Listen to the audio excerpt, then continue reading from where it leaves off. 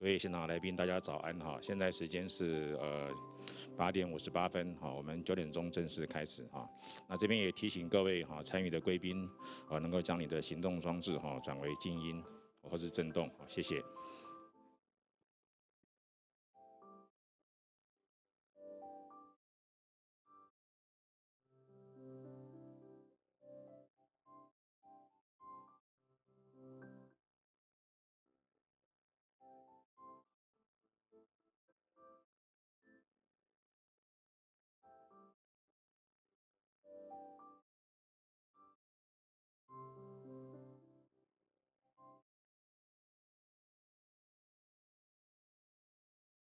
另外提醒有借用这个同步翻译这个耳机的这个朋友们哈，要听中文的话请切换到1号频道，英文的话是2号频道哈。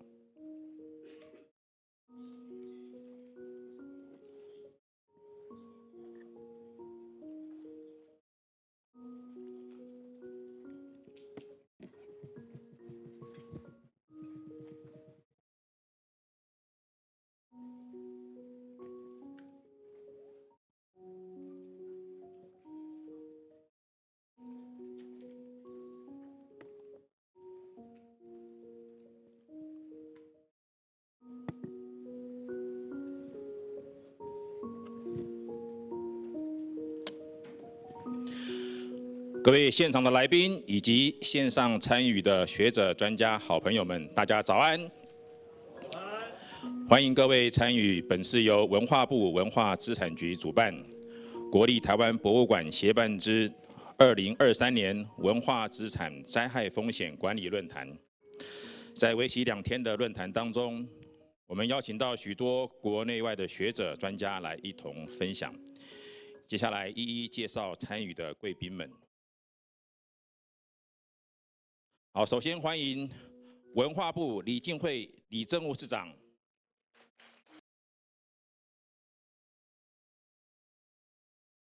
国立故宫博物院萧宗煌现在还没有到哈，不好意思哈。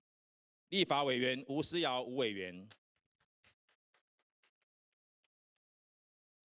文化部文化资产局陈继明陈局长，蓝盾国际组织主席 Peter Stone。蓝盾国际组织副主席裴基同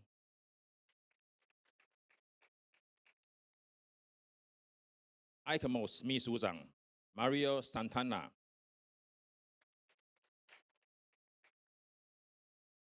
ICOMOS 气候变迁行动小组召集人 William McGarry，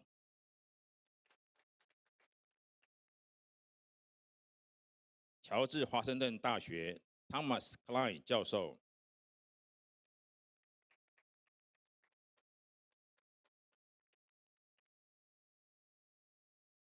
日本立命馆大学大洼健之教授，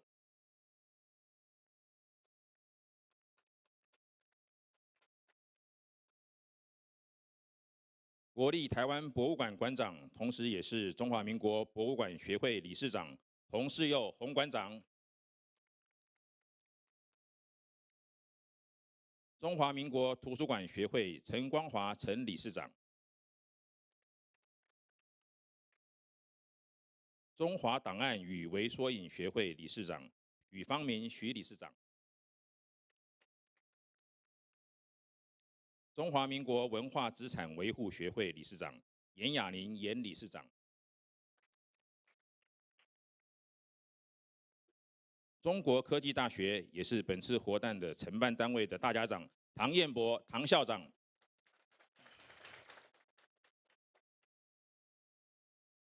考试院顾问伊凡诺干，后面这边，台湾历史资源经理学会邱如华邱秘书长，有来吗？还没有到。国立成功大学建筑学系傅朝金名誉教授，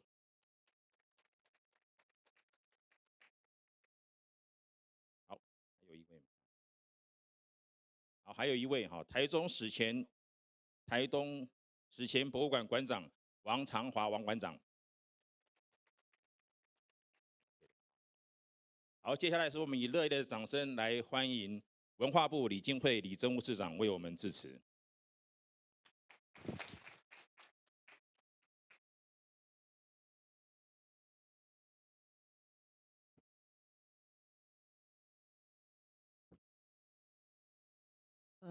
首先欢迎来自我们国际还有国内外我们这个各个重要组织的代表，然后还有今天立委、我们局长，还有承办单位的校长，以及现场的各位来宾，好，欢迎来到今天这个是由文化部文资局第一次举办的一个关于这个国际的这种防灾或者是风险控管的这样的一个国际性的组织的会议。那我想这样子的议题在世界各国来讲，是越来越重要。我们非常开心能够得到我们这很多 ICOM 这整个联合国教科文组织之下的这个博物馆学会的一个大力的支持。今天有很多的国际贵宾会到这边来跟我们分享，在国际上如何做到一个风险控管或者是灾后的控制哦。那我想，对台湾而言，虽然我们是一个小小的国家，可是在这个台湾的土地上，我们目前也拥有100所以上的博物馆，还有1000多个的文化资产的一个场域。那怎么样让这一些博物馆的馆藏能够得到一个适当的一个风险上面的思考上，能够做好万全的准备？那如果有任何急难的时候，如何能做更好的控管？这是我们希望在这1-2天的会议中去得到学习的。那也不瞒各位说，在前年的时候，文化部自己所属的有一个所谓的公益馆，是在台北市的一个古迹里面。那很不知道什么原因，哈，在所有的消防管制那个什么检查都合格的状况下，才当通过检查2个月后，它发生了一个小小的火灾。这个火灾虽然只有5分钟，可是它后面造成的，包括艺术家、参展艺术家的作品付之一炬。虽然后面我们谈了理赔，谈了赔偿，可是我想对于艺术家这个作品的损毁是完全无法弥补的。所以如何能够在现代的科技之下，能够进一步的让我们所有的艺术品、所有的文化资产这些属于我们共同的回忆，我们共同的一个文化记忆，能够好好的被保存、留存下来，然后没有风险的尽量在可控的风险之下，能够作为我们传给下一代的一个记忆。and 这是 because 我 it 想 is a 在这 very 边要 important 跟大家 lesson 一 we 起 have to 来 learn 面对，一起来 and 思考。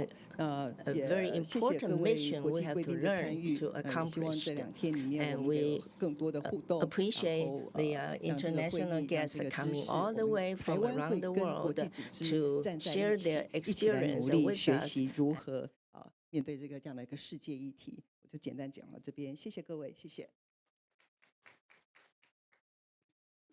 好，我们谢谢李政务次长给我们的勉励。那接下来是大合照的时间。那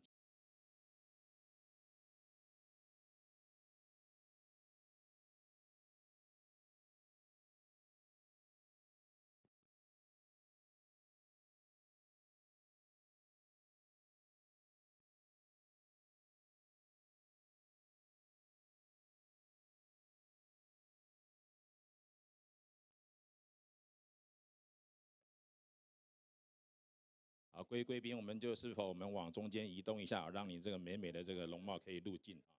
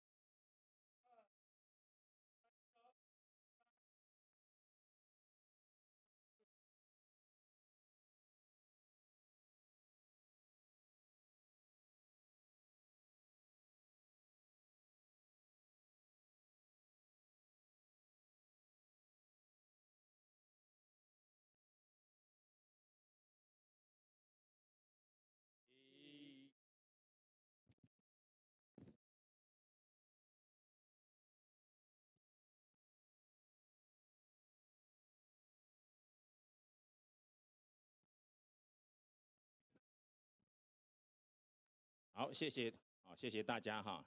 那这边再补充报告一下哈，刚刚我们介绍的这个贵宾哈，台湾历史资源经理学会邱路华邱秘书长已经到了现场哈，我们是不是我们掌声欢迎？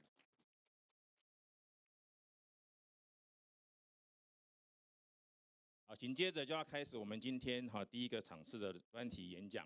那我们以下就把时间交给主持人文化部李经惠李政务次长，我们掌声欢迎。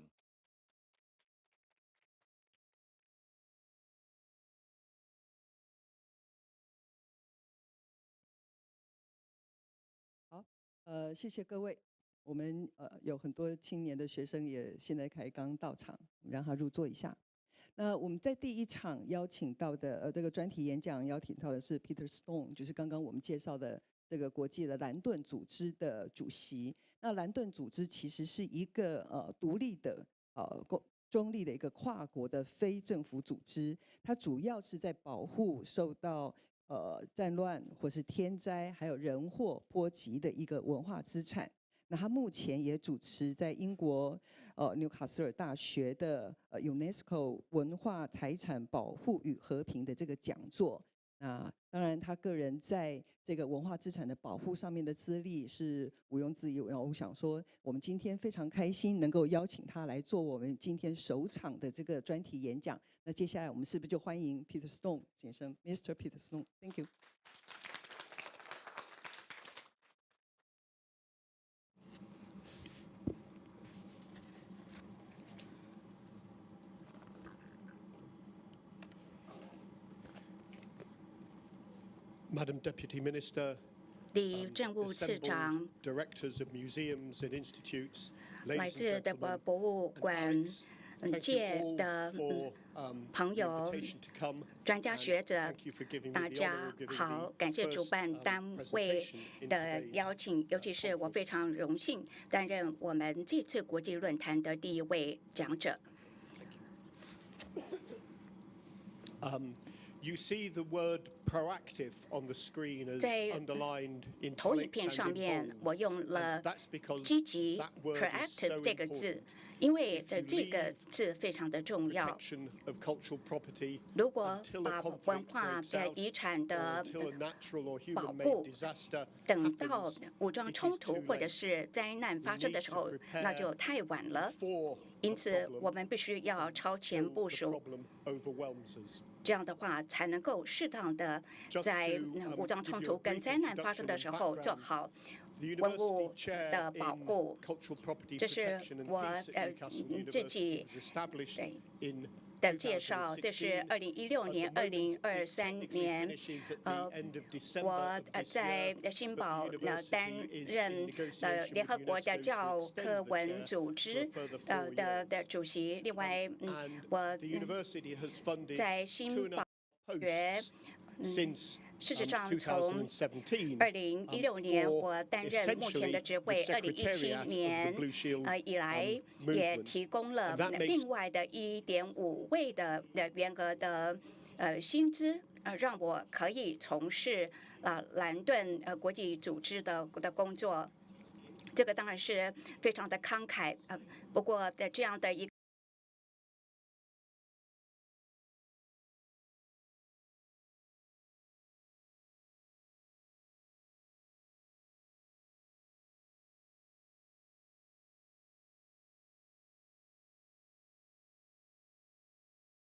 每一个的部分也涵盖了天灾以及人为的灾难。我用文化的资产，因为在1954年的海 In the 牙公 21st 约， century, we would talk 一 about 般在 heritage. 20世纪 But 我们 when 会 I say 提的 cultural 是 property, 文化遗 think 产。 heritage. 但 Okay? 是我用文化 It 资 gets 产 destroyed in 事实 conflict. 上它 And the 包含 normal 的是 reaction 更 is 多，也 there 就 is 是 nothing that we 在 can 战 do 争当中 about 可能 that. 会被 We're 破 fighting 坏 a 的 war. 这些文化资 Cultural 产， property can't be protected. 这些文化资产事 It's 实上是可 collateral 以保 damage. 护的。 There's nothing we 在 can do. 战争当中，有人 People 认为说这 protecting 个 people 是 is far more important 附带 than 的 protecting 损 their 害，一 cultural 定会 property. 伤到文化资 And 产。 as a result 没有 of 办 that, you 法。 get the sort of 但是 situation. 我们可以看到的，在右手边这是在巴格达2003年的一个博物馆遭受到战争的掠夺的状况。但是那样的想法，觉得我们没有办法做什么，事实上不是正确的。文化遗产的保护，假设说我们在成品的时候就开始的话，它是可以在战争的时候可以得到保护的，而且这个也绝对不是文资的部门。文化遗产维护以及保护的专家的责任，必须要是整个政府，也必须要有各方的合作，像是的军方、警方，另外还有包含的边境的许多的相关的人员，也包含的人道救援，需要各方的投入，才能够达到真正的保护。也就是说呢，事实上，如果我们在这个部分能够多方的合作的话，事实上对每个部门都是非常有帮助的。1821年，德国的剧作家的 Henry Kleiner 他所提到的一句话很有道理。你看到这些人，他们会焚书，有一天他们也会焚烧人民。这事实上也告诉我们的，人民跟文化资产是密不可分的。我们当然第一个优先要保护人，但是我们不能够把人跟代表的人民的记忆的文化资产的分开。1945年，国际的社会也去深思这个的问题。因为已经经历过了2次的世界大战，第1次的世界大战主要的是因为的欧洲的这些皇室没有的办法避免战争，或者是当战事开始的时候没有办法马上的去停止战争，但是在战争以及在战后。我们看到了很多的讨论，以及很多的教训。之后的有进入一个国际联盟的时代，希望透过国际联盟能够维持全球的和平，透过的宪武，也希望可以透过外交斡旋的方式发展政治以及经济的和平模式。And many of the main countries in the world, for example, the US, were never members of the League. And so in 1939, the League failed to stop the Second World War. And as a result, towards the end of that war, the international community came together and saw that the League had failed, and it had failed because they'd missed out one critical element. And that critical element was to address peace through humanity's moral and intellectual solidarity. And so the League was replaced by the United Nations, and the United Nations had a specialist agency created, UNESCO. And again, overly simplistically, the idea of the United Nations was to create peace with the assistance of its agency, UNESCO. In other words, peace through education, science, and culture. And a lot of this work was done and reflected by, I don't know if this is, no, the work that went into the 1948 Genocide Convention. And there, a Polish lawyer, a Jewish Polish lawyer, had been working on the massacre of the Armenians in the First World War and saw it was appalling. And he also saw that it was linked because before the massacre of the people had been the destruction of their cultural property. And Lemkin actually saw this as being so awful that he had to make up a new word for it. And the new word that he made up was genocide. And in the early drafts of the Genocide Convention, there were 2 forms of genocide: barbarism the killing and the destruction of the population, and vandalism, which nearly always preceded barbarism, the destruction of their cultural property. And those ideas percolated through a number of developments at the end of the Second World War. The first was the Nuremberg trials, and a number of senior Nazis were prosecuted and convicted at the Nuremberg trials, not only for crimes of what Lemkin would have called barbarism, the killing of people, but also vandalism, the destruction of their cultural property. The 1948 Universal Declaration of Human Rights had a universal human right of access to culture and, by implication, cultural property. And then the Genocide Convention itself was made much weaker by a number of countries, led by, I am always embarrassed to say, the UK, because they were worried that if vandalism was left in the convention, that they might be seen to be culpable of the destruction and damage of indigenous communities under the old colonial system. And they were supported by what the so-called settler governments of Australia, Canada, and the US.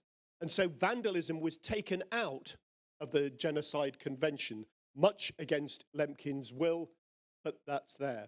And then finally, the most important one for us, the last of the suite of new conventions after the Second World War, the 1954 Hague Convention on the Protection of Cultural Property in the event of armed conflict, and later its two protocols. And when the Director General of UNESCO opened the conference to finalize the text of that convention, he announced that they were doing much more than just forming a new convention. They were in the process of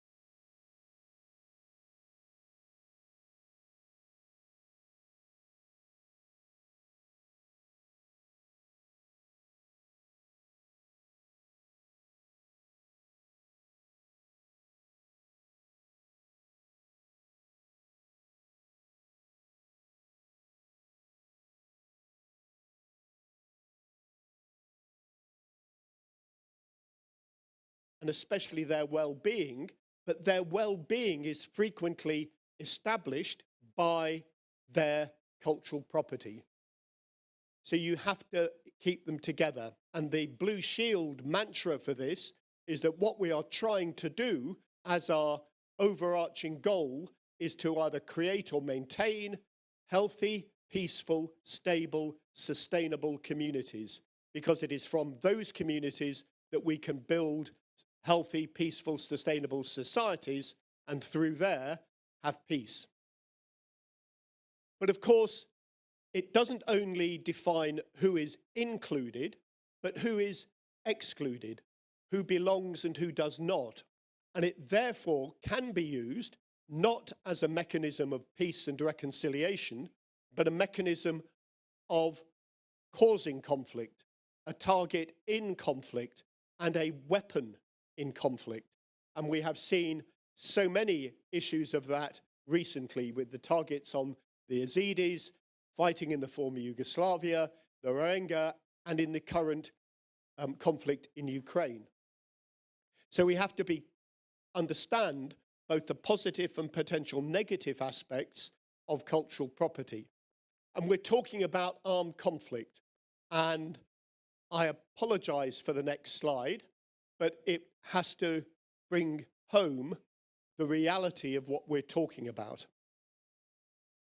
So in the former Yugoslavia, the population of a village were rounded up and taken about 2 miles away to a field, supposedly in the middle of nowhere, and all of those people were machine gunned into the trench that had been dug. But the trench was not filled in with the earth that had come out to make the hole. The trench was filled in by or with the rubble of that village's mosque. So you can't get a better example, I don't think, unfortunately, of the indivisible nature of protecting people and protecting their heritage, in this case, their religious heritage, their mosque, buried in the same grave together, buried never to be seen again by the perpetrators. I'm not going to go through all of this, but this can be made available to anybody who's interested. But you can see that there is a plethora of international humanitarian law, criminal law, customary law that all goes together to try to protect cultural property, including a number of UN Security Council resolutions. And the one I'm just going to touch on very briefly is the 54 Hague Convention. So the Hague Convention, me saying that all of this has to happen in peacetime, again, is not new. Sun Shao said it. The Hague Convention says it. I'm just repeating what they say. So the first thing that that people are supposed to do, that the high contracting parties to the convention are supposed to do, is produce a list of cultural property in their country that they want to be protected. And they are then supposed to identify that with the Blue Shield emblem. So I'm okay, I'm protected because I've got the emblem on me. I'm sorry about everybody else in the audience. You have to put in emergency plans to protect that cultural property, whether that's going to be in situ or by being moved. You have to designate competent authorities, and there's a lot of explanation of what that may be. Protect it with a relevant emblem. And then critically, Article 7 talks about the military, not the heritage sector, but the military's responsibilities for protecting cultural property. And they talk about safeguarding and respect. And I don't have time to go through there, but also every armed force in the world that the government has ratified the convention is supposed to have a specialist unit or at least a capability within their army to deal with cultural property protection. And again, this looks overly complicated. It is, but there's effectively two messages to take from it. There would be if it was still there. So on the left-hand side, there are 3 levels of protection. there is general protection of great importance, of heritage of great importance to the cultural heritage of every people. There is special protection of very great importance, and then there is what is called enhanced protection introduced in the second protocol, which is the greatest importance heritage to the community or to humanity. And on the other side is the military rank that is allowed to give permission to attack that cultural property. So there is an argument in the Hague Convention about a term undefined but called military necessity. Okay, and if anybody's interested, I could talk about that later, but you need to understand that within the Hague Convention, the military are tied in to that 3 level of protection. Okay, it has to happen in peacetime. And yet, a colleague from Ukraine was able to say this on the radio in late February of last year. Nobody was prepared. We didn't expect it. And that is why so much heritage in Ukraine has been damaged and destroyed. Nobody thought it was going to happen. Nobody planned. So a question to the audience is, are you prepared? Is your country prepared? Is your museum, are your sites prepared? Have you got a full collection, a full catalogue of your collection? Is it got digital photographs? Is it kept safe with multiple copies? And kept safe doesn't mean that, yes, it's on the World Wide Web somewhere, because that can be taken out by hackers very quickly. Do you have a disaster risk reduction plan? And if not, simple question, why not? Does it include threats posed by armed conflict? And I'm not going to embarrass anybody by asking that question and asking for an answer, but I would guess from experience of the last 10 years or more that probably less than 2% of the audience could say yes to that question. Will anyone help you protect your cultural property? Are you as the museum staff going to be left on your own to do it? Do you have a priority grab list of the most important things? And what are those and how do you define that? Have you got enough packing materials? Do you even know how much packing material you would need to get your collection out safely? If you had to evacuate your collection, do you know where you would evacuate it to? Have you thought through that process? Have you thought through who might help you with that? How many lorries full of your collection will it take to move that from one place to another? How would it get there? Whose lorries are those going to be? And have you thought about cyber attack? And that, again, is one of the most important and pressing issues for any organization that has a digital record of its collections or its work. And in the image, you just see members of staff of the National Museum in Cairo protecting their National Museum during the riots of the Arab Spring a few years ago. So it must be a peacetime activity. We must understand the cross-government and multi-sector responsibilities. We must build the partnerships before. Doing it significantly reduces the effectiveness if you only do it during the conflict. And we must understand the indivisible nature of the relationship between protecting people and their cultural property. So why should prospective partners actually want to do any of this? So the UN Security Council sees it absolutely clearly as a security and anti-terrorism activity. It destabilizes, it provides funding for the opposition. Yeah, I won't tell you that, I haven't got time. For the humanitarian sector, it should be and is about people. The Rohingya who have moved out of Myanmar in the camps in Bangladesh were showing an increased level of mental illness than most other refugee groups that were being dealt with by the International Office of Migration.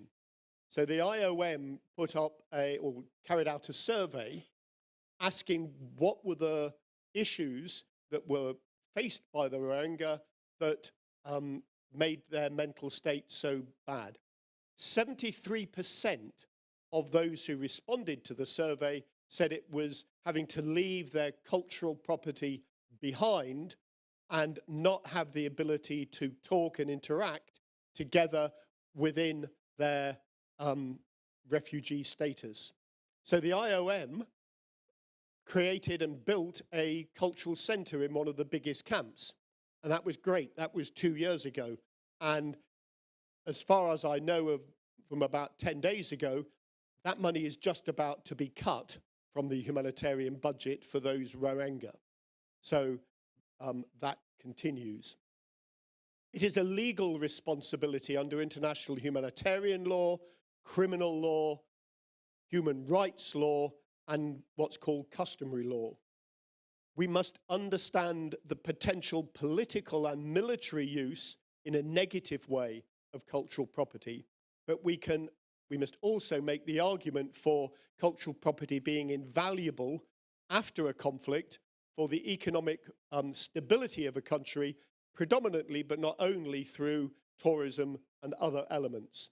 And for the military, it can be a soft power or not issue. One example of good cultural property protection. Towards the end of the First World War, the British Army was pushing the Ottoman army back over North Africa. And it was very clear that very soon, in the next few months, the British were actually going to be in a position to take Jerusalem. And that terrified the British politicians, because there had already been examples of Muslim troops in the British Indian Army deserting and going to the Ottoman side because they refused to fight other Muslims.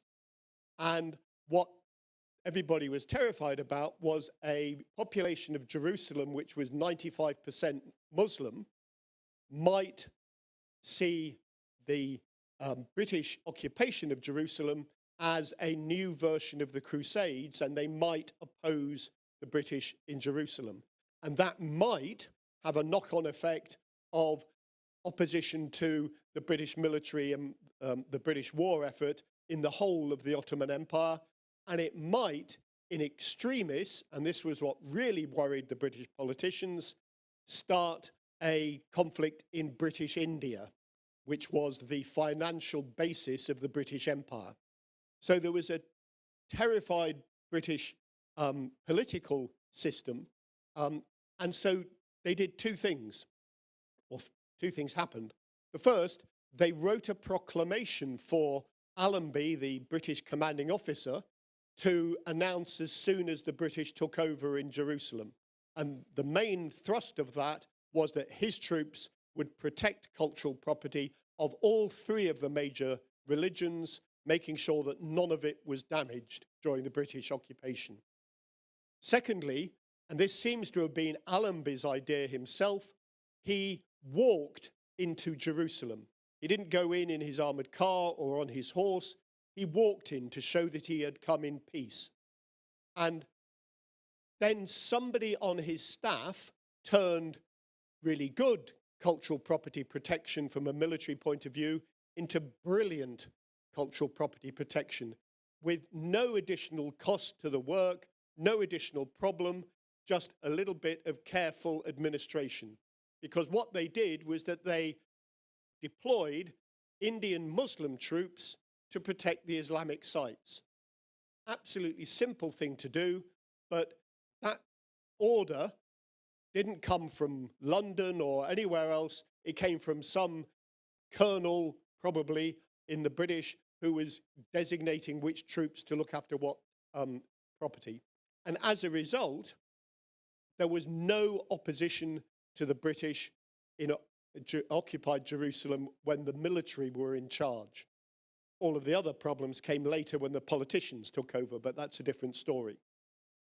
And that stopped the domino effect of opposition across the Middle East and potentially stopped a revolt in British India.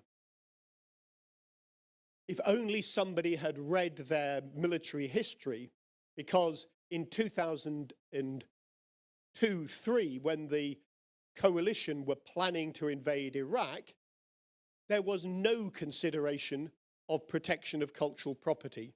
There were no troops given orders to protect cultural property. As a result, every national institution with cultural property was looted and damaged. Hundreds, if not thousands, of archaeological sites were looted and damaged. And that was right across the board, not only archaeological, not only the National Museum, but libraries, archives, everything. And by the time of 2006, there was an Iraqi population who was increasingly fed up with the coalition troops still being in Iraq. And then an extreme group turned that frustration into full-scale sectarian civil war by blowing up the unprotected Al-Aqshiri Mosque in Samarra, one of the three most important shrines in Shia Islam. Because of that, as I say, the sectarian war started. Because of that, the coalition politicians and military leaders thought they had to stay in Iraq for a further 5 years. They took 5 years worth of casualties, 5 years worth of fatalities, but probably even worse than that, horrific as it was, they had 5 years of losing the propaganda war, which gave the opening for the re-emergence of Al-Qaeda in Iraq and provided the oxygen for the development of the so-called Islamic State. And the world is still dealing with the aftermath, not only of the invasion, but of the almost criminal failure to protect cultural property, and such important cultural property as the Al-Aqshira Mosque and Shrine. So, very quickly, only 42 years late, they created the Blue Shield. And we are an international organization under Dutch law to protect cultural property. Founded by 4 heritage organizations for museums, sites, monuments, museums, sites and monuments, libraries and archives, and named after the convention emblem. We are dedicated to the protection of the world's cultural property and concerned with the protection of cultural and natural heritage, because that's a Western distinction. Most parts of the rest of the world don't agree with that, and tangible and intangible. That's what we're aiming for.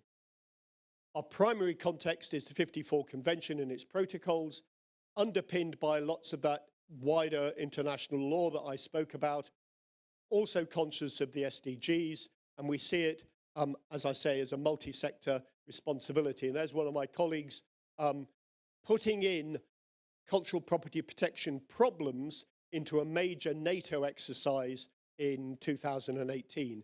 And we do that sort of work a lot. We work with the uniform sector, the heritage sector, and the humanitarian sector. And we now have formal partnerships with the International Committee of the Red Cross. We are not yet their equivalent. We won't be in my lifetime, but if we don't start now, we won't be in my grandchildren's lifetime. With NATO, with the UN, with the Smithsonian, and many others. And this is how we envisage it. This is the Blue Shield. So the Blue Shield is the space within the triangle, and the triangle has the 3 points of the 3 sectors: heritage, humanitarian, and uniformed. And as one American colonel put to me a few years ago now, Oh, I get it, sir. The space in the triangle is where there are no stupid questions. And he got it in one, because they all come from completely different starting points, but they all have a very similar objective: the creation of those healthy, peaceful, stable, sustainable communities. So that's where the work goes on about how we can practically do something in a particular situation. But to understand and to deliver that, we have to understand the political, the legal, and the media context, and how communities are going to deal with that. A key issue that is, we are an independent, impartial, and neutral organization. We will not and do not call out a party to a conflict and says, you are the baddies.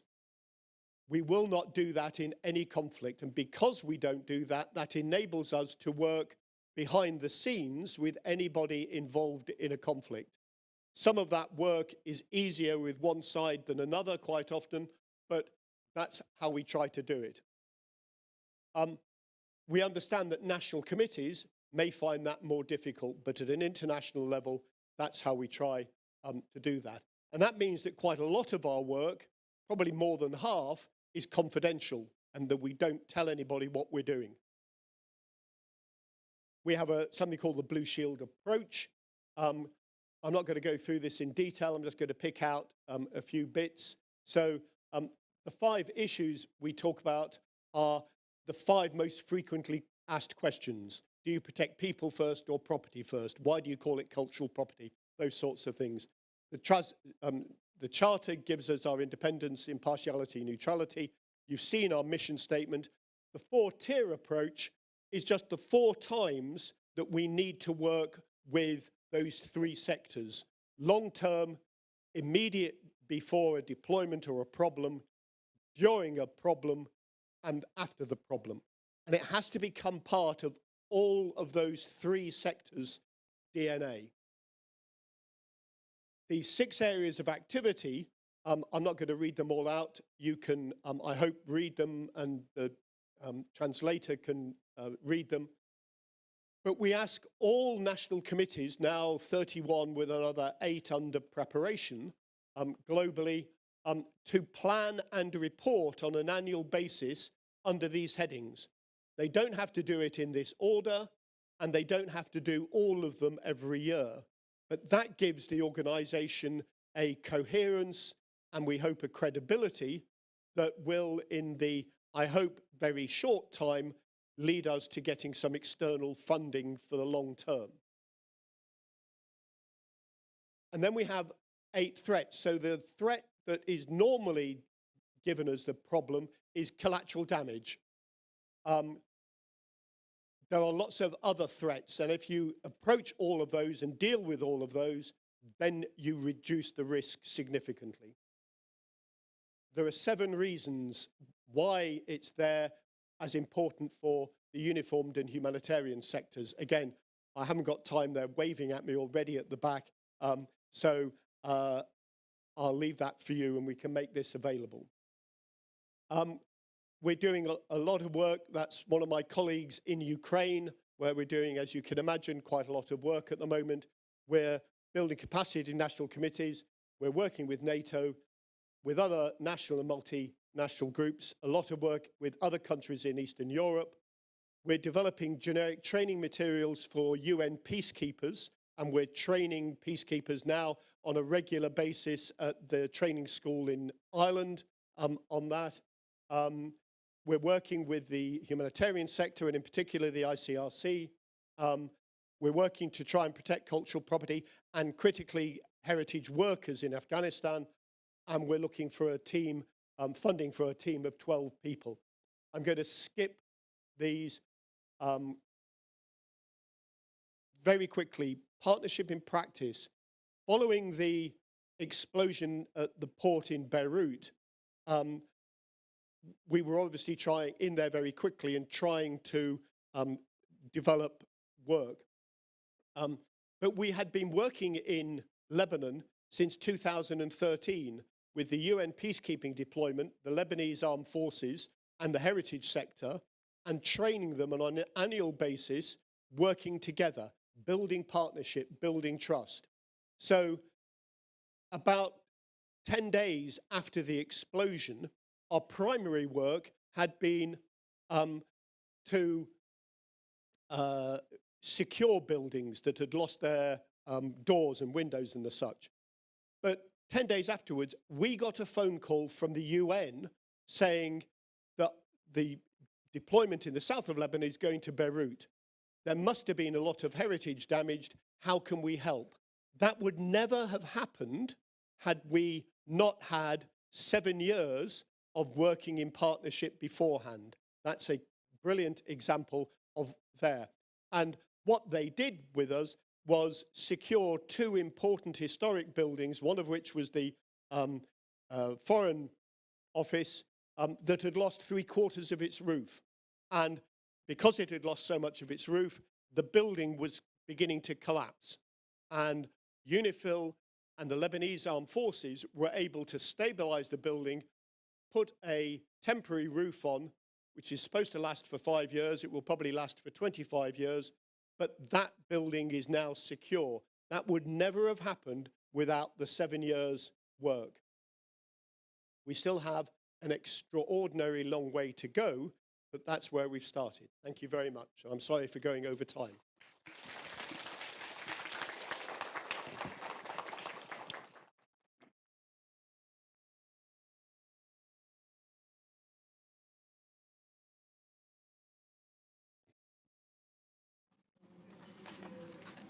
Thank you very much, Professor Peter Stone, for your insightful presentation. Let me make a correction in my opening remarks. I told about that this is actually the new topic. Now I learned from Professor Stone, this is not a new topic. It actually started 2,500 years ago. Actually, we need to start from peacetime so that we can really protect cultural heritage during the conflict. The question from Professor Stone is, are we ready? We have the many directors of the museum in Taiwan that present at this forum. And we are here to learn how we should get prepared. And over the past 2 years, we have seen the frequent military exercises across the strait. So we feel the pressure, and we are here to learn how we can get prepared. The second speaker is Professor Keaton Pei, Vice President of the Blue Shield International. I know Professor Bei is a specialist in anthropology and also archaeology. So Professor Bei will share with us the experiences from Korea. Let's welcome Professor Bei.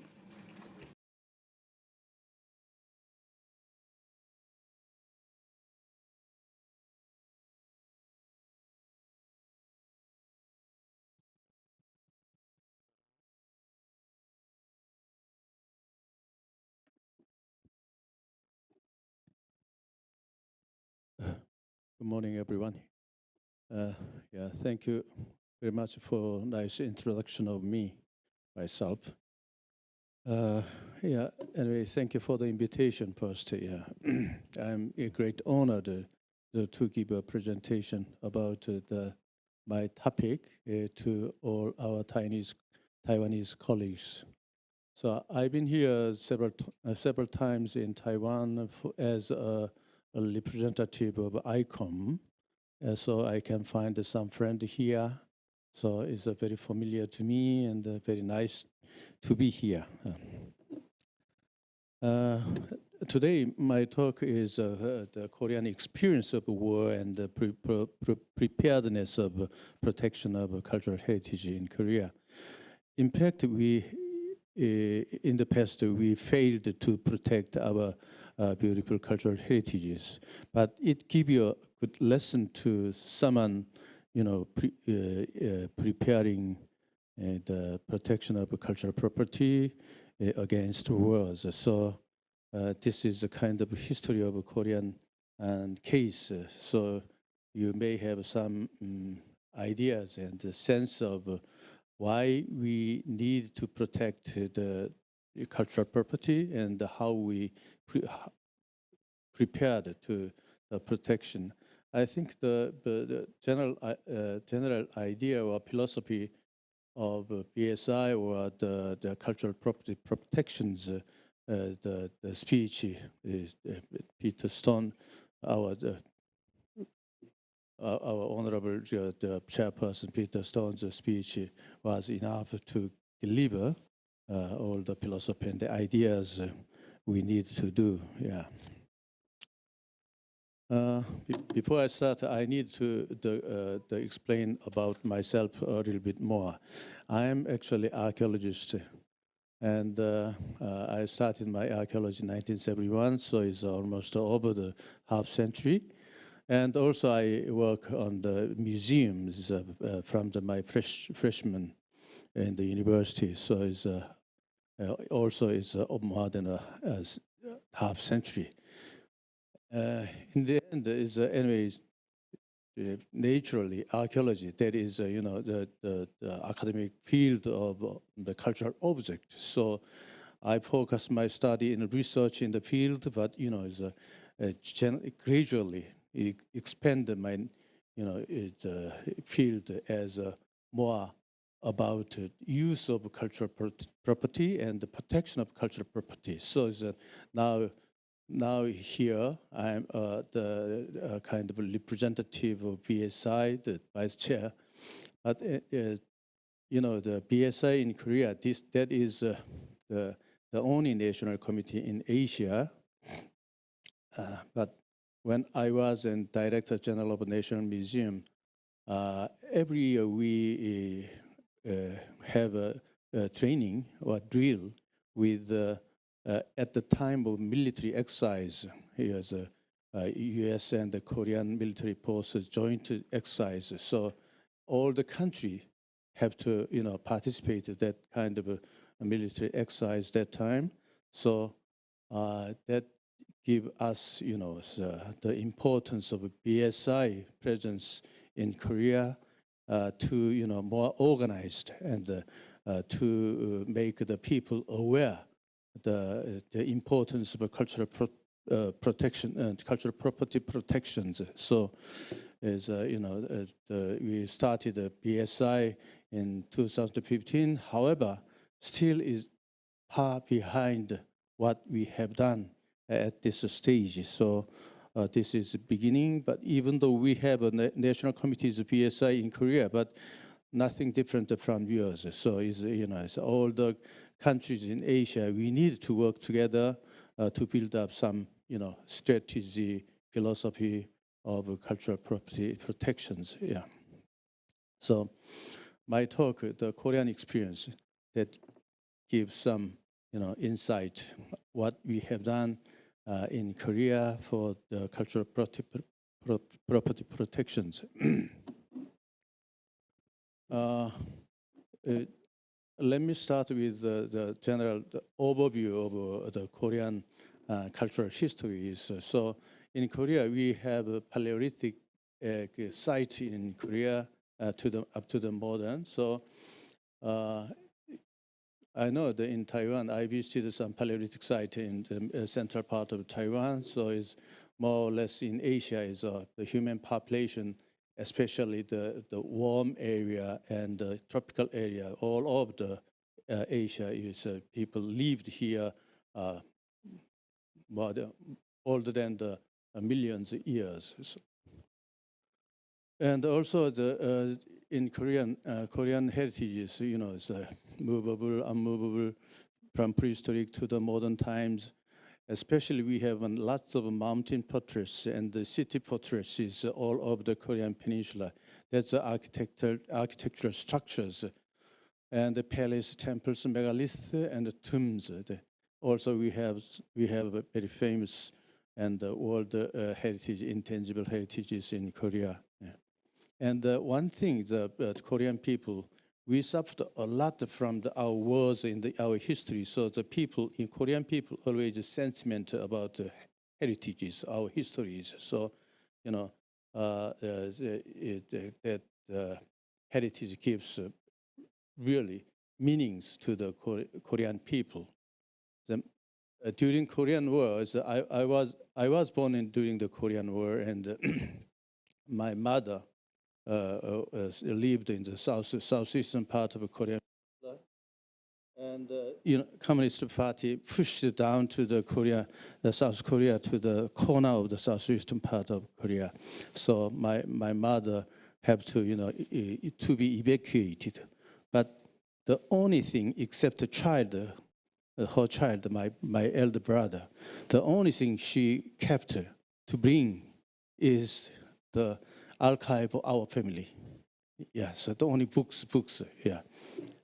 So very sentiment, and so Korean people really like our heritage and try to vitalize our memory of our history, but the protection is different things. Yeah.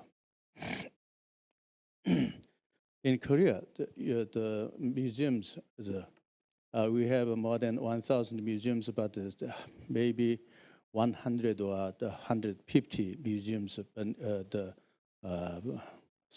established by the government and the national museums. So the biggest one is the National Museum in Yongsan. You may know about that. And then there are many private museums in Korea, and also controlled by the Ministry of Culture. And another sector of the, controlling the cultural heritage agencies. That is the minor minister of the cultural heritages within the Korean government. So actually, heritage is all controlled by the cultural agencies. Okay. That's the basic current the situation of Korean government and the Korean system of cultural heritages in modern days. And let me review and make a brief introduction of the war history in the Korean Peninsula. So every country, every area, every civilized area of the world, the Europe and Asia, is around 3,000 or 4,000 years ago, the state formation. The war begins that time. So serious wars between the tribes and between the countries. So in Korea too, there are many wars at the time of rising state in the peninsula. So there are some kind of tropism from the ancient wars. Then in the medieval times, we have very serious wars, invasion from the outsiders. So the most serious one was the Mongol invasion around the 13th century.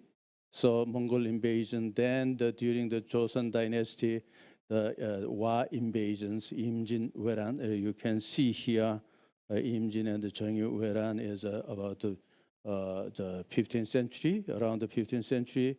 Then is lots of the cultural invasion or the imperial invasion to the Korean Peninsula at the turn of the 20th century. Just before the turn of the 20th century. So there are some conflict between Korean, the Joseon dynasty, and the foreign force coming to the Korean Peninsula. And then the Japanese colonial period coming. And, so Japan and Korea, very close country. However, the cultural tradition is different, and the way to look the opposite, that is quite different. So, the cultural heritages, damaged a lot during the colonial period. And then the most serious one we have experienced one is the Korean War. So it was from the 1950s and the 1953s. So this year is the 70th years of the Hujan, just a stopping war. Still, Korean Peninsula in the middle of a war, not the end. So this map shows how the Mongolian invaded the 13th century, from the northeastern part of Korea and to the southern end of the Korean Peninsula, and even to the Jeju Island, the biggest island in the south. Yeah, so they invaded to that area, and at that time the Korean dynasty, Goryeo dynasty, they moved to the temporary to the Ganghwa-do because the Mongolian they cannot swim. They don't know how to ship the sailing to the island. So it lasted almost 40 years. During the time, the whole peninsula was lost of control. So Mongolians invade all over the place, and they burn down the Korean heritages because they try to remove Korean identity. So they they burn down the important heritages, and they remove all the houses, even in the street. So in the cities, so is a serious damage was occurred during the Mongolian invasion. And this map shows the invasion of Wa means Japanese name of Japanese during the medieval times.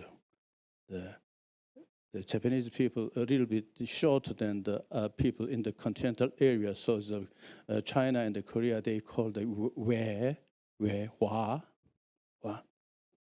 So Wa invasion from the south, from the southeastern part of the Korean Peninsula invaded up to the north, so all over the country.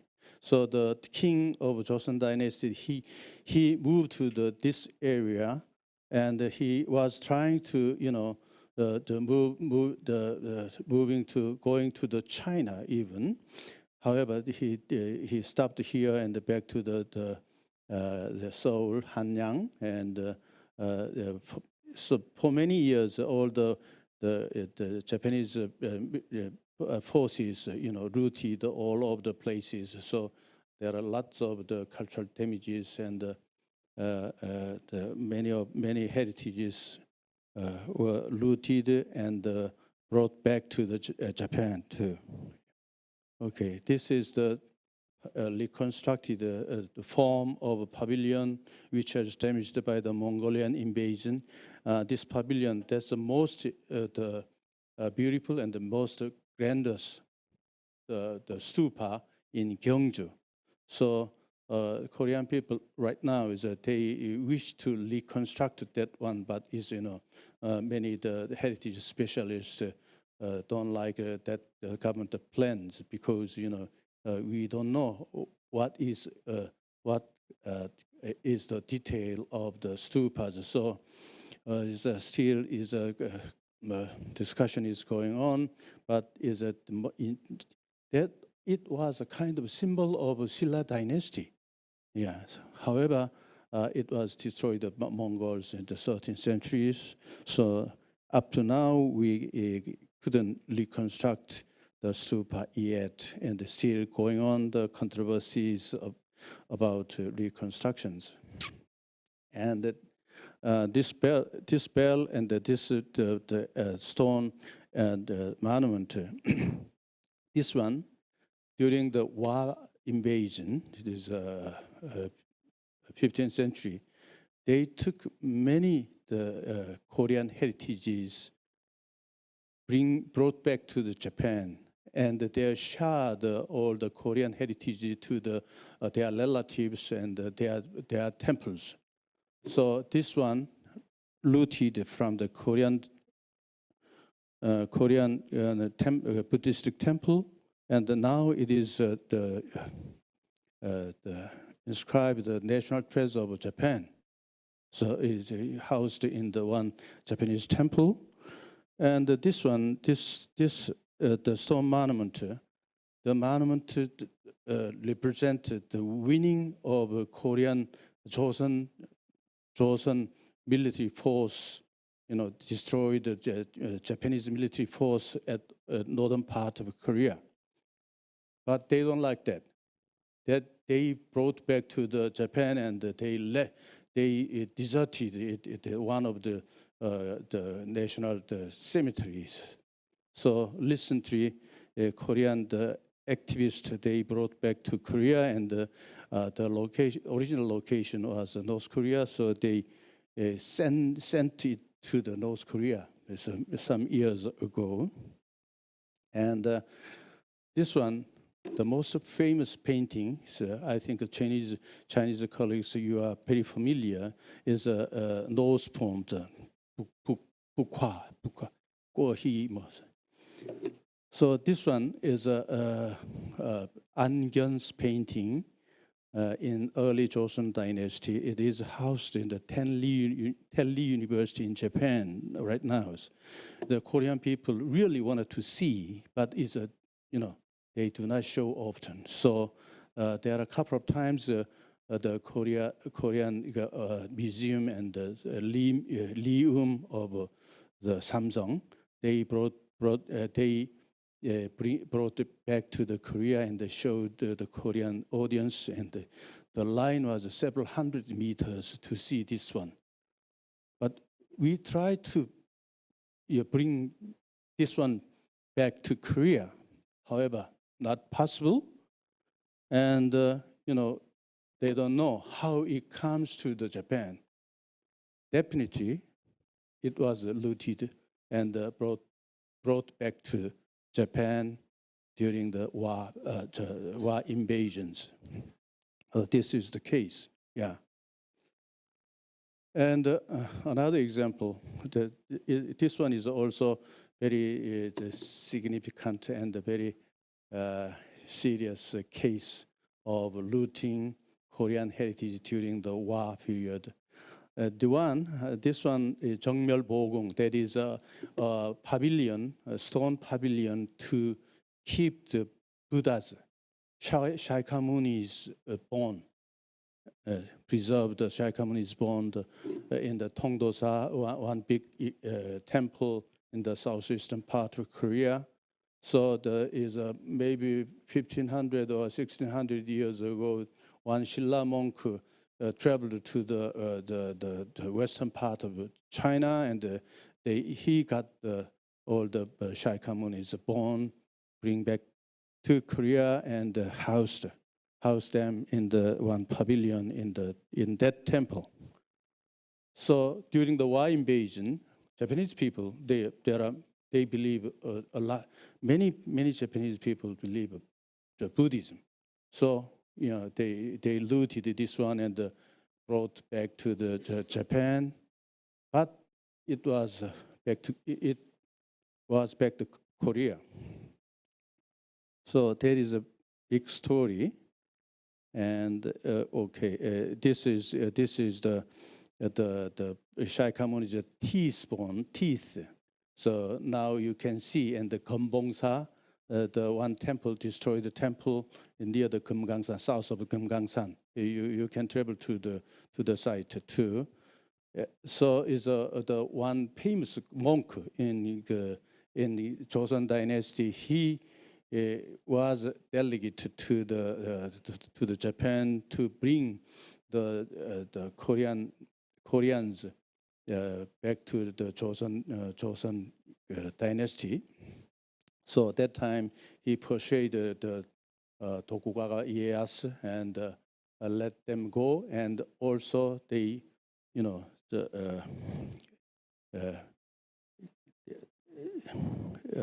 gave this piece back to the Joseon, yeah. And this one is another case. The important Korean heritage was looted. This one done by the French. So at the last stage of Joseon dynasty, we are very weak. So all the Western forces, America, US, and the French, and the Japan, and the British all came into Korea and force the Korean dynasty to open their country. So at the time, the negotiation was not going well, and the French Navy invaded one of the island, and they looted all the archives, royal archives of housed at one pavilion in the island, and they brought back to the National Library of Paris. This one, all the books brought back to the National Museum of Korea. However, still ownership is French. It's very strange, So this is the book. The books is very important. That is kind of modern day the photographies. So every important royal ceremony, they paintings. I think in China too you have such a record in the Palace Museum.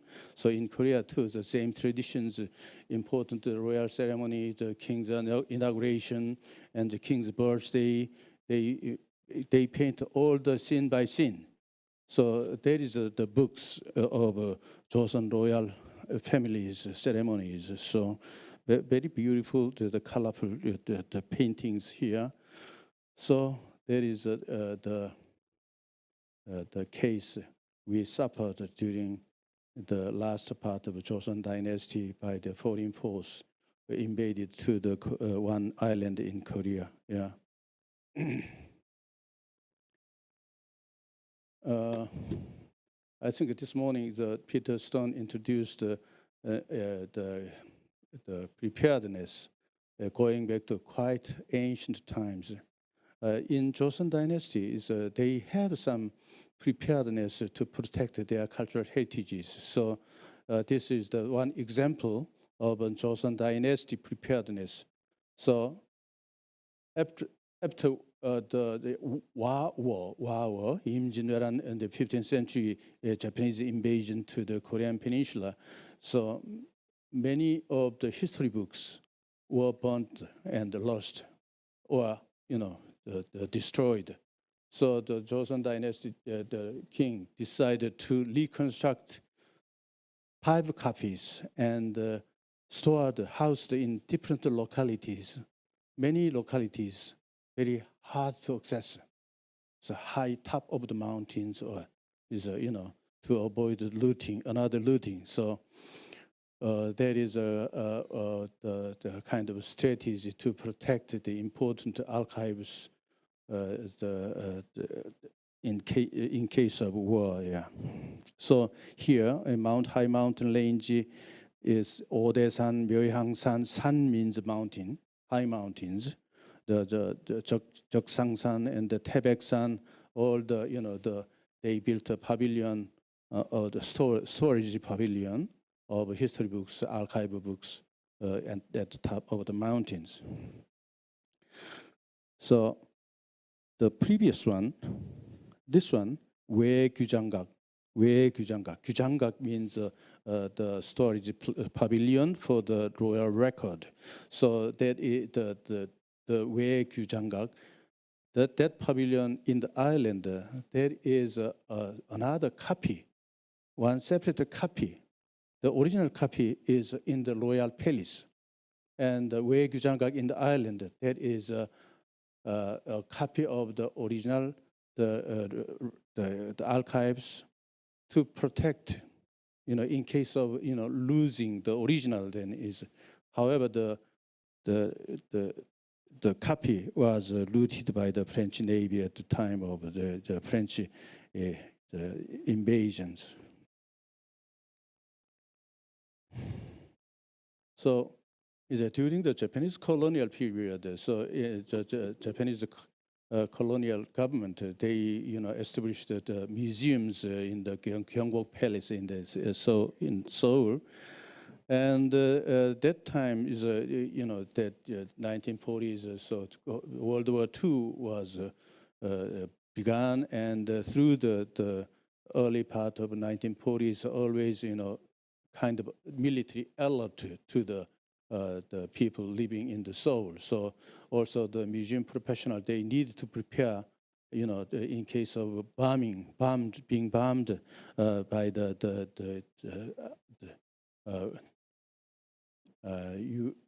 not that time UN anyway, the Allied forces in the Seoul. So they try to hide some important cultural heritage in deep area, or they disperse some important heritage to the regional museums.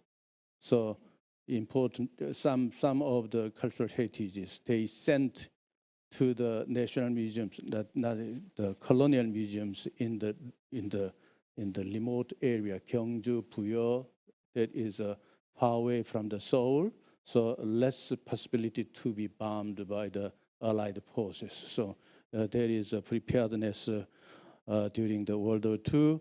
That kind of training was very important for the museum professionals when they have during the Korean War to protect the cultural heritages. Yeah, and the Korean War, there is a really serious the damage to Korean people and the Korean cultural heritages. The serious part of the Korean War in protection of cultural heritage is the war. The war front move down to the south and move to back and a couple of times. So all the Korean Peninsula, one time or twice, at the middle of the war. So nothing could be left during at the war front. So you can see the maps here. In 1950s, the June 1950s, the North Korean armies moved toward the Korean Peninsula up to the southern coast, and this part is left for the South Korea, and then it's the fight back to the up to the northern territory of the North Korea. Then 1950s, so Mao's military forces came into the North Korea and pushed them. The U.S. and the Korean and the UN allies pushed down to the quite southern part of Korea, and right now is the military zone is a little above the 38 degrees. So that is a current state of the frontier between North and South Korea. So the whole war front was moving down and moving toward the north. So it's many the cultural heritage in the war front damaged very seriously. So that is a really bad part of the very bad part in protection of cultural heritages. So during the war, I think in the war in the Middle Ages, medieval times, that is very limited damages, if not fire. However, after the World War I and the World War II, Korean War, bombing, destroy everything in the area. So it's really more serious than the damage by war beforehand. Yeah. So not only architectural heritage in urban area, many Buddhistic heritages, wooden, stony, the architectural structures are damaged by bomb and fire following bombings. So that times we don't have any rules to strategy for protection of heritages and the battlefield. So some concerned public and the military officers made some effort for protections. That is, the kind of personal experience or personal learning. They behave something different from the ordinary people. So they are very culture-oriented people, culture-centered people. They made some contribution to protect the cultural heritage during the war. And also museum professionals of the National Museum, they were some of them they were trained during the World War II in the under Japanese colonial period. So they are really they had some really professionalism. So they try to protect all the collections of the National Museum. Even the war was very serious between those and South Korea. Okay, I can show you some of the cases damaged by the bombing. On your left-hand side, that is stupa, very beautiful stupa of Korea dynasty, and it was placed in the Gyeongbok and the garden of Gyeongbok Palace. As when the UN allies moved the North Korean military up to the north, that time is very serious. The fightings was going on in Seoul, so it was bombed the palace. So part of the stupa has gone, and this building, in this building there are museum collections and bombing. The bombings in the Seoul area destroyed the buildings. So this one reconstructed, and right now is going. It went back to the original place, in Gangwon province, and also is all the palace of the Gyeongbok Palace. That's the downtown of Seoul, that destroyed by the bombing, and whole palace pavilion was gone, and this is a collection of museums. So the building was destroyed, damaged. So all the collections, destroyed and shattered. So some pieces, one piece, 100 pieces, become 100 pieces. So some of them lost, so it's not completely reconstructed. And also is at the site, there is a pavilion. There was pavilion, but after war it was gone, totally gone, because most of the architectural structures is a wooden structure. So if bombed or burnt, after bombing, the burning, this whole structure was gone. And this one is Kaesong City. Kaesong City, there is the capital of Korea dynasty, and there are lots of the heritages there. However, most of the street was gone, and only metal pieces of bell for the city just remained there. And also you can see the destroyed part of the town. And this one is a Gwanghamun. If you go to Seoul, then at the center of the Seoul is a Gwanghamun, now reconstructed very recently. That the upper part of Gwanghamun was gone by the bomb. And this one is right now is a World Heritage Site. Hwaseong, Suwon Hwaseong. Hwaseong is destroyed by the bombing. Half of the gate was destroyed.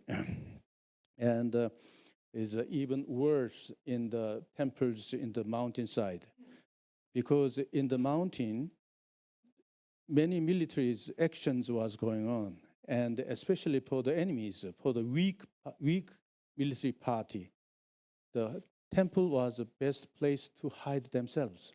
So the allies, they bombing all the big complex of the temples, because they wanted to remove the structure in the mountains, then the hiding place for the guerrillas and the communists.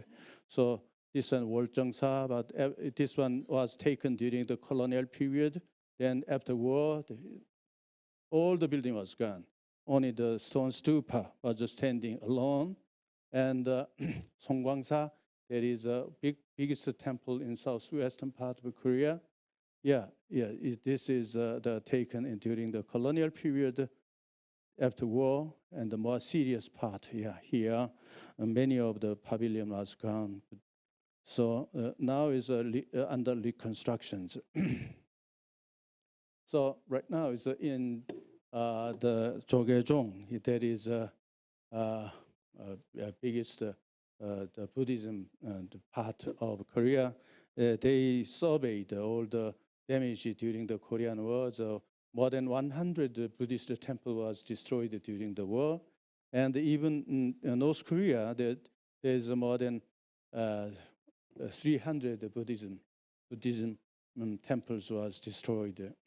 So many pieces housed in the Buddhist temple, the national treasures, was gone, totally gone. So, and also when you travel to the Korea and even stone heritages, they have some damage by the shootings and the bombings. Okay, and also some bells, very important bell. It was taken before the war, but is after war. The heat, high heat by the bombing, deformed. Okay. Museum collections, I think is almost time is gone, but I have to talk about the museum collections. The National Museum, some of the museum professionals trained and they have some insight how to protect their collections. So that is a good thing at the time of the Korean War. And when they invaded the North Korean guys, they wanted to try moving all the collections back to the Pyongyang. However, museum professionals, they sabotage all the actions being ordered ones. So taking time. Then the UN forces move the North military forces up to the north. Then they escape very in a hurry. So they couldn't bring the whole collections of the National Museum back to the Pyongyang. So, and then the North Korea and the Chinese military forces pushed down to the UN military forces to the south. At the times, museum collections moved to the Busan, the big city southern end of Korean Peninsula. At the time, museum. He is Kim Jae-won, director of the National Museum at the time, and Gregory Henderson. He is a captain of the U.S. Embassy. He helped him to provide some transportation, and all the the museum curators. They brought the major collections to the Busan. And also some of the archive collections in the palace they brought back to the Busan. So Busan is the temporary capital of during the Korean War, and also some of private collections, the Kansong collection. You can see the museum in the downtown Seoul. Kansong collections. Kansong, he himself, brought his collections, major collections, to the Busan. However, not all. So this is a Korean alphabet books, the national treasure. He always keep in his chest during his the movement. And also some part of collections of Gyeongju National Museum, they decided to send to the San Francisco, the Bank of America, the storage place. And then later it was, an exhibition was organized and traveled to the United States and back to Korea. Also, Korean government had to pay some the storage fee to the Bank of America after the Korean War. Buddhist heritages. This story is a very important, very very meaningful to all of our colleagues here. The UN force team ordered the Korean Air Force to bombing the Haeinsa. Haeinsa, there is one biggest temple. In the temple is a Palmandaejangyong, Tripitaka, is a World Heritage, the most important World Heritage in Korea. Then is everything gone? So he decided not to bomb the temple instead he bombed in the baked place of the mountain, then it is still surviving in the temple, and he was punished military, and so but he explained everything, then punished, but he was okay, yeah. And another case where he is a policeman, and he was ordered to destroy all the buildings in the Hwaeomsa, but he didn't. He just take out the doors and burn the doors. Okay, go back to the headquarters. I burned the temples, only doors. So he could keep the temples. Such a good stories during the war but in Busan, this is one thing you have to consider. Is in the peacetime we can make some extra storage place all over the country, but the storage place should be same system as the original system. So here, when we move to the collections to the Busan, that's a very poor storage system. So near the market, in the market, the fire taken place. So the fire coming over the storage place, many of the pieces were burnt down, and you can see some of the important portrait of the king was half remained. So there is a lesson from our past. However, up to modern days, the Korean government does not have any serious discussion of preparedness against war. So all the things we published a very short paper of a museum, about the National Museum collections during the war. But listen to it, and also the one university museum showed how to investigate the damage after war. That is a kind of exhibitions. And another thing is that was the 70th anniversary of the Korean War, when I was a Director General of the National Museum. So I made a very small exhibition to show how the Korean heritage was then destroyed during the war. So that is a thing. And another recently, probably last year, we had the first seminar about heritage damage during the war. So 70 years later,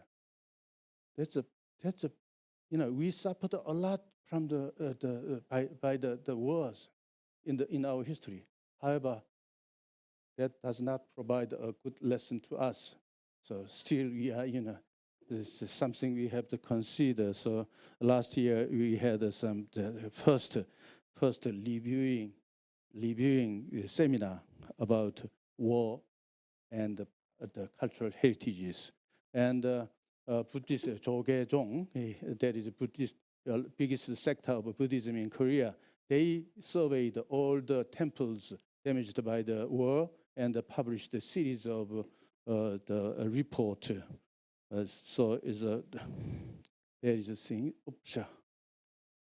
Okay, not systemic in national level. Yeah, that is I mentioned here. Is a heritage damage not only by enemy, but by us too. So we needed to prepare to to prevent or lessen the damage by our parties. And also important lesson from our museum, the National Museum's experience is professionalism of museum professionals. They have to be trained, and they have to be they have to think about in case emergency always. So it's a Kaesong. I talked to Kaesong, capital of the Korea dynasty. There are huge collection of Korea dynasty heritages. So before the war, the museum, the professionals as a Kaesong Museum, that's the South Koreans. When they moved down, they brought all the collections to the Seoul, and some is buried under the ground. probably still in the underground. Yeah, so there is a way to be prepared at the time of war. Yeah, so drilling, there is a very important part. Yeah. Please give me 2 minutes. Afterward, lately, very lately, auctions in United States, the Korean heritage is coming up, which definitely was lost during the war. This is the king's seal. King's seal cannot be sold in the peaceful times. You know, it was housed in the palace, but it was brought to the United States, and owners put the auctions. Another serious case, I would not say here. So such a thing happened. So is a museum professional always keep registrations and very clear to keep as in a safe place, and also listen to the one Buddhism painting housed. It was originally housed in the one Buddhism temple in the eastern coast. It was back to Korea very recently. Definitely, it was before the war. It was in the that temple. However, after war, it was gone. So recently is come up, and the Korean government purchased and bring them back to Korea.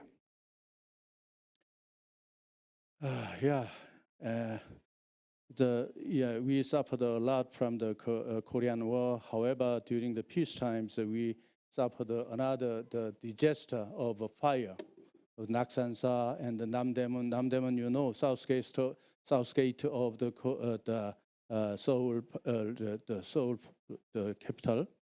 That was burnt down early to the 21st century. So that give you an idea how we are very peaceful and really in peaceful time. Yeah. So we need this one. This one is a Namdaemun, burning Namdaemun. This one is one temple by the mountain fire. Is all guns. Yeah. So the Namdaemun reconstructed recently, and this one. Yeah, at the introduction, I said about national drills, and all the people, all the organization, all the government organization and the private organization, they have to participate. The Ulji 연습, Ulji, that is the name of a general in the ancient Korean history. So there is each organization, each institute, each office, they should prepare the whole protocols and the process of the preparedness. So when usually in the summertime, maybe August, UN and the Korean military the joint military exercise for a week or so. At the times, one day, all the organizations, the important organizations, they have to participate such a preparedness drills. Yeah. Okay. The National Museum, the military, UN coming to the museums, and also the police's fireplace come into the National Museum, and all the visitors evacuated, and also we didn't do actually. However, we needed to check the time to evacuate all the collections from the exhibition hall to the storage room. So maybe 4 hours. Some important thing should be 1 hour. Some less important thing is 4 hours. And the ordinary thing is 10 hours, something. Yeah, that is kind of, degree of emergencies for each artifact. And disaster management, private museum too is now the Korean government is preparing the disaster the preparedness for the private small private organizations too. But even though we prepared, but if each individuals not behave well, then is everything's gone. Okay. Korean government, we are still in the middle of war, so they hesitated to rectify the Hague Conventions, but we are trying to persuade the Congress to rectify the Hague Convention. Even if rectified or not, I think preparedness against the war and disaster, it doesn't matter. So you should prepare the war and the disasters always. However, Blue Shield, that is a kind of a momentum, provide a momentum, standard, and big philosophies. As you heard before, Peter Stone's speeches. So those kind of things, we need international cooperations, sharing ideas, and helping each other, such as things. At the center, we, BSI, Blue Shield International, should be, situated. Yeah. Okay. Yeah.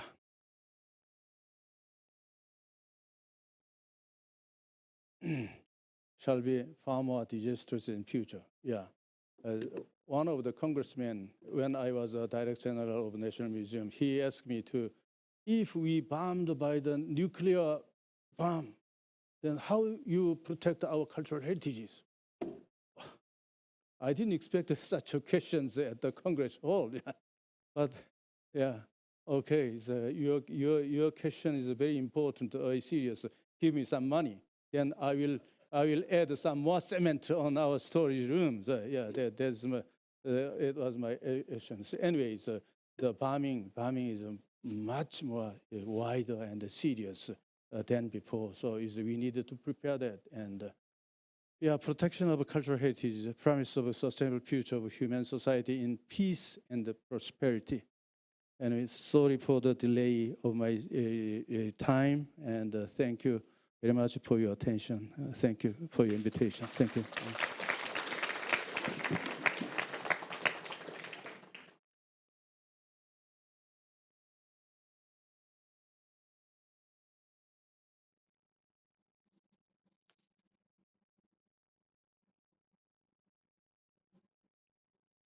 Thank you very much, Professor Bei, for that great presentation.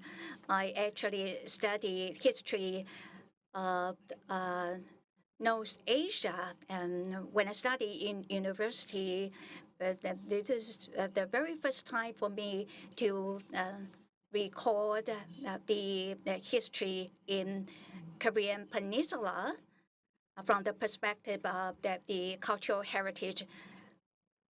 Korea has a very similar situation as what we are facing in Taiwan.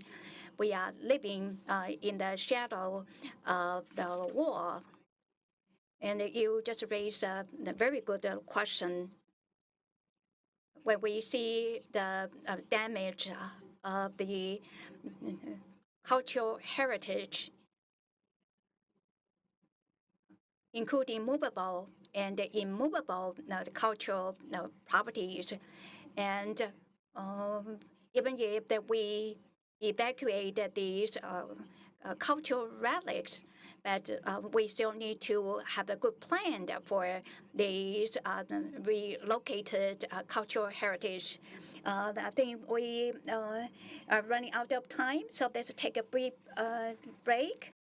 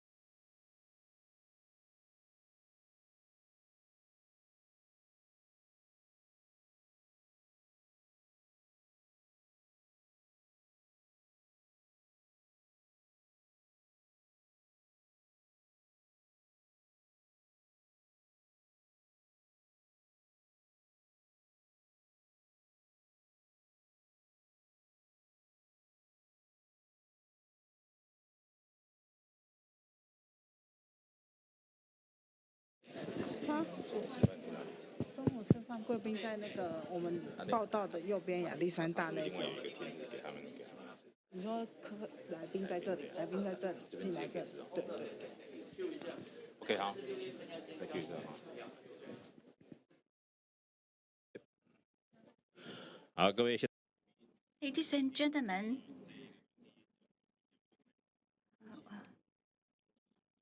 we would like to begin our next session. Please take your seats. Thank you. 对，好，下半场次的第一阶段的演讲即将开始啊，请各位来宾。Ladies and gentlemen, we will have the next presentation very shortly. Please come back to the conference room, and we will resume our morning session very shortly. Thank you.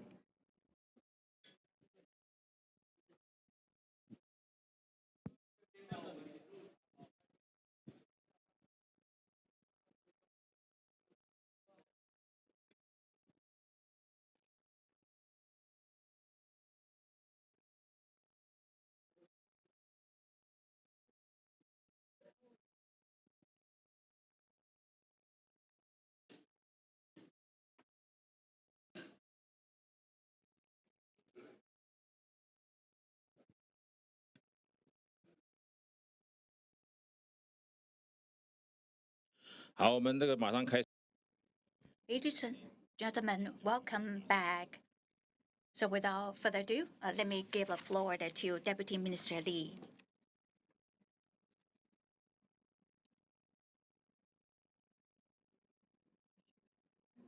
Thank you for coming back.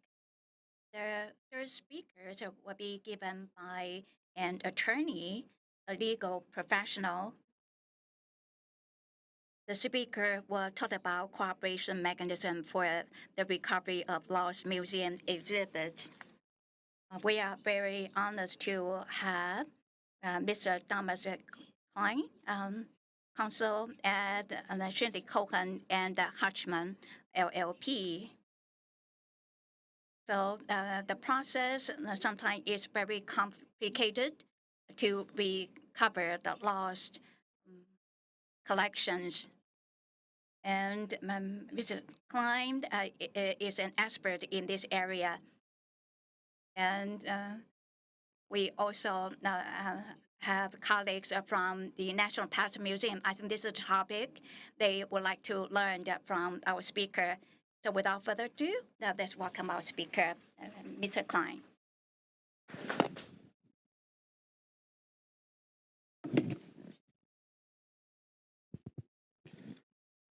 Thank you, Deputy Minister. Good morning, Excellencies, honored guests. My thanks to our hosts and greetings to all in the room and online.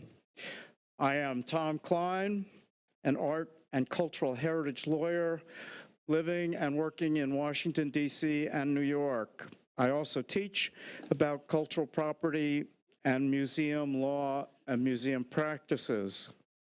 I'm honored to be here today to discuss ways to protect cultural property from damage and theft during times of disaster, and also the ways to use international methods to recover objects that disappear. My remarks focus on examples of armed conflict because that is my primary area of law practice. However, cultural property also requires protection in instances of natural disasters, such as typhoons, earthquakes, and during times of civil unrest. As Peter Stone mentioned, taking protective measures now, preparedness is consistent with international norms and increases the likelihood of limiting damages, destruction, and looting when a disaster does arrive, and facilitates the recovery of lost property later.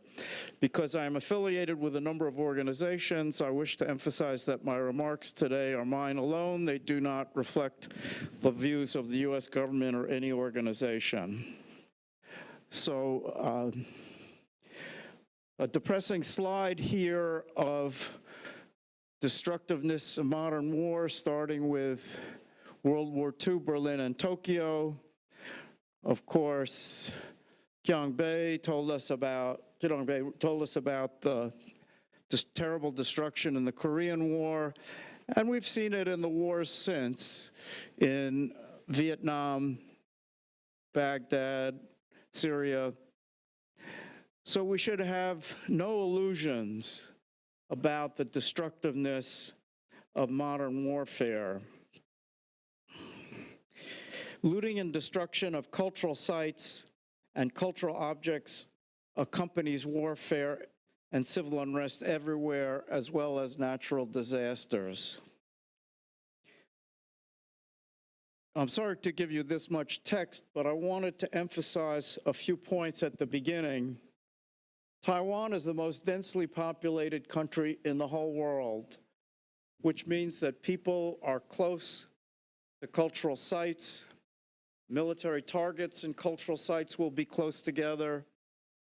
Today's weapons are very powerful. I believe Peter made this point that we can anticipate if there is a warfare, there will be terrible, terrible destruction. Smart weapons are not always smart. Older weapons are often used. And the same point that Peter made, once the fighting starts or the disaster starts, whatever it is, it's too late to prepare.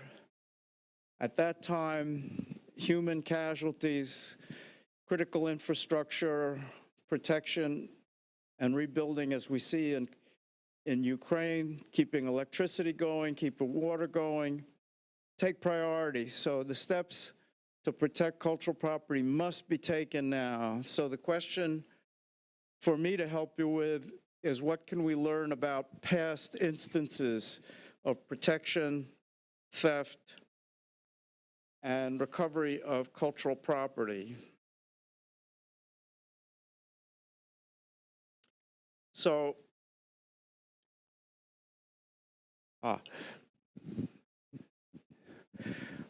this is a famous picture from the Museum of the Louvre in Paris. Before World War II, people generally knew that a war was coming because Nazi Germany was so aggressive in its moves. And so the museums in France took their valuable objects. I think you have to look a little bit to see the very fragile Victory of Samothrace with wings. They moved it out very, very carefully and took other objects to storage in caves and warehouses. This is an enormous altarpiece that was in a church in Poland, and it was created by a German artist. Sorry. And it was packed in crates before the war by the people in the church. You can see how big it is here. But the Germans wanted it back. It was created by a German artist, so they took it. If you go and see it in Krakow, you'll wonder, how could somebody imagine stealing something this big? But that's what the Germans did. But after the war, they had to give it back. Now, we know that the Soviet Army, the Red Army in World War II, had trophy brigades whose job it was to steal art and bring it back to the Soviet Union, particularly from institutions. So this is a famous work by Vincent van Gogh called The Starry Night. And it was taken from a client of mine, Kunsthalle Bremen Museum. And there was a person, a Soviet soldier, who rescued a group of the most famous, best drawings from the storage site, but he kept them to himself until the Berlin Wall came down and the Soviet Union collapsed, and then he took them to the German embassy, and it's still there 40, 50 years later, well, since 1989.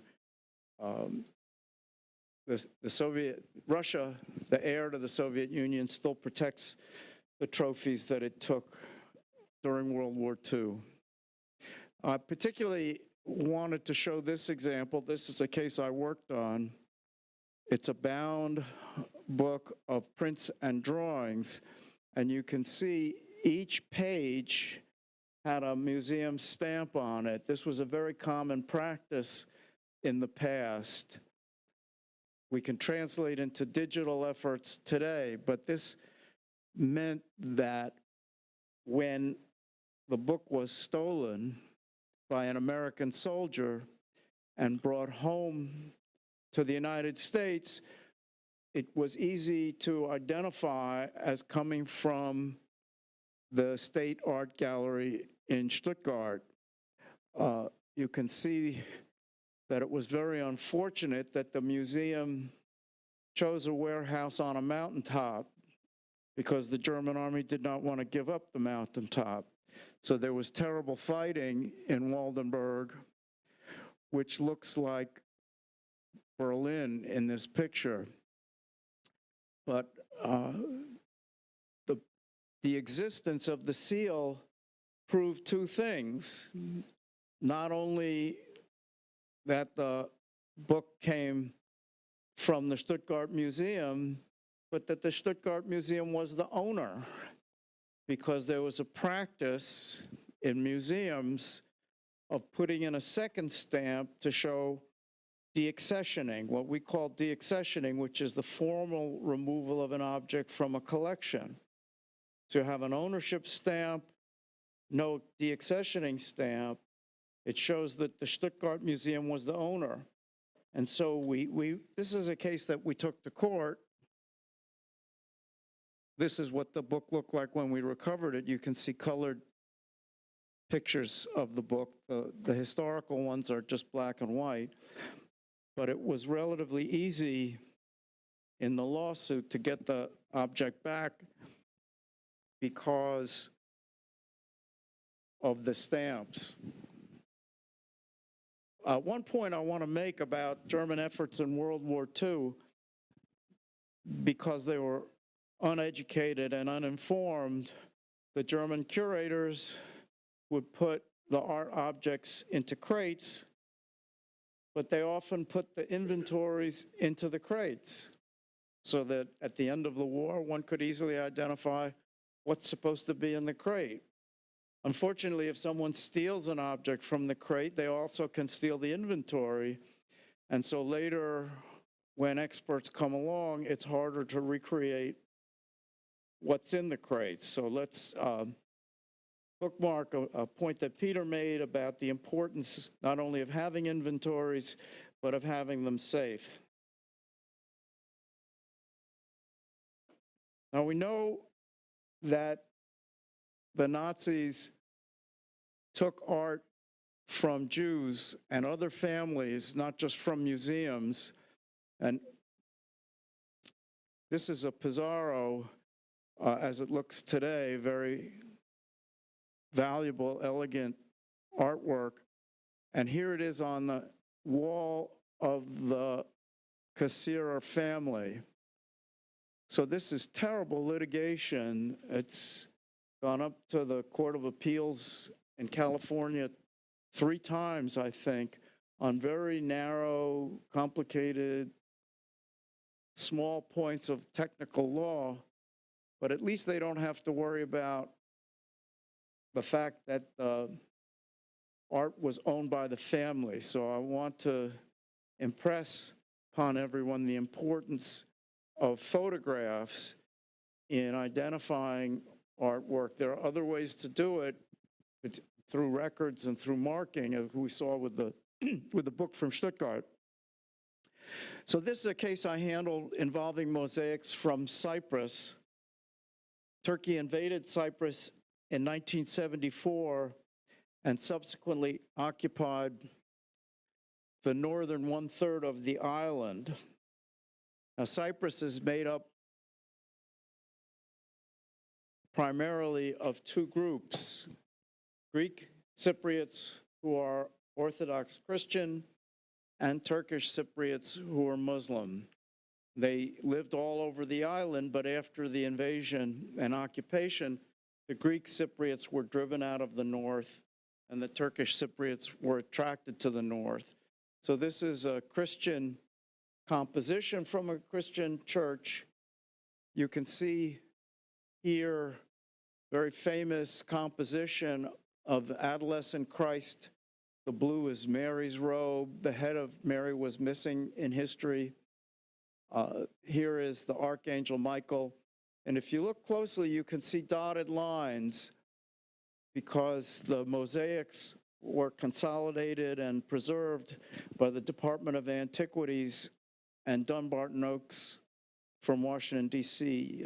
Research Center. And Dumbarton Oaks prepared a book documenting the mosaics at the Kanakaria Church. So after the invasion and occupation, we think that the Turkish army did not do the looting, but turned its back and allowed the looting to take place. And here is the scar. You can see it. The scar takes the same shape here.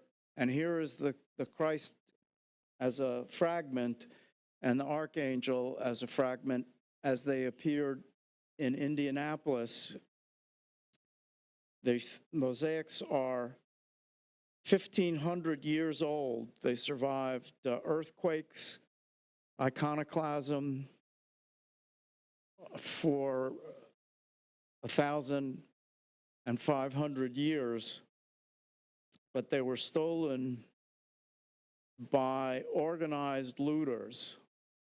There were really two kinds of looting in Cyprus during the war in '74 and in the years immediately after.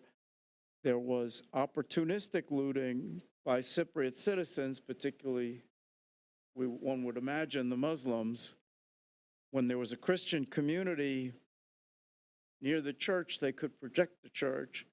But when they were expelled, then anyone could come and steal things. And there was also organized looting.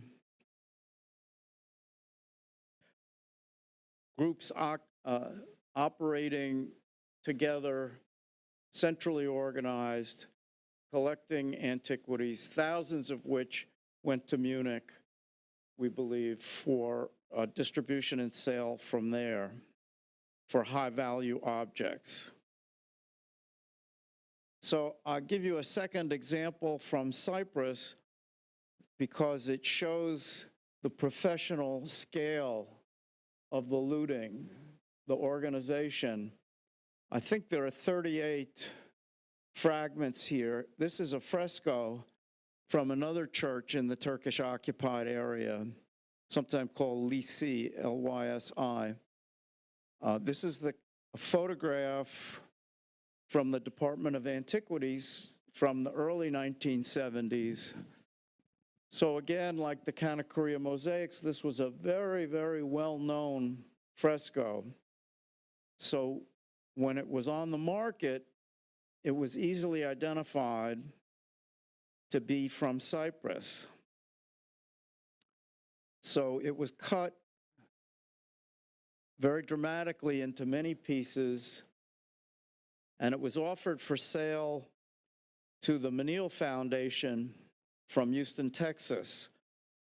And the Menil Foundation was highly ethical, even though the thefts from Cyprus were not known. This is before the internet, before all the awareness of looting that we've talked about. But the Menil Foundation was highly ethical, and they purchased the frescoes in the name of the Archbishop of Cyprus. And so they had them repaired and put together like the original composition. You can imagine how difficult that was. And the Menil Foundation reassembled the fragments, restored them, And they displayed the fresco in their museum in Houston for a decade or more, and now the frescoes are back with the Archbishop in Nicosia, Cyprus. And again, you can see the importance of the photographs. And I mention this second example from Cyprus because it shows the importance of recovery through goodwill with the one museum in Houston helping the church.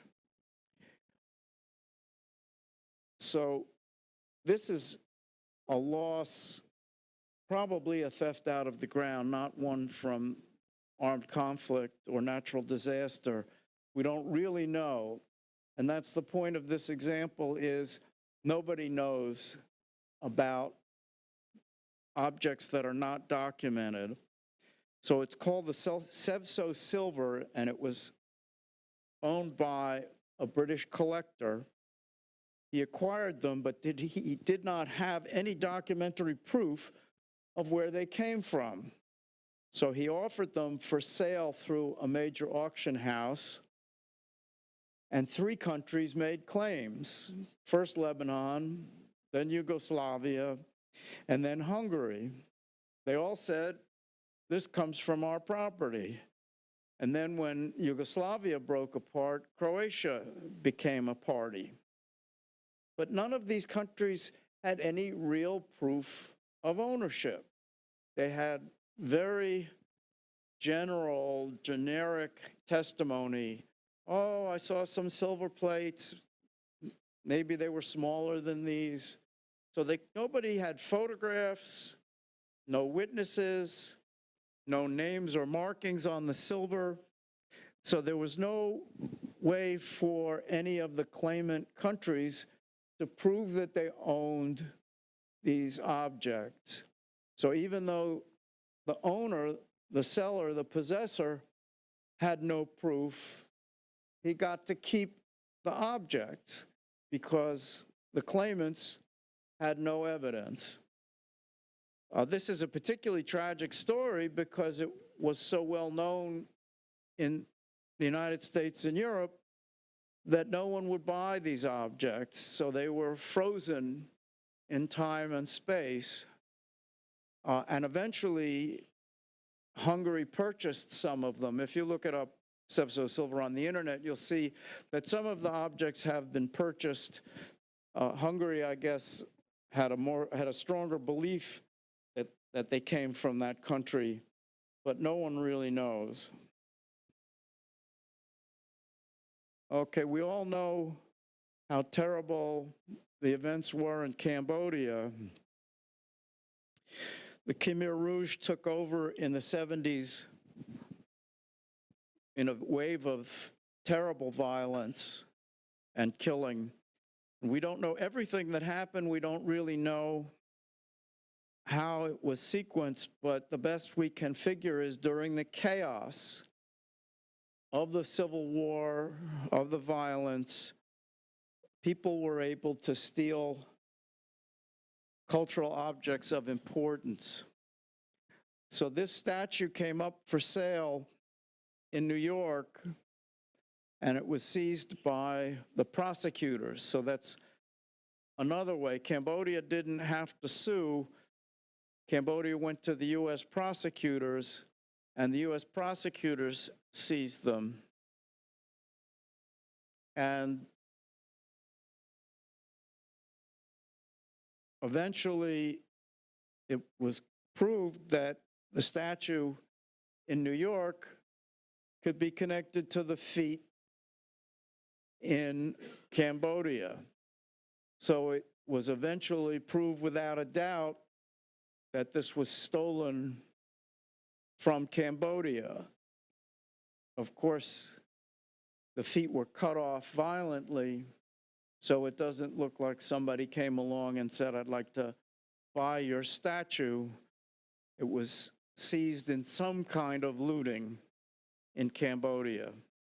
And that could be proven because of the feet in Cambodia, left in Cambodia.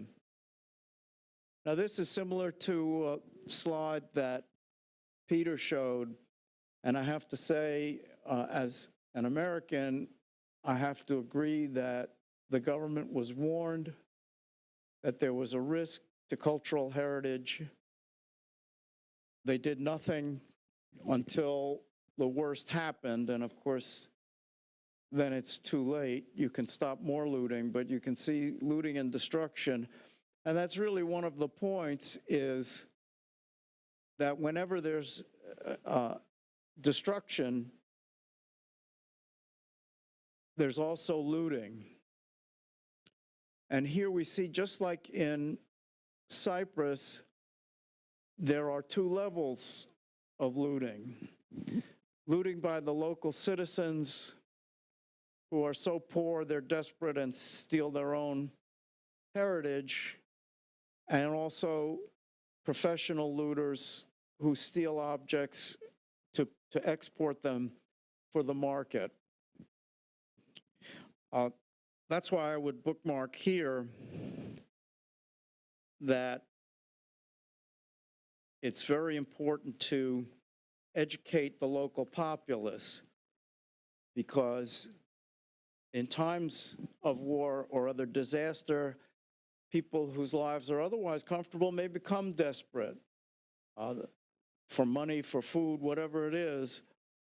So educating the populace about the importance of cultural property, which is a point that Peter was making, is critical to try to eliminate at least one level or minimize one level of looting. More from Syria and Iraq, these little black spots are all looters' pits, holes dug by looters to try to find valuable objects. And here, of course, we see lots of destruction. And again, the looting was heavily publicized, but underneath the looting, underneath the destruction, there was organized looting, opportunistic looting and organized looting. And we even saw with ISIS that they were issuing licenses to looters. So they were giving permission to people within the so-called Islamic State to steal cultural property and sell it as long as they paid a commission back to ISIS.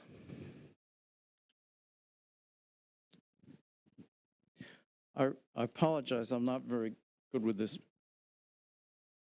So here is what we see in Ukraine. I tried to capture it in a few slides, the range of looting and destruction that Peter mentioned.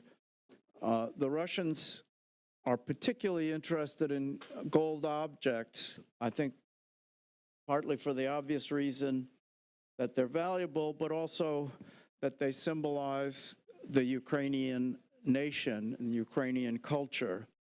So we see lots of damage, things that are stolen, more damage, things that have been protected. So I think, as Peter also mentioned, the Ukrainians, as we would say, were caught flat-footed. They did not believe there would be a war, and no one could blame them, but they didn't prepare. What we also see here is that Russia has targeted some objects for looting, objects that would be important to them to take back to Moscow, either as part of an effort to extinguish the Ukrainian independent culture.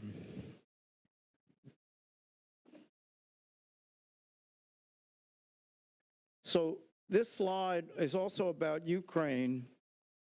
I'll give you a minute to look at the articles.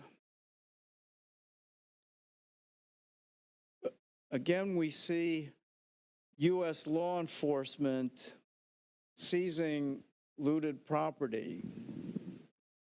So I have to say, U.S. law enforcement has gotten very diligent about helping recover looted objects that show up in the market.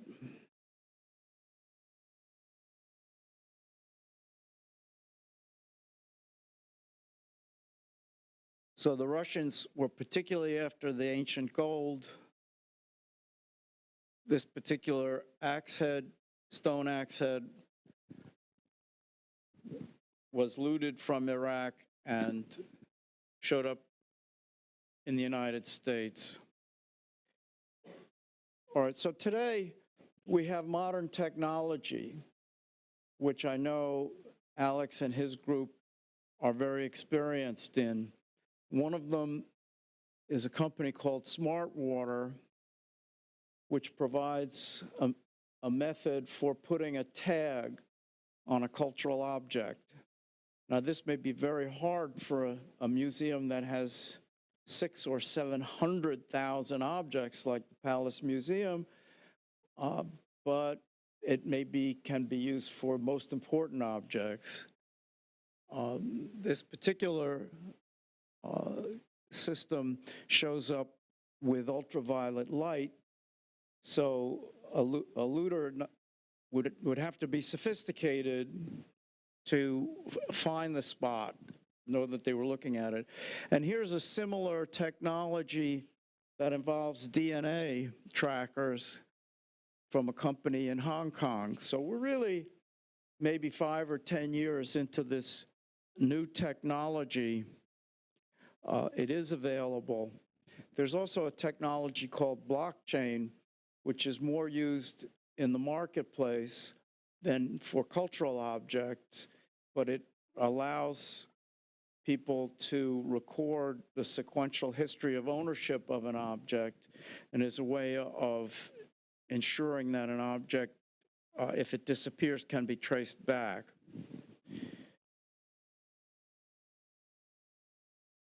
Object ID is a concept that has been around for a while. Maybe we'll hear more about it. It creates a standard, and that's the important point,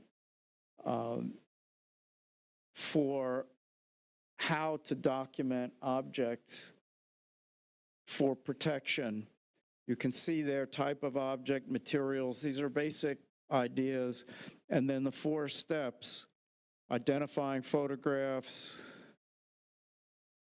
identifying the categories, writing a short description, keeping the documentation in a secure place. Again, inventories are not valuable if they disappear. But this is something we're going to hear more about. It's still a developing idea, even though it's not brand new. Now, this slide I'm almost embarrassed to mention with so many experts knowledgeable about these organizations, but I wanted to stress the importance of international protection. And these are the kinds of international organizations that I run into the most in my practice. They work with local law enforcement. The question we always have to ask is, what can a country do for itself? And when can it ask for international protection? And how can it ask for international protection? Now, UNESCO is the best known and most important. We heard a lot about it already this morning. Interpol is an international police organization. It supports the efforts of police. These organizations have databases. Interpol is a communication center. So unfortunately, Taiwan, with its status, does not have what's called a National Central Bureau of Interpol. And the question that I would ask is, if disaster does come, can Taiwan call upon these organizations for assistance? And I'm sure it will be able to if disaster comes. But I also think that bilateral arrangements are important, reaching out, for example, to Scotland Yard and to the FBI in the United States. So this slide is almost for amusement. It shows continuity. This is The Last Supper by Leonardo da Vinci, one of the most famous artworks in Western civilization, and how it was protected with mattresses and sandbags and wood. And here's a monument in a Ukraine intersection. You can see the statue just peeking out at the top. I think if you look at a newer photograph, the statue still will be completely buried. But I guess this is the start of protection, and something we expect to see continue in times of disaster. So I want to sum up with a few basic ideas from the various examples that I've presented. Photographs are critically important. Documenting objects, having inventories, creating inventories, tagging objects like the seal on the book from Stuttgart, moving objects to safe places, and educating local population about the importance of cultural property protection. In the past, we've seen organized looting by combatants. Soviet Army, even the US Army was looting during World War II. We've seen official seizures by the Soviet Army, by the Russian Army in Ukraine, opportunistic looting by locals, and organized looting by smugglers working on a worldwide basis to channel objects to the market countries. So what do you do if the disaster comes?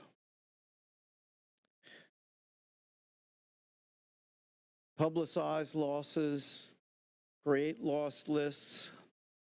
And here's, I think, if there is a disaster here where Taiwan has many friends throughout the world, and even if it's hard to get international organizations involved, it will not be hard to get police, art market people, museums around the world interested. No one will want to trade in stolen property.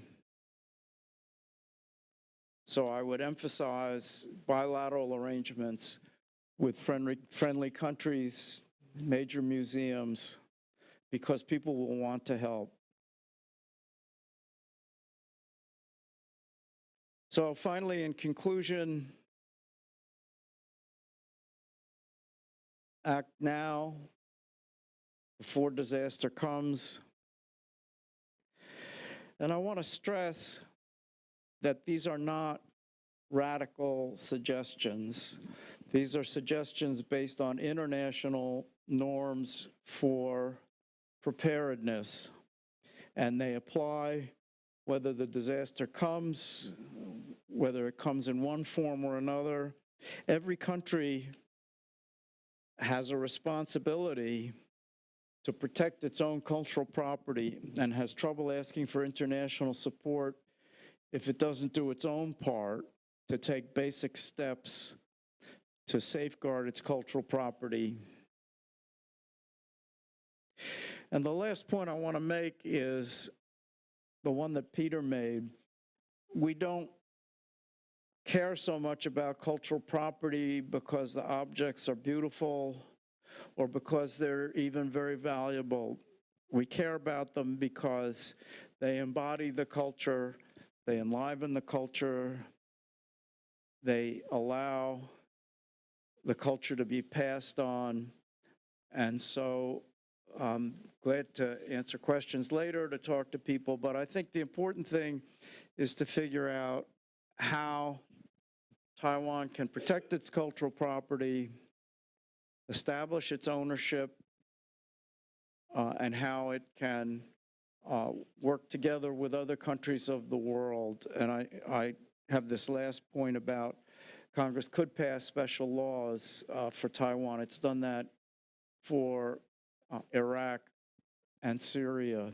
So it's possible to get international assistance even in the current environment. So thank you all very much for your attention and your patience. Once again, I'm extremely honored to be here to present to you.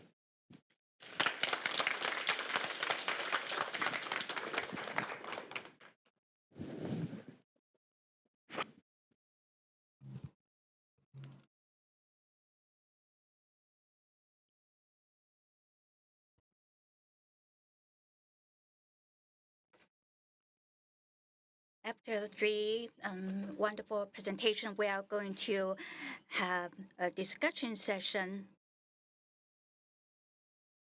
Thank you very much for that great presentation. Cultural heritage is common good. So that this is the issue of the public domain. It belongs to each people, each museum, and each nation.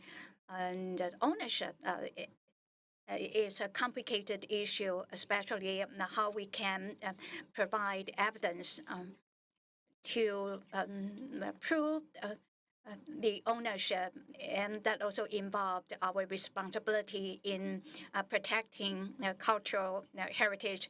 So we have three speakers and also two panelists in this general discussion session. We are very honored to the former Deputy Director of the National History Museum, and also Professor Jian, Department of Fire Science from Central Police University. They will provide 10 minutes commentary first, and after that, we will take questions from the floor. So maybe we have Professor Xie. Would you like to go first? Distinguished moderators and speakers, friends from home and abroad, good morning. It is my great pleasure to join you at this discussion session. This is a very timely and important topic. The three presentations in the morning focus on the international experiences.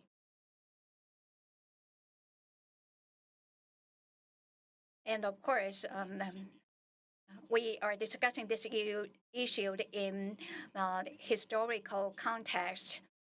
In Taiwan, we talked about how we can protect cultural heritage amid natural disasters or man-made disaster. But the topic we are talking about seems to focus on armed conflict. That's the scenario that we need to explore more now and in the future. So from your presentation, we have learned a lot. What we are talking about today is not just a risk management for museum. It also taught about how cultural heritage supports the resilience of a society amid conflict and natural disasters. From advocacy to the establishment of the institution, it is a long process. We have many friends in the heritage sector present at this forum. So now we all know that we need to have a sense of crisis, sense of urgency, so that we can get prepared now instead of preparing for the future later. So it is very important for us to work on this topic. It all started from our value system. and to the actual practice of what we have learned from the speakers. Disaster risk management for cultural heritage that is a very important part of our value system. And I mean, this is a topic that dear to my heart, and I believe building on that, some point highlighted by the speakers are very important reminders. In the last session, and Professor Bei talked about Korean experiences. When I listened to the presentation made by three speakers, it seems to me that we are seeing another dimension of warfare. So I think about this question. Is it possible for us to add that scenario into our risk management system? For example, after the Kobe earthquake in Japan, a lot more people in Japanese societies have made effort to become part of the disaster response endeavors in Japanese society. Last week, I was in Japan for a conference, so I felt strongly about the preparedness of the Japanese society for any coming natural disaster or the man-made disaster. So armed conflict may be the area we need to explore more about how we should get prepared in the areas of the protection of the cultural heritage.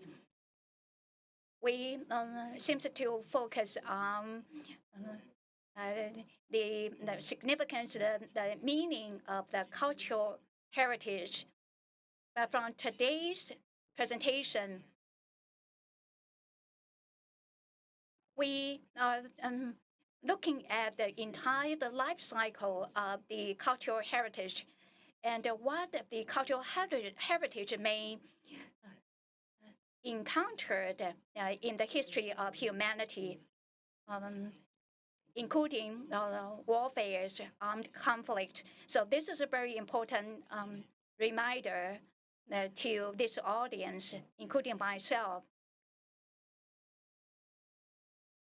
As I mentioned earlier, we need to bring this perspective into our understanding in preparing for the protection of cultural heritage in the event of the conflict.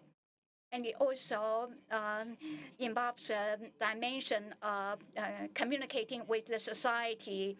How can we raise the awareness of the society on this topic? And we also can think about, by doing so, we can actually avert war to control the likely war scenario. So this is the new perspective to understand the context of the cultural heritage, the risk response, and the risk management. So this is the first point I would like to share with you. And secondly, from today's discussion, and also the discussion in Taiwan's heritage sector over the past few decades, that we focus a lot on the technicalities and from hardware to software. I have worked for that museum for a long time. There are two interesting developments. Number one, it seemed to us that we had come up with some global standards and indicators. For example, the climate issue. And we also need to have localized practice in line with the international and the global standards, especially when we keep these cultural relics in storerooms. So this is a management issue. We have the very clear guidelines. That's related to the question we are facing right now. We have the localized know-how in protecting these cultural property from the sharings of the Blue Shield International. We have learned about the international system, international practice. So learning from that, we can actually advance our localized practice. So this is another perspective, another question we can discuss further. Thank you. Thank you very much. Next, we will have Professor Jian. 是很感动啊。First of all, I was deeply moved by the three presentations by international speakers. They talked about the impact of war on cultural property. I myself is a professor at the Fire Science Department of Central Police University. All my study was the focus of my study or my teaching is the bad situations, because when we try to do all kinds of exercise, all kinds of standard practices, but still there are fires breaking out at night, late at night. So then very little you can do. So this is beyond the area of my study or my expertise. Here, this is my presentation because I specialize in fire. How do you protect cultural properties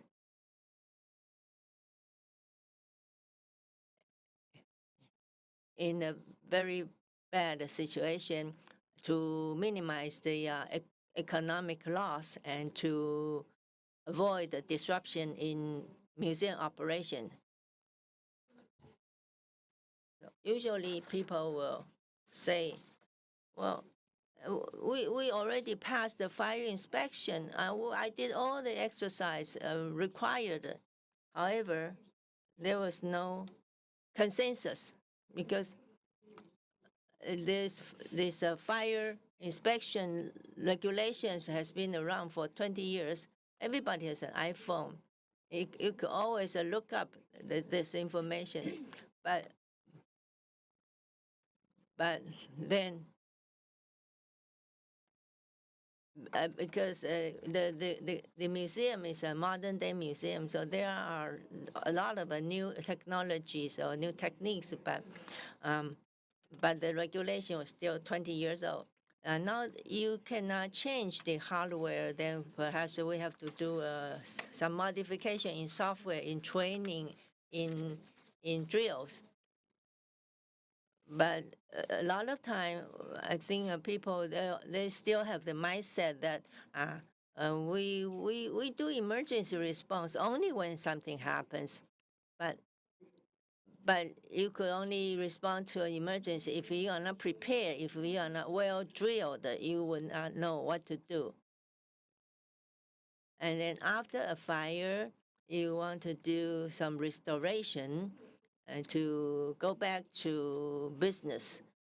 But if you don't do the preparation, you will not be able to reduce the loss. You will not be able to recover soon. So I would say in my school, we know it's hard to just to eliminate all the possibility of fire. So what we study is not prevent fire, but rather we want to focus on mitigation of the loss, mitigation of the damage. So suppose the museum has a fire, so fire breaks up, then you want to contain the fire in a small area. So, and then this will be something you could promise or you could achieve. That is to contain the range of damage. That's why I would like to offer you some ideas, including our international guests. So during peacetime, when there's no disruption of social orders, we have to think hard and think seriously about what to do to mitigate the damage. There are a number of examples, such as the Notre Dame in Paris, such as the temple castle in Okinawa. The fire broke out at night, and then if you don't know the origin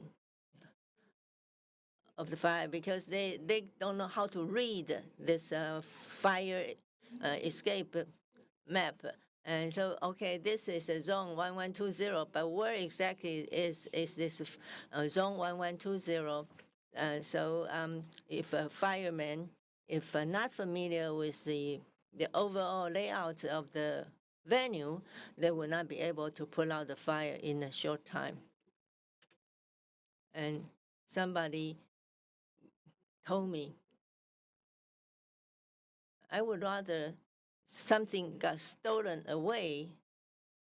I would rather some artifact get stolen rather than having a fire or having the wrong type of a fire extinguish system or wrong type of a sprinkler or wrong type of chemicals or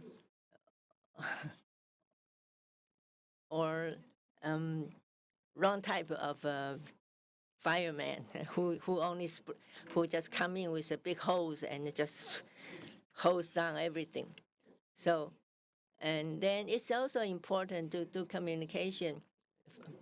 If this is an important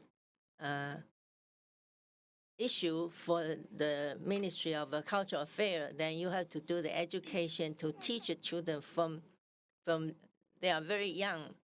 And also we need to look for some feasible or workable plans, because the people who write the plan may not be the one who is at the front line to do the actual work. And sometimes the night shift people, they tend to be less trained, so they will not be able to handle a big fire than as the day shift people do. So we all need to modify or adjust our thinking about how to mitigate. And the stakeholders, the museum directors, curators, and the vendors in the neighborhood, and the fire department people, they all need to get involved in order to find a consensus. And we have to get a reasonable fire scenario. What if somebody put a fire, deliberately set fire to a museum, and then what can you do? And of course, you have important people in this work unit, but that person may not be the one on duty in the night shift. then all the plan goes futile. Or you move too slow to do the right thing.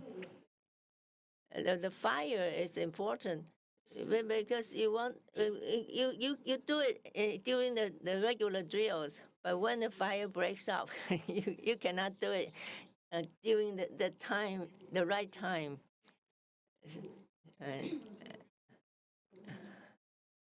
And so you have to understand. You do drill is to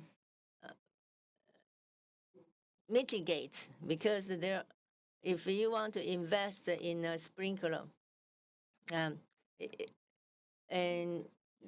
you cannot invest too much in this fire extinguisher system, but very often I think you have to make sure that instead of putting a lot of hardware, a lot of systems, you may as well just train the night shift people to respond to the emergency in the right way. As we all know, that cultural property is so important.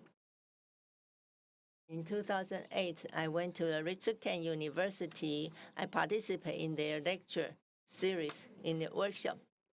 So it was a stakeholder, the Japan, in Kyoto.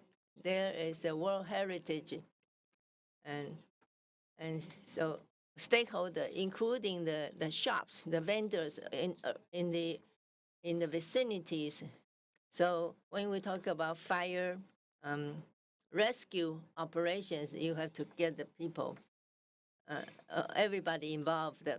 It was in 2008, so some 15 years ago. And the girl is from Iran. She's Iranian. She went to the England London School of Economics and Politics. And here we talk about fire risk identification. Even if you pass the fire inspection, even if you invested a lot of money in the state-of-the-art equipment, you hire the most expensive security company, and it does not mean you will have no fire, because you have to identify these factors, and then you have to make that friendly and accessible, and you want to modify your response measure, because now that you have installed the new equipment, but in your response scheme or in your response program, you forget to modify that for the new equipment you just installed. I also participate in this Sendai Declaration. We have to do all these things in order to reduce or minimize the loss. So today, we want to reduce the possibility or probability of these.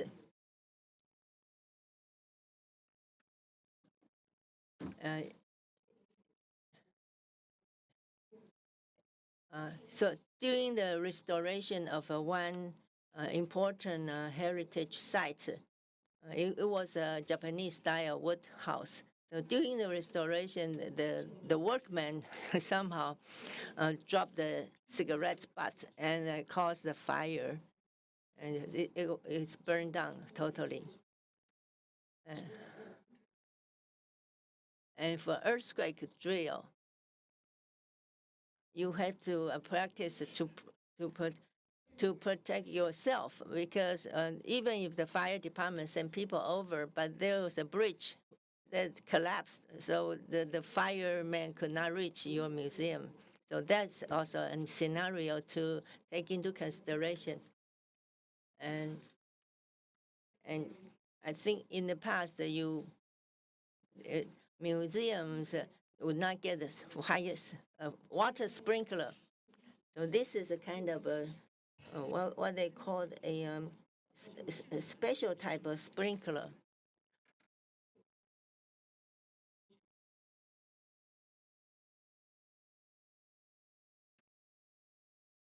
And so typically, the fireman will hose down from a distance. But then if your museum has a lot of valuable cultural properties, you have to think of another type of sprinkler. And that it has been installed in many important museums. So it's called a special type of a sprinkler that will be able to minimize the water damage.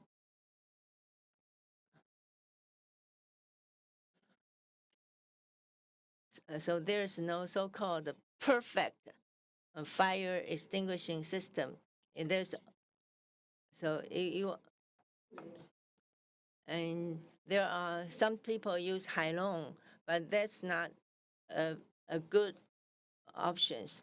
And then you want to know, also you have to set them in a very critical site, perhaps the site of your best, the most valuable items. And sometimes the administrators or custodian will be too reluctant to turn on this system because the chemicals or the water that come out will become a liability for the person who turned it on. So that's also part of this management.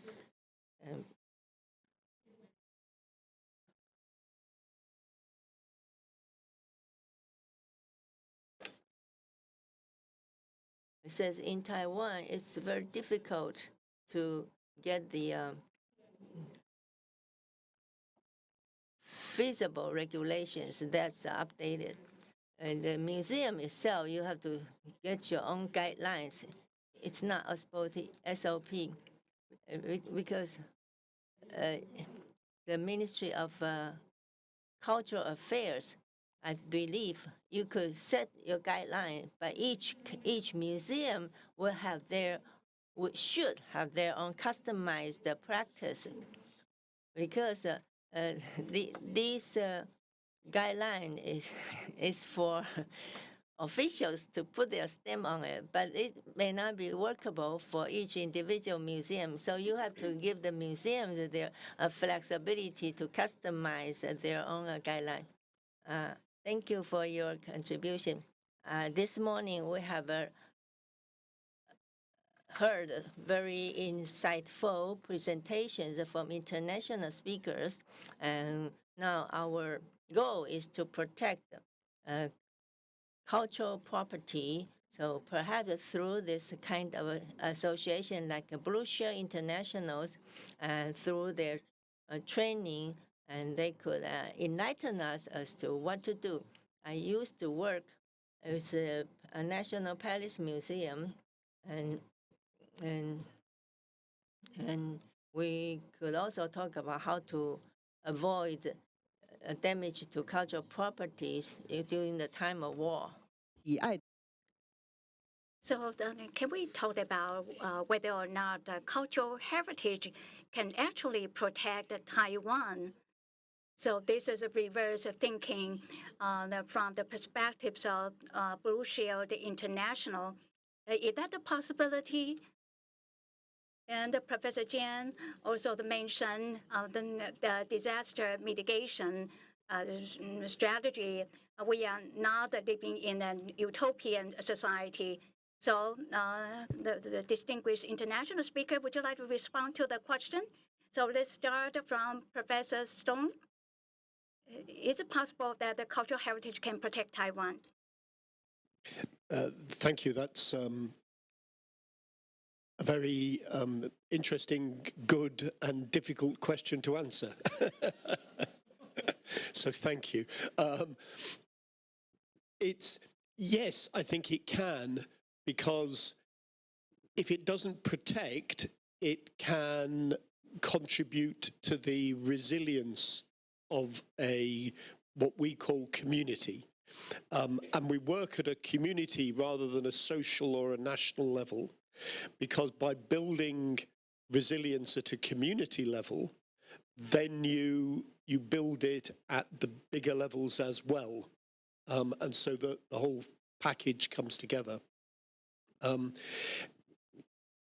The argument that says country A has so much heritage in it that it must never be attacked is not going to work, even though we might wish it would.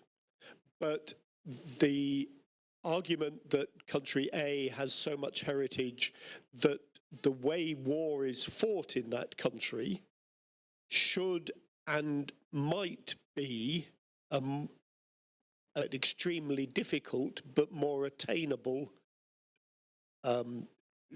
system.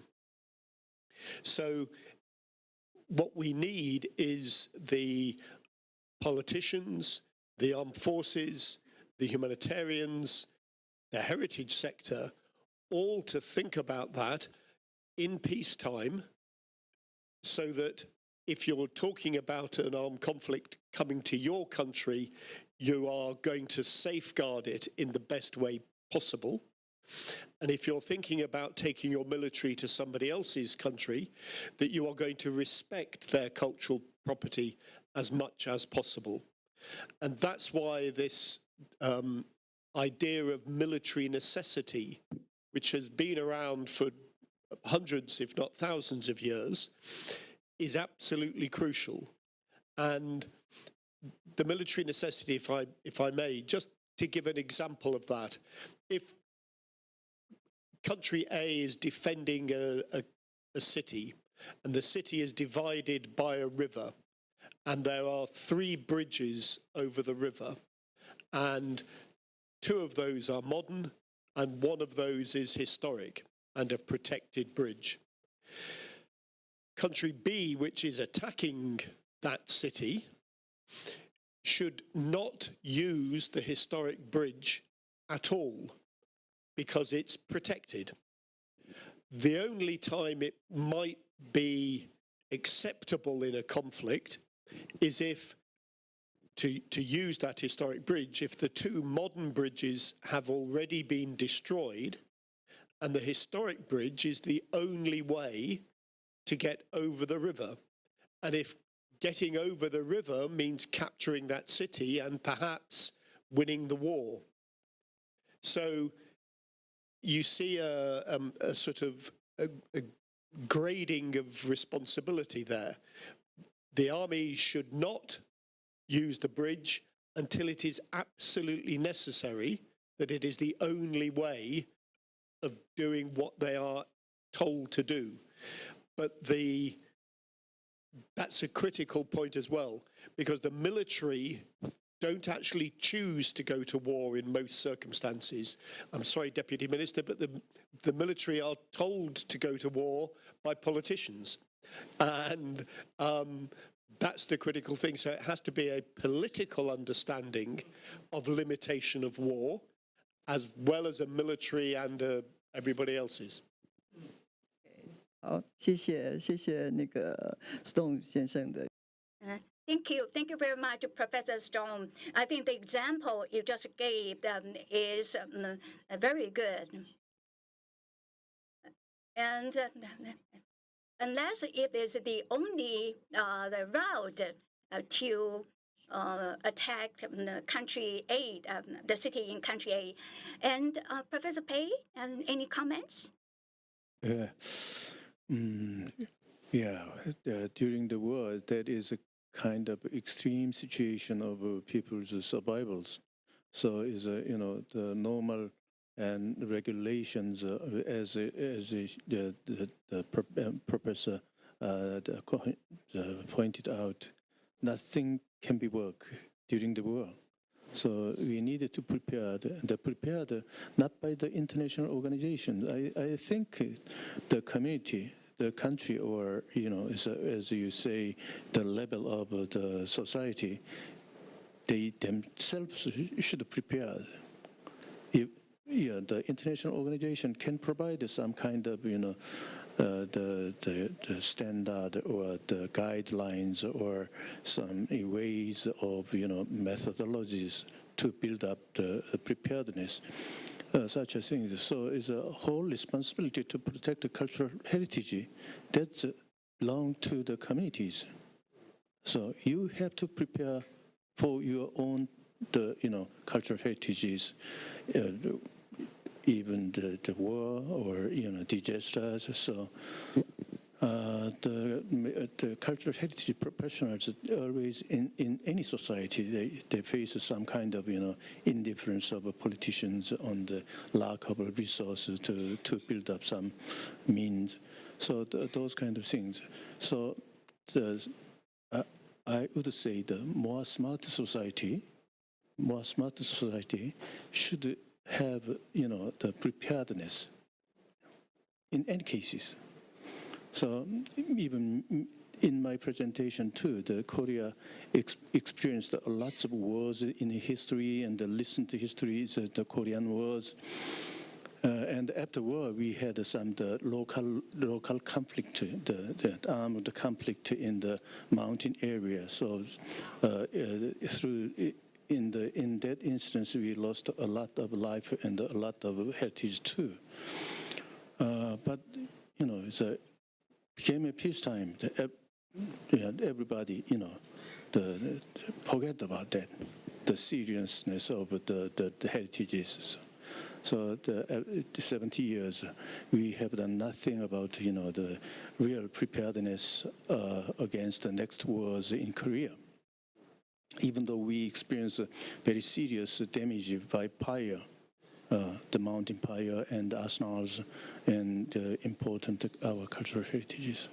So I think in this sense we need some kind of international organization to collect all the opinions from each communities of each society, each countries, to the making of the focused power, focused voice from the professionals. So to persuade some society to be more prepared against the disasters.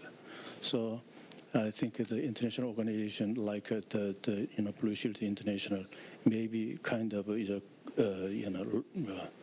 center or the collecting opinions and the dissemination, all the ways of or the informations from the local areas to all the community they needed. So that kind of cooperation will be definitely we need to do, and especially for the Taiwan, I think is a more or less the same situation as Korea's. So that kind of things that we think together for the building up the preparedness or protection of cultural property for the future. So. Even though we have talked a lot of preparedness of protection of cultural property in the past, however, we haven't done yet really the prepared. So being prepared. So I think it's a kind of a good momentum to start again for serious preparedness for the future. Yeah, thank you. 好，谢谢裴教授。当然还是一再的提醒了哈，一再的提醒，准备要有。Thank you, Professor Bei. So again, preparedness is the most important thing. So he keeps reminding us of this fact. I think it was maybe self-consolating, trying to avoid war instead of thinking seriously about the impact of a war. And now that we know in human history, war erupts from time to time, so we have to be well prepared. And so just like Professor Chen said, even a fire, there are many types of fires, so you have to be ready to tackle any type of fire in case a fire erupts. And there are times we are questions, why do you bother about cultural property when people's life is at stake in the event of a war. And so we need to think, to learn about the preparedness and the well thought out comprehensive plans of a preparedness plan. Mr. Stone, please. Huh? Oh, excuse me, Mr. Klein. When I visited the Palace Museum, I learned that many, many objects came here in 1948, 1949. So they were brought here as protection from civil war. But I'm also mindful, your question originally was, can cultural heritage, cultural property be a shield? And unfortunately, I think it's a magnet. The people are the shield and the preparations are the shield. But as we saw in the Ukraine example and with the Soviet Union in World War II, cultural property was a target and people were trying to take it either for profit or for their own culture or to destroy a culture. So I would be mindful that the 1948-49 objects or objects brought here to protect them from the Cultural Revolution could be a target. Thank you. 谢谢那个律师为我们故宫这个文物的所有权。Thank you. About ownership of this National Palace Museum artifacts, and this is what we brought over from China to Taiwan in order to protect the assets belonging to the Chinese civilizations, and of course the efforts of a National Palace Museum has been recognized worldwide for protecting this wealth of artifacts. So I think that's well recognized. And I think we are up for lunch now. So in the afternoon, there are additional discussion sessions and more interesting presentations. So please come back after lunch.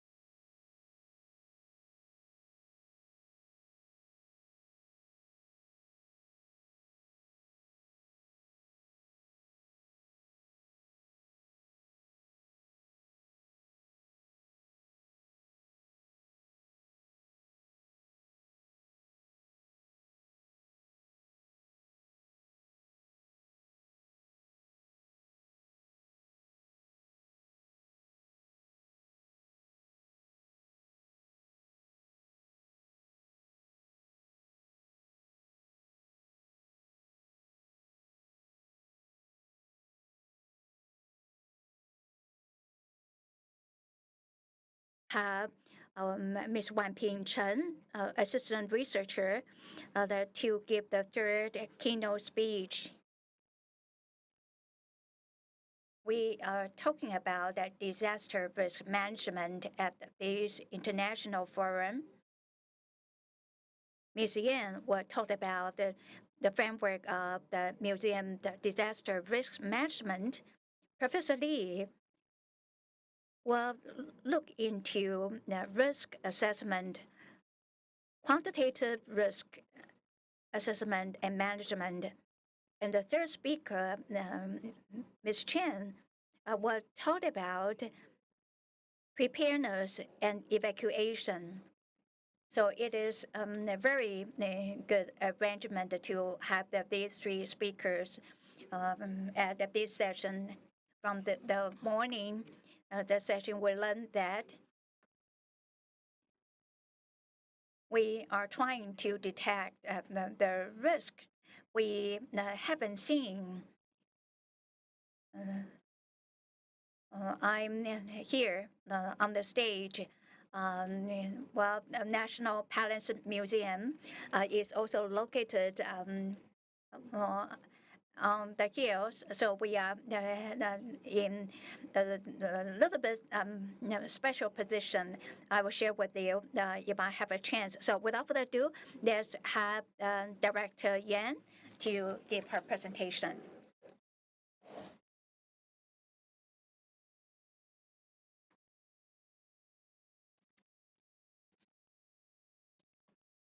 Distinguished guests, ladies and gentlemen, good afternoon.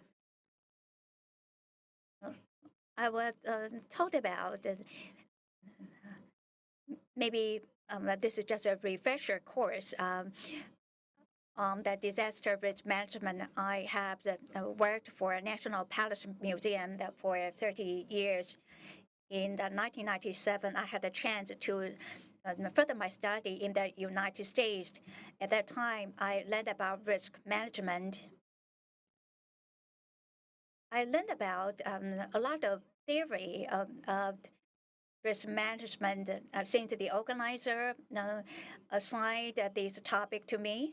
So I review a little bit about what I had learned in the United States.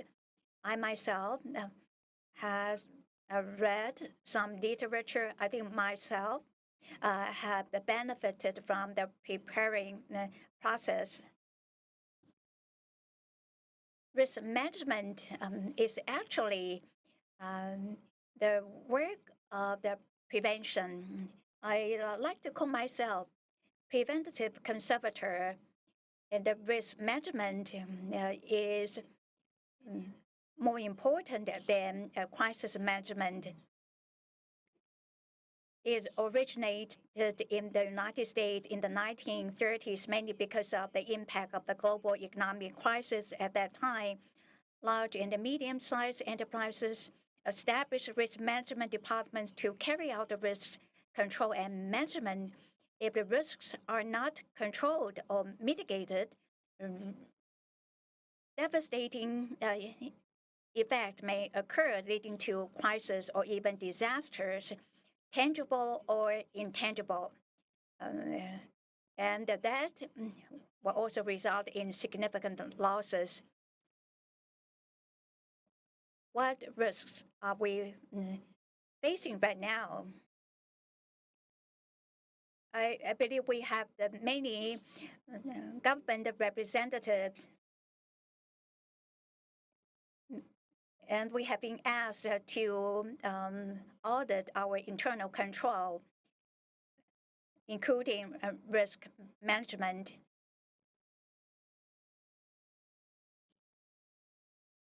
And we actually have the Research and Development Department of the Executive Yuan published a risk management handbook referring to experiences in Canada and Australia. So that there's public sector's risk management framework, including risk identification, risk analysis, risk evaluation, And all these steps are included in the risk assessment. The last step is risk management. And it also takes monitoring and review the mechanism. Communication plays a key role in the process. We need to count on experts home and abroad. Since we are talking about the risks in the event of the armed conflict, so the police and the military and the heritage sector need to work together. So in here, you see the risk assessment of this part.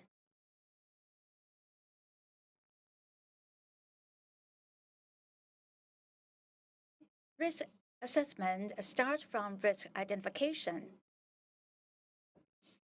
We need to know where the enemy is or the adversary is.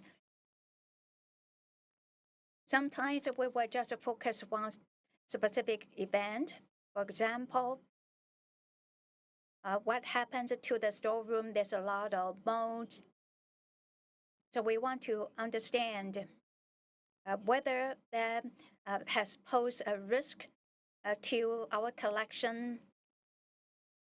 And if there's some construction going on in the building, would that pose any risk to our collection?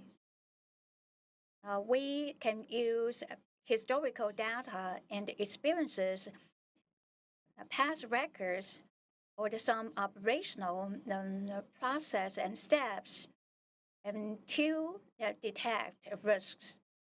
And we can also have some scenario analysis and also workflow analysis and SWOT analysis questionnaire, and even scenario simulation to identify risks. In 2017, we organized a workshop. And in that year, we also conducted a survey, and we asked the participants whether they would like us to organize some courses. And from the result of the survey, and you can see that there's a wide variety of topics. Some are more interested in the hardware collection, and also the special planning of the storeroom, exhibition space, or on conservation, temperature, relative humidity, and also packaging, molds, and the pests,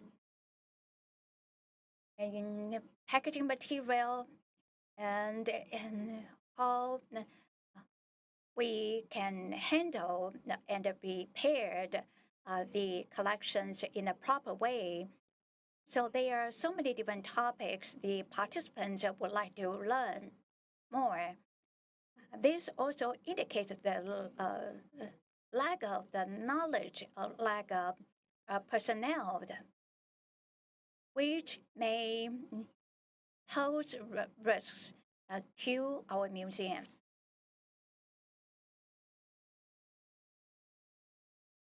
Let me talk about museum collection risk management.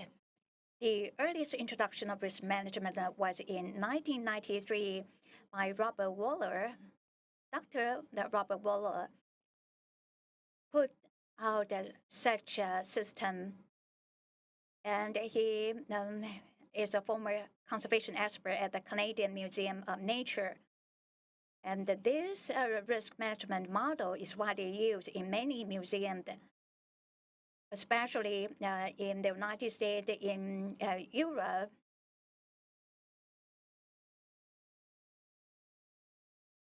In 1997, I attended a course taught by him more than 10 years ago, the Fujian University invited him to Taiwan to teach a course. And also, he also taught in other organizations.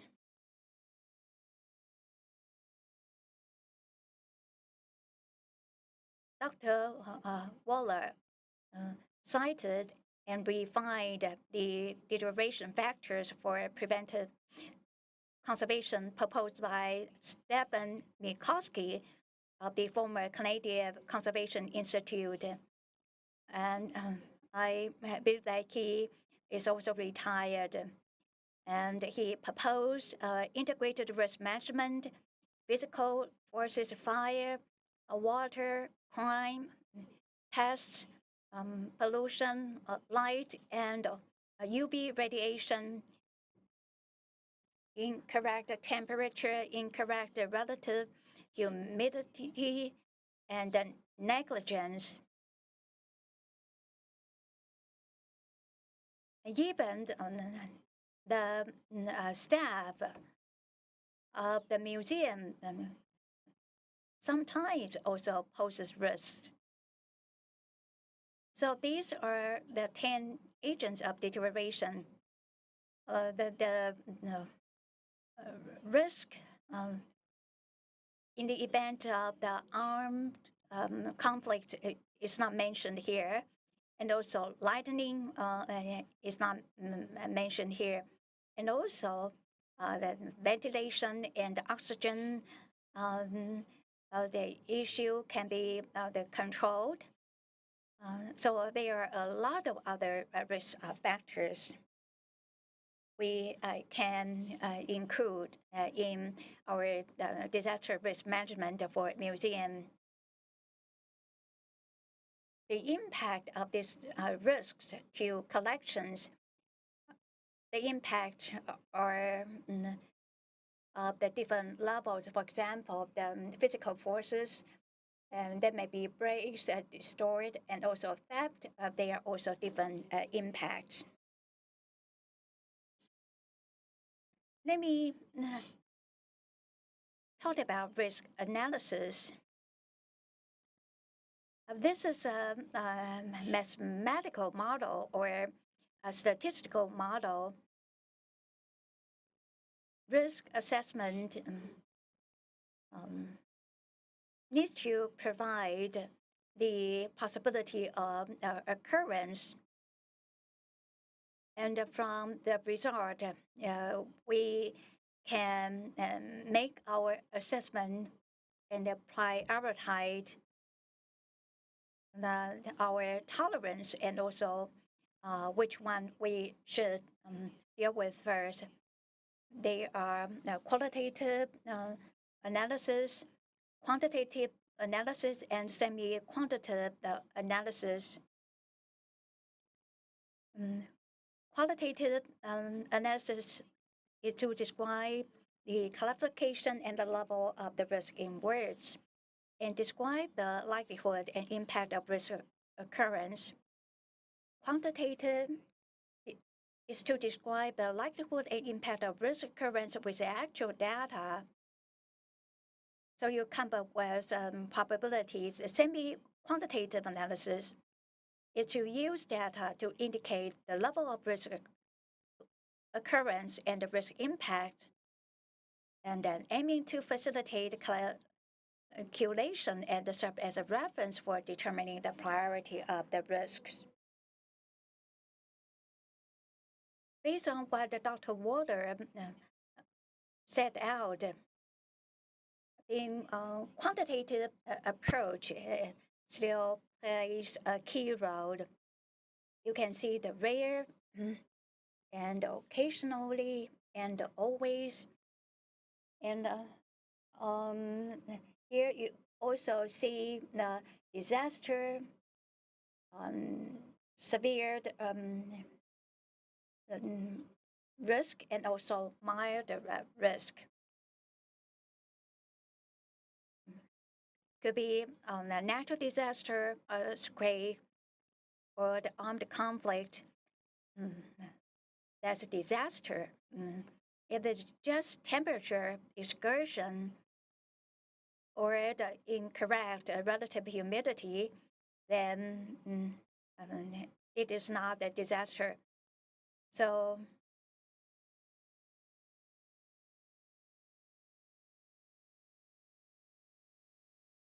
then the 100 years of risk factors are used based on these 10 major categories, and you can go to details. For example, the physical forces. Under physical forces, you can have the mudslide, landslide, earthquake, or the fall of drawers, or the deformation of some supporting structure.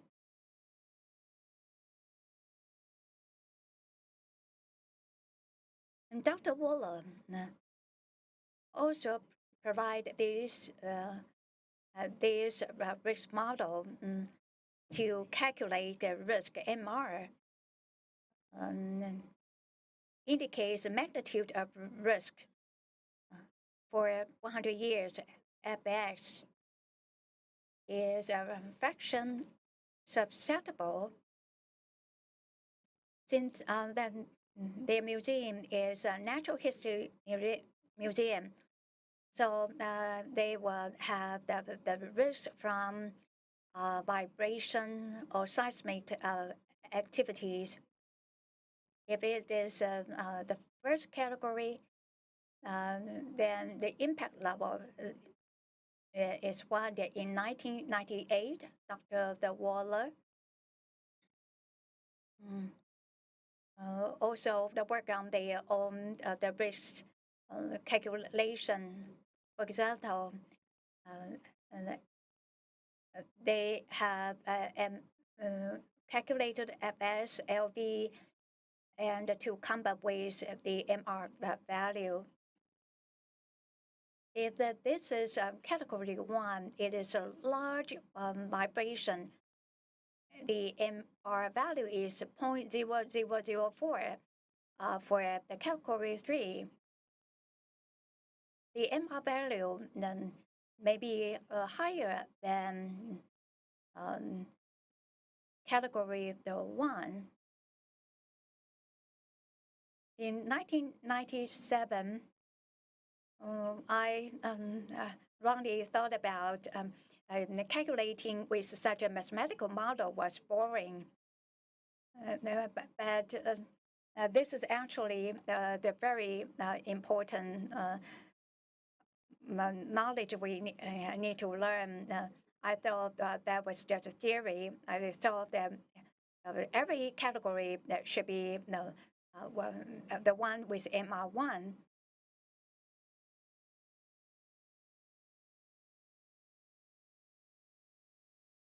This is a semi-quantitative analysis.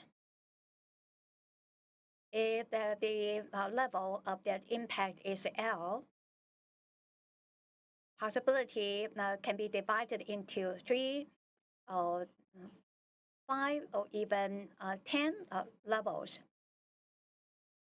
And the one you are seeing on the slide is closer to the Taiwan's government, the sector's risk assessment handbook.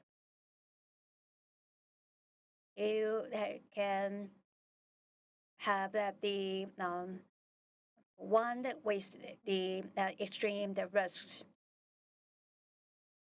And the medium level of risk, it could be the 6. So in this part, based on my limited resources, I need to deal with some risks. And if you have the more resources, you can manage the risk of the other factors. After Russia's invasion of Ukraine, and the museum in Taiwan have been reminded that we also need to assess the risks arising from armed conflict.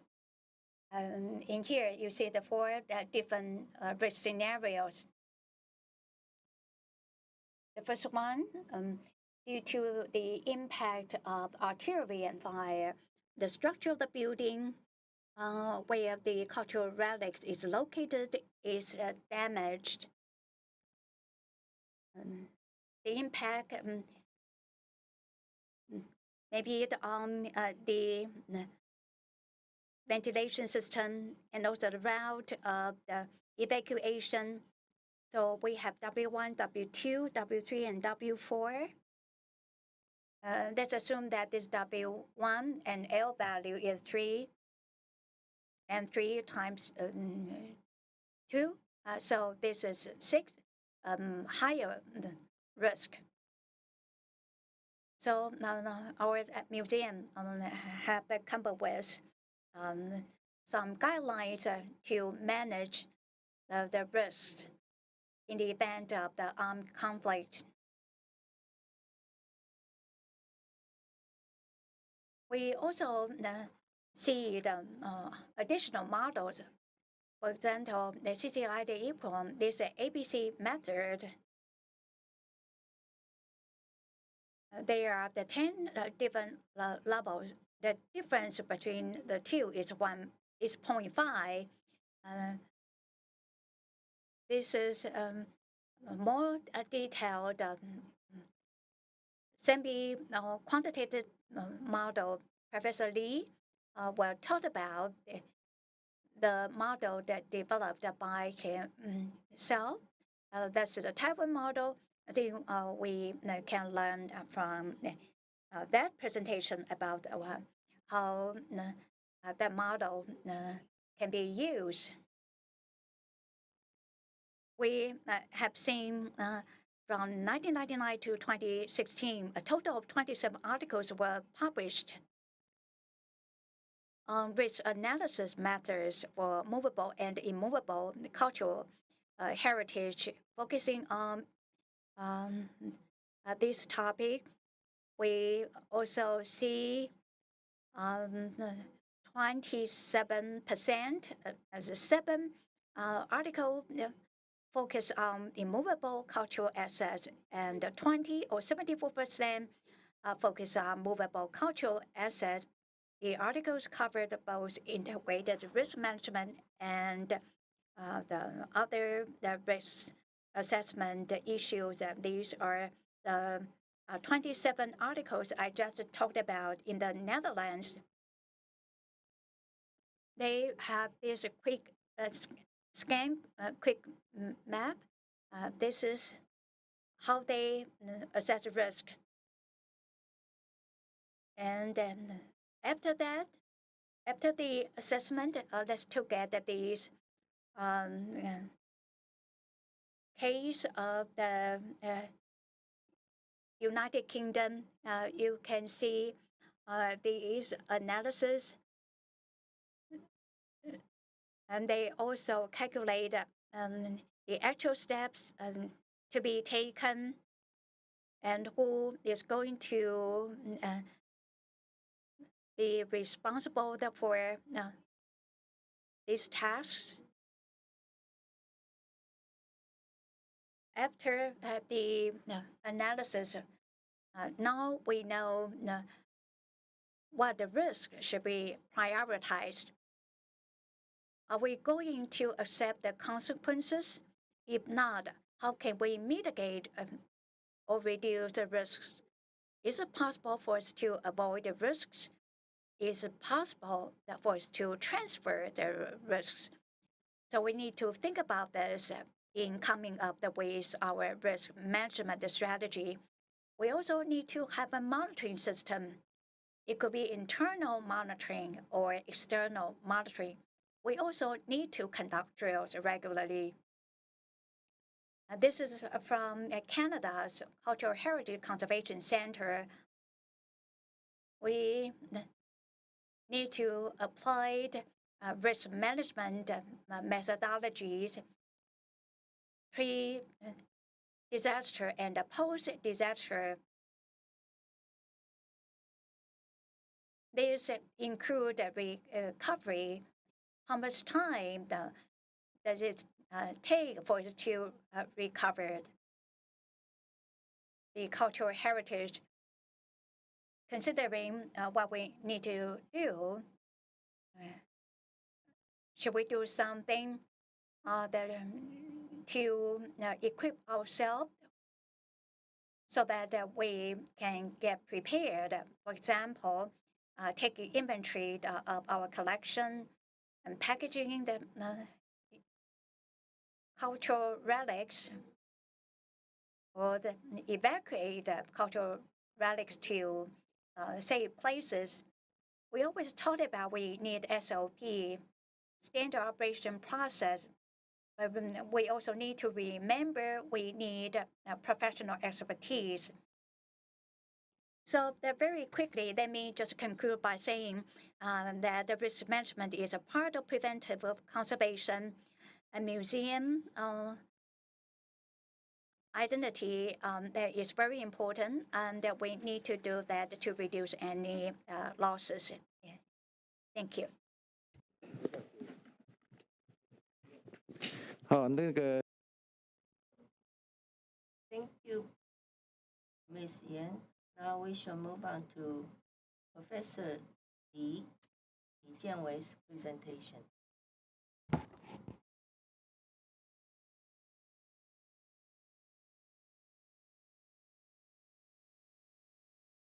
Chairman and ladies and gentlemen, I would like to thank Alex Yan for inviting me to conduct this survey for quantification of a disaster risk management for relics outside the museums. In Taiwan, we have a cultural heritage law, and there have been a lot of relics or cultural properties being recognized as such. And then there's a survey of such a cultural heritage, but the artifact inside the museums are already recognized as cultural properties, but not those outside of the museum. For example, items in the temples or in family shrines. And then we shall begin to devise a plan for disaster risk management of those relics in these areas outside the museum.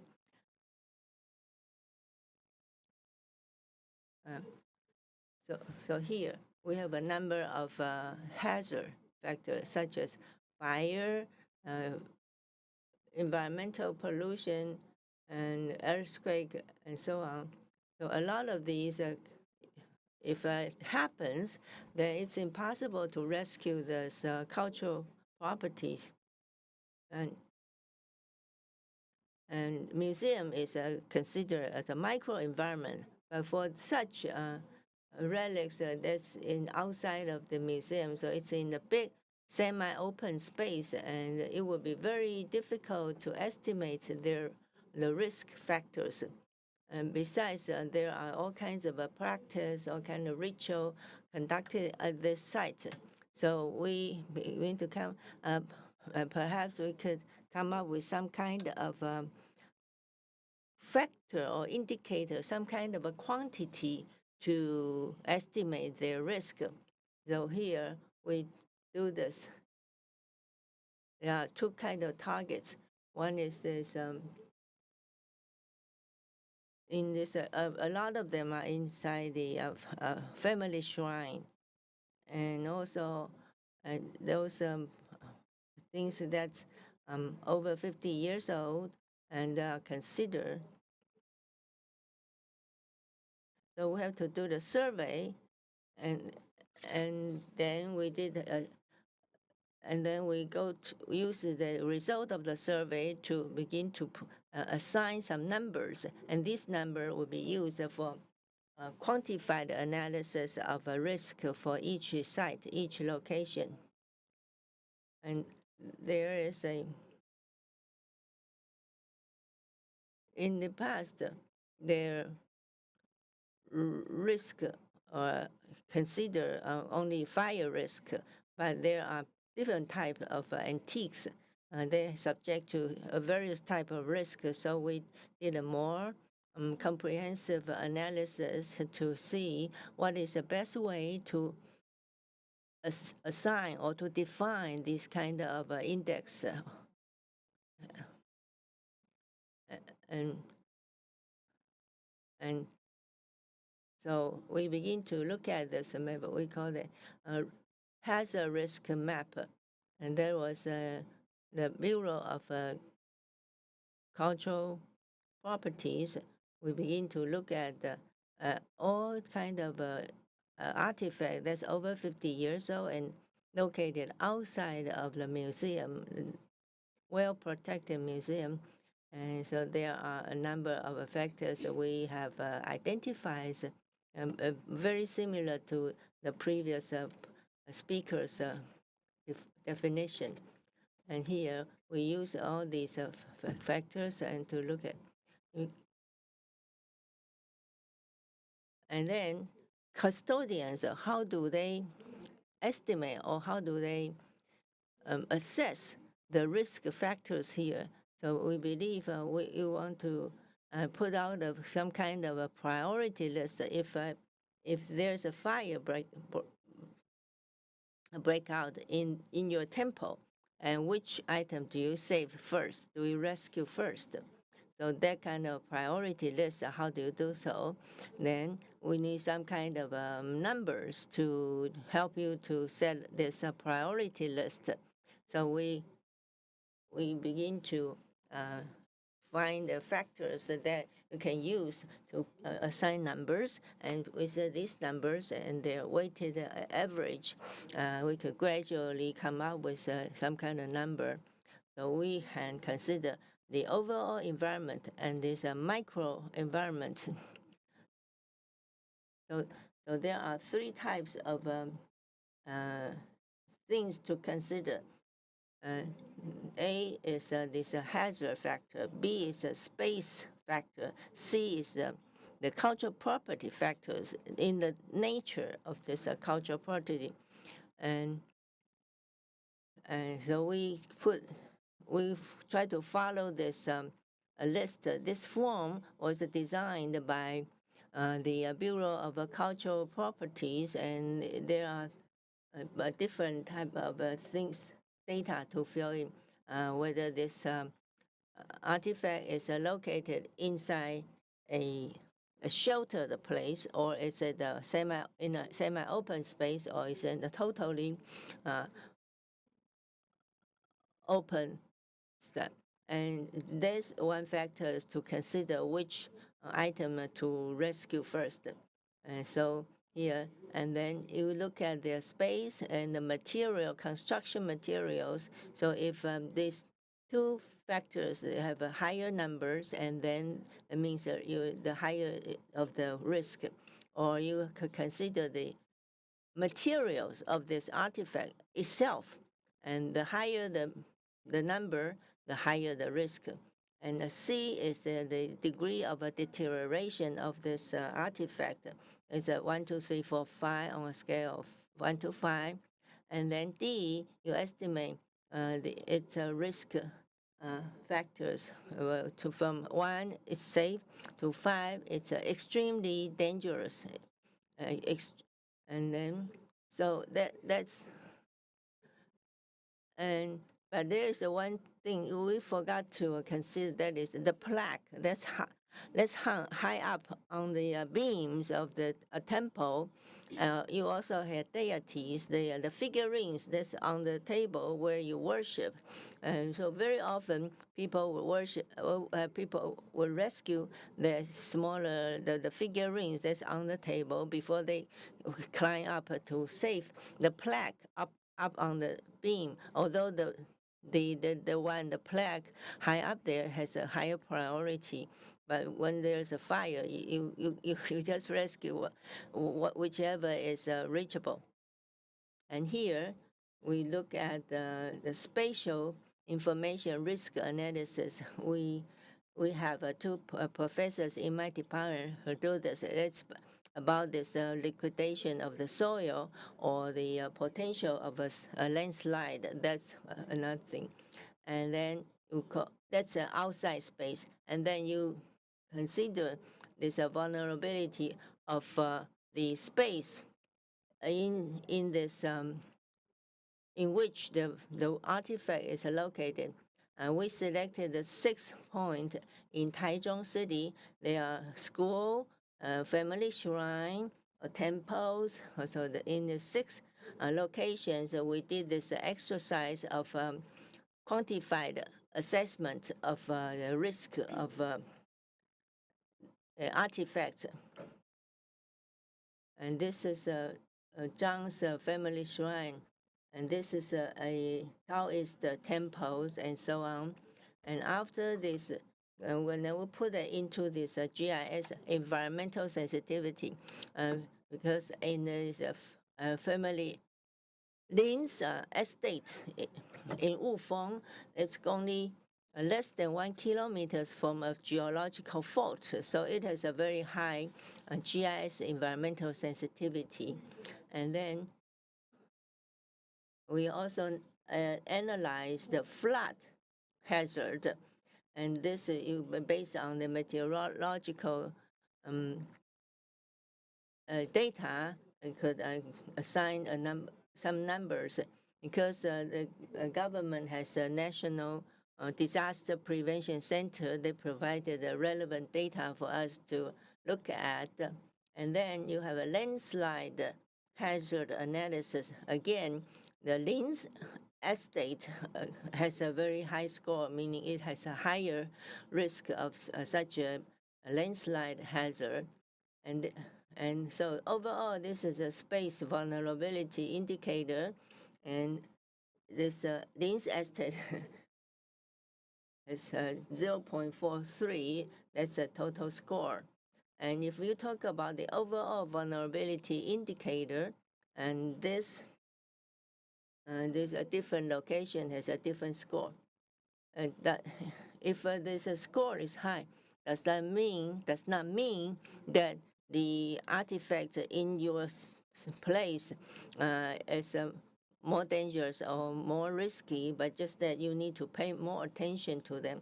So we eventually we mark all these artifacts in the layout of the estate. And so these two are the shrine where you worship, and these are the plaque that's hung high up on the beam, on the house beam. And so this is an easier way to locate it. So rather than using these tables, we have this very visualized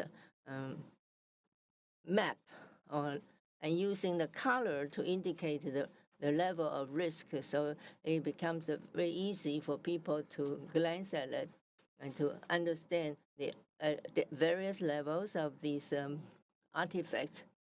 And so overall, you will be able to use this list to determine the priority list. In case there is a disaster, which one do you rescue first? And of course, there's a weight of different factors. You could also fine-tune in order to fit your specific location and then may affect your final score. So it requires a further study to know that. For example, the Lin's estate versus Zhang's family shrine, and there are different weights for each factors. And so, but we hope this will eventually give us some indication of which to go first. So these kind of indicators for fire or for flood, for earthquake, you may have a different priority list, even for the same location, the same collection of this artifacts. So there is a lot to study, to explore. Thank you. 谢谢李教授。 Thank you very much, Professor Lee. Now we are back on schedule. Now behind the schedule, I think thanks to your presentation.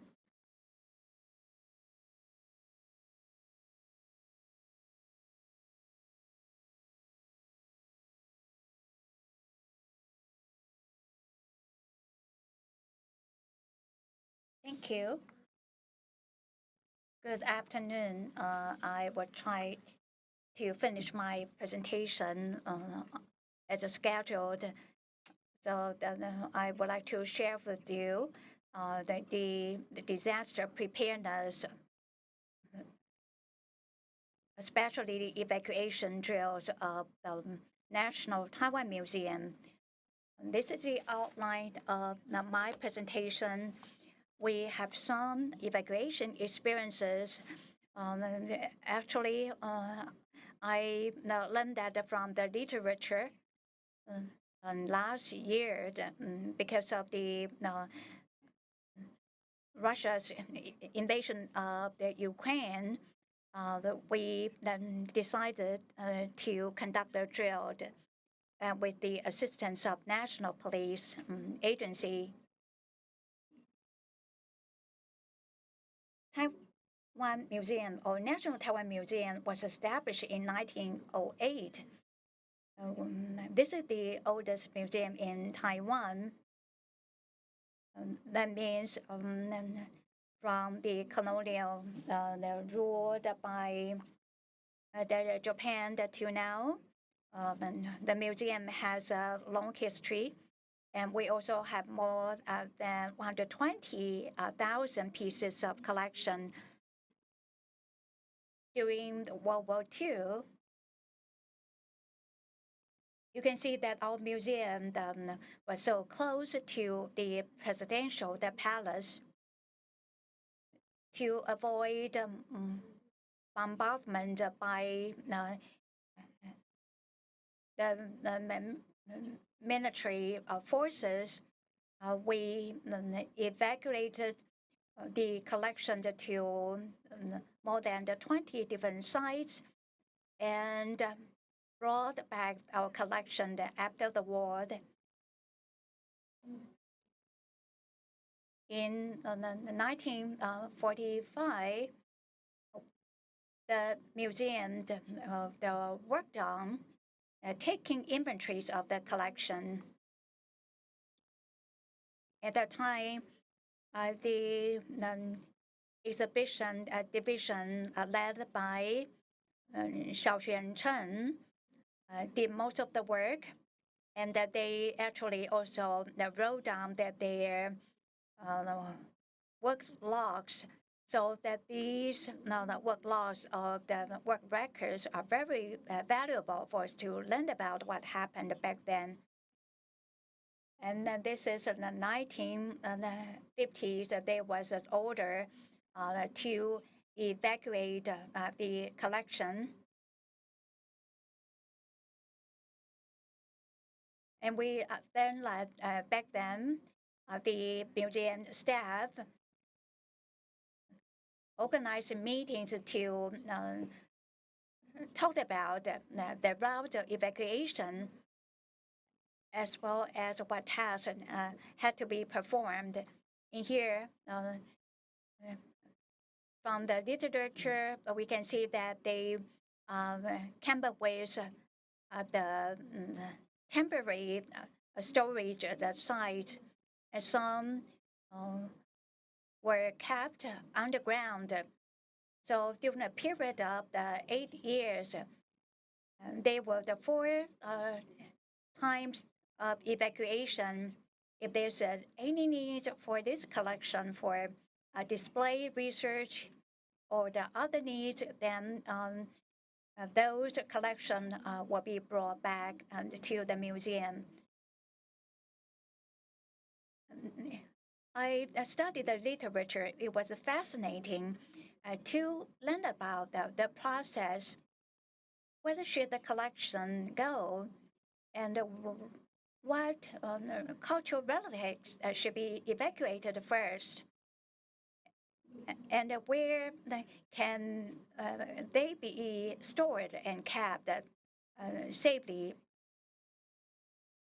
So at that time, that the Secretary of the Staff went to different places and to find safe places in Shenzhen and Muzha. If you do not know the Taipei well, if you ride a bicycle, it's around 15 minutes. If you ride a bike, so you can imagine that the museum staff that had to ride a bicycle back and forth between the museum and these evacuation sites.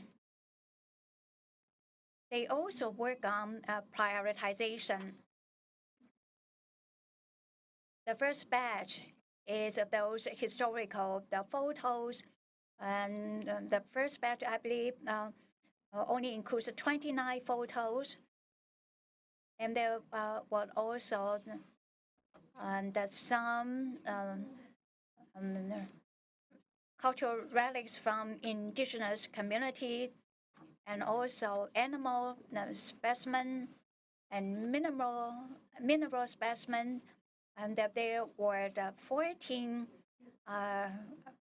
crates, and also there were 11, and some were sent to stored in a temporary site underground. I talked about the commute by bicycle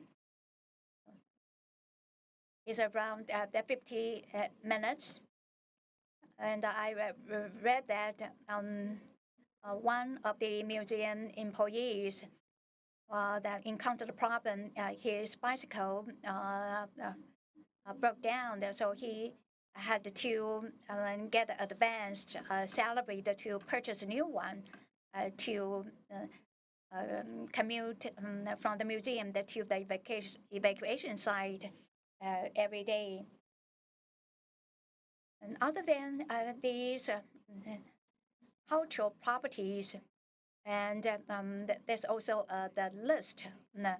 And Mr. Klein just reminded us there's a risk if we put the checklist into the same packaging box. That's a very good reminder. And Taiwan is located in the subtropical area, so it is very humid. So during the sunny days, some of the artifacts had to pull out and to display under the sun, so that the humidity issues can be addressed. Sometimes the camphor board also need to be put into these boxes and to eliminate any pests.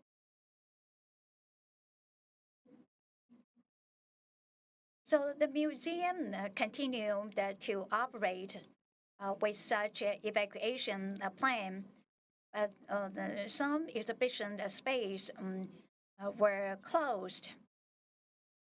And we also see that the museum posted a public notice about the evacuation, so that some of the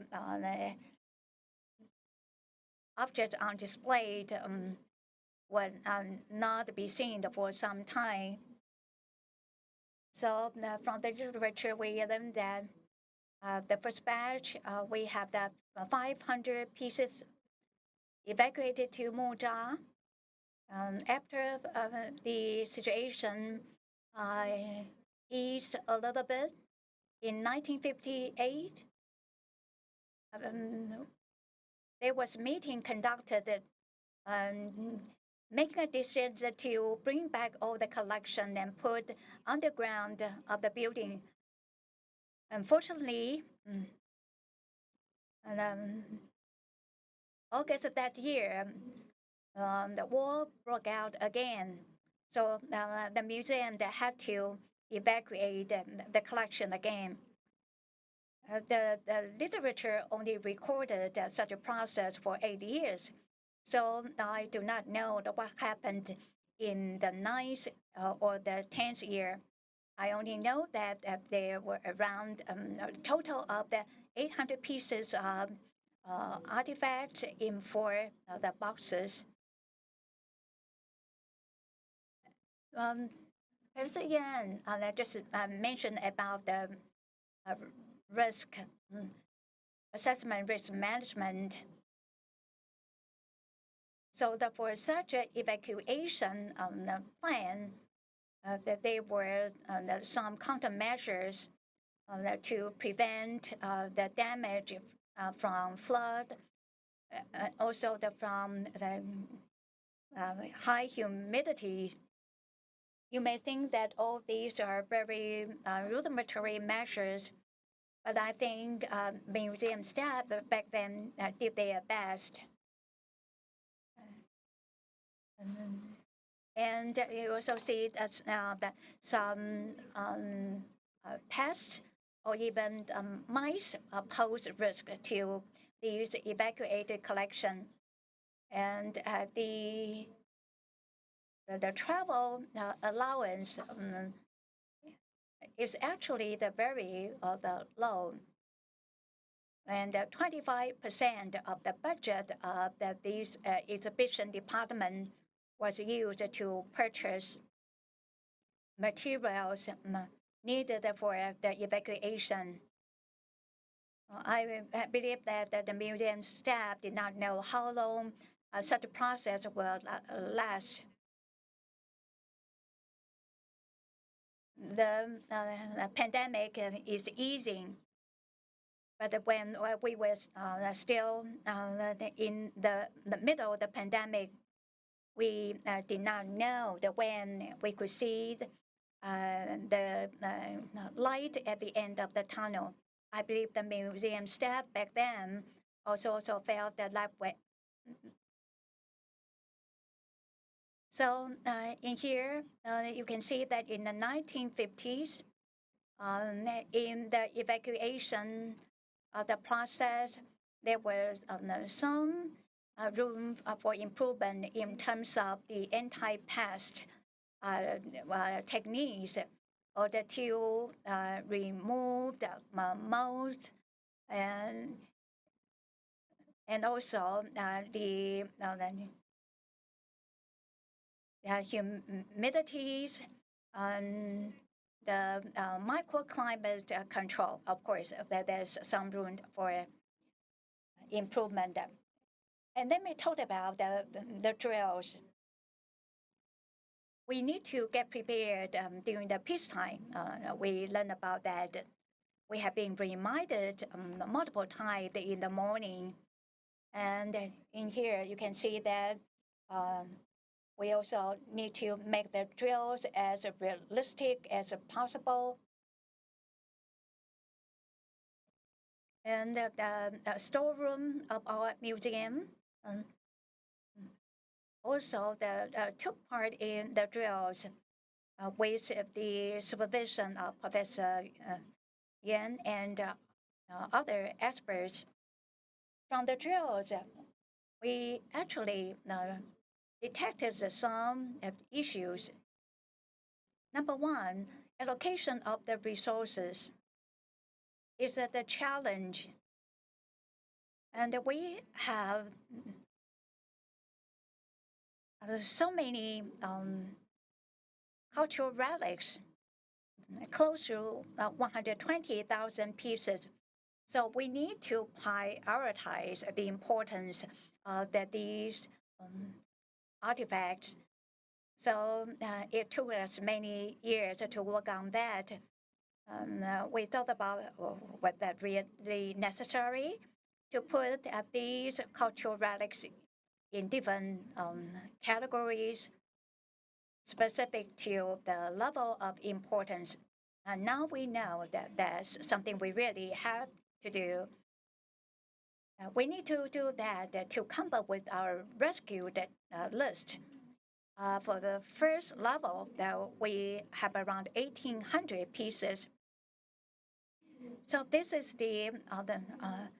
our grab list. And we discovered one problem. To rescue the most important cultural properties, we also need to go into detail to divide them into different zones.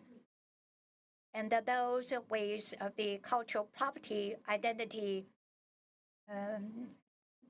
and also the rare animal specimen, as well as their sizes and the topology. So that we need to come up with a more detailed list. That's why we had so many different versions. We picked the most important 400 pieces and going into detail. Based on the guidelines of the Ministry of Culture, we need to come up with the first 100. So we can pick the first 100 out of the 400 pieces. So that this is what we did. Professor Zhong also reminded us about the cyber attack, the attack from hackers. Even if you put those digital assets on the cloud, it is not 100% saved because it can be attacked by hackers. Transportation planning is those with boxes. We need to have some innings or some inner material to protect the cultural relics. In our storeroom, we do have some protection materials in the inventory, and we also need to have the right label and the list, the means of transportation, and we used first 3.5 ton truck like this. We use a good ventilation, and the first truck can accommodate 18 national treasures, and those cultural relics are the most important the cultural property list. So for the first 400 pieces, we would need the 5 trucks. But we also need to be careful. We need to work with different the partners. If the adversary knows that we work with company A, then they probably will monitor what that company is doing. We also need to follow international situation very closely.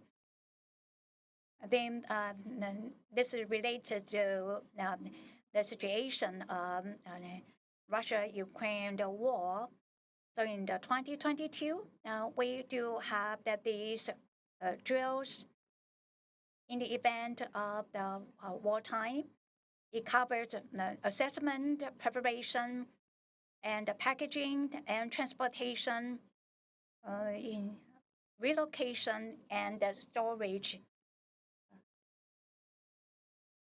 in the temporary storeroom. In September last year, that we had this simulation scenario. As I said earlier, that we select multiple sites. That means that we need to rescue our collection by ourselves before the military and the police arrived at the museum.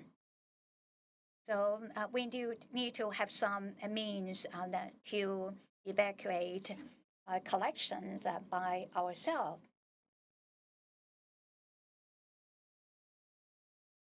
So the scenario is that in the event of emergency, and will evacuate this collection from storeroom S to storeroom N. And the first truck will accommodate 18 national treasures. And we will make sure we have the correct checklist.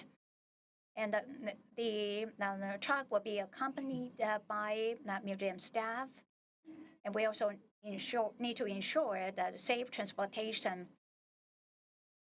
When we identify the risk, theft, and also negligence,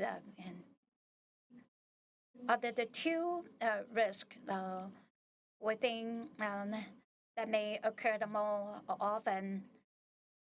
So when we send the notice about this drill to National Police Agency, and they actually would like to join our drill with the precondition that then the anti-terrorism plot should be included in the drills. So very quickly, let me talk about this. So we work with the police and also the military. And on the date of the drill, from the photo, we can see that we did the packaging. And before that, we also took inventories. You can see that these boxes are very tall. So we are thinking about the right route of movement. You need to conduct the drills to learn about some issues, and you need to make improvement. So from storeroom S to storeroom N, of course, we included the unscripted anti-terrorist drills. You can imagine when the car arrived at the museum, the adversaries, the bad guys, approach the truck from the behind, and they while they kidnapped the drivers, hijacked the car. So this is unscripted, and this is something that was really terrifying to museum staff on site. Well, we knew it was a drill, so everybody got so nervous and terrified. So that when the adversary wanted to drive the truck away, they were intercepted. So they were neutralized by the police very quickly because this is a drill. You can see on the ground, that's one of the bad guys. And of course, many people were kept hostages. So the police also had the opportunity to practice what they had to do under such a scenario. They need to identify the adversary, and the bad guys were neutralized. And the police also went inside the building to neutralize the on-site, make sure inside there was no risks. So if we follow the script, we just checked the evacuation, the temperature, when the cultural relics arrived at the temporary storage site. We just opened the boxes. For such a huge boxes, we had to move the boxes to the basement. So it took some skills, or it took some tools for us to get that done smoothly. After they were kept in the right places, we need to make sure the right microenvironment, the temperature and the relative humidity. Like to thank the sharing of experiences of the parties involved in the drills. Lesson learned are the most important thing from the drills. Number one, division of labor is very important. And we also need to work with other organizations, the police, the military. This is a task to museum staff, and also our capability to respond to emergency. In the 1950s, I told about the experiences the museum had during the wartime. The drills is much more realistic than tabletop exercises or just discussions on paper. And museum staff need to stay calm.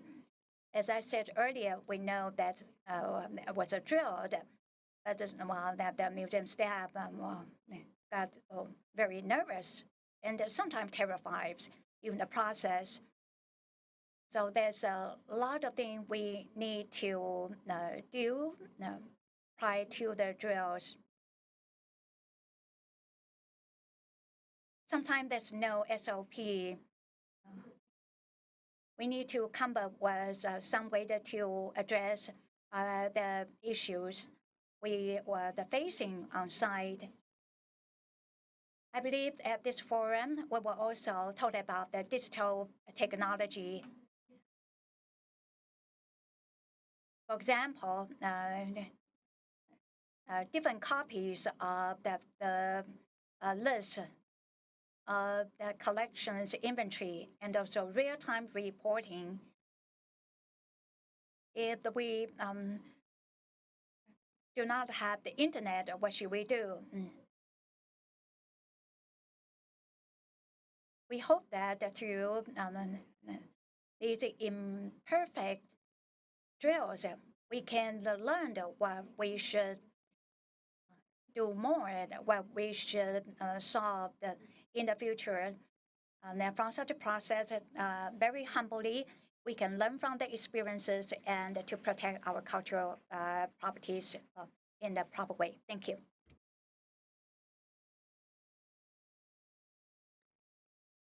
We appreciate the three speakers this afternoon. So basically, they are about the disaster prevention of museums. The first one is from Ms. Yan about this structure of risk disaster management, and the second one was about this artifact inventory and their vulnerability indicators of artifacts outside the museum, and the third one is about the evacuation plan and the drill. Now we have the panel discussion, and the moderator is the National Palace Museum Director, and the second one is our Association of the Museums, the Vice President, and then Chen Guoning. Chen Guoning was the teacher that taught me about the museology when I was in college. So you see, we have a cast of very experienced people in the museum management. So so why don't you get started, Mr. Hong?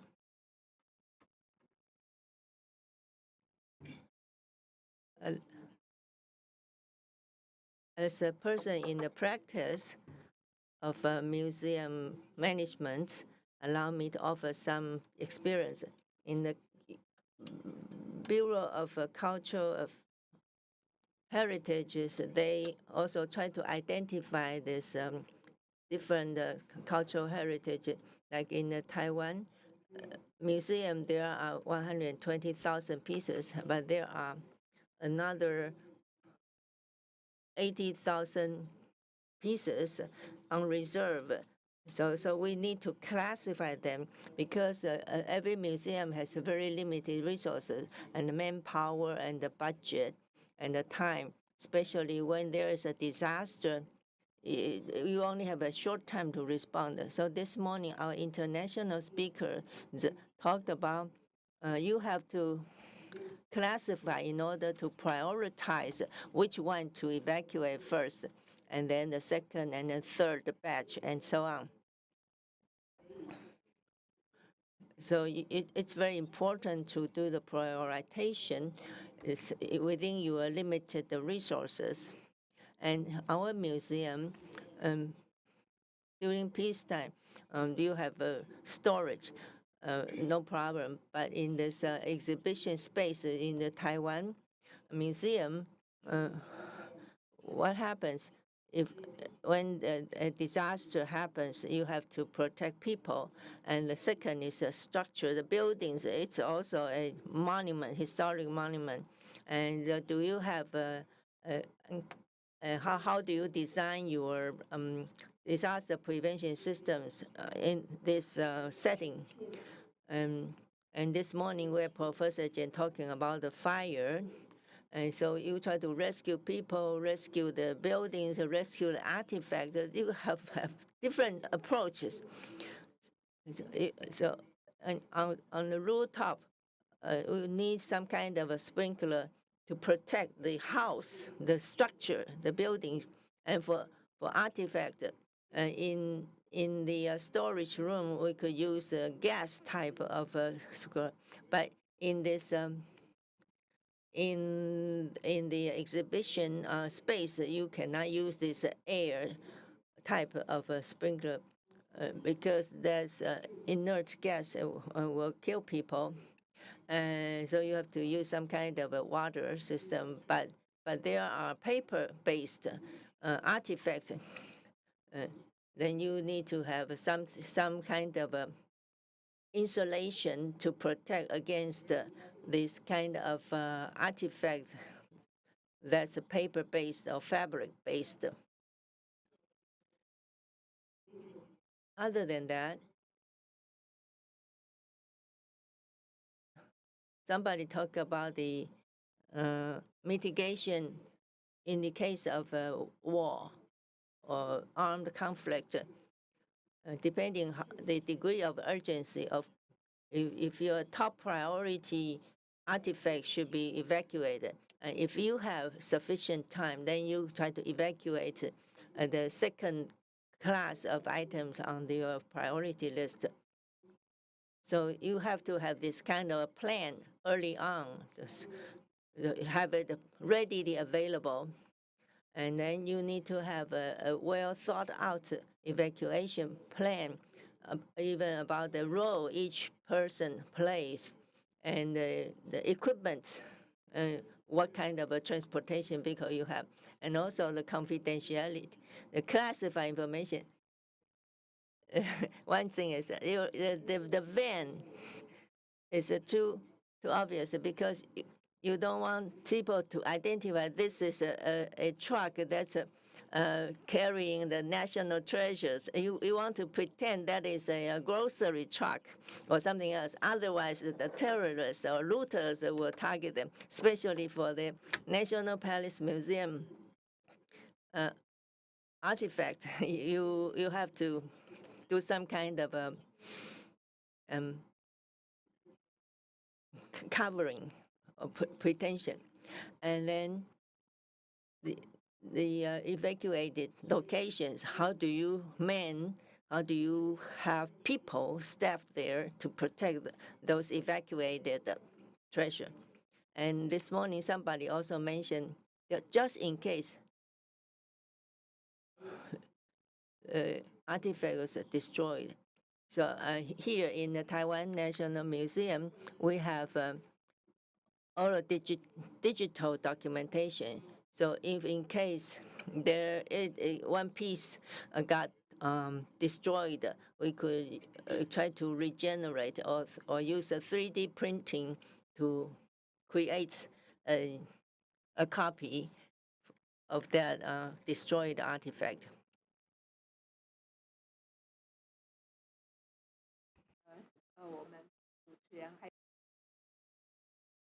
Next, Director Wang, distinguished moderator.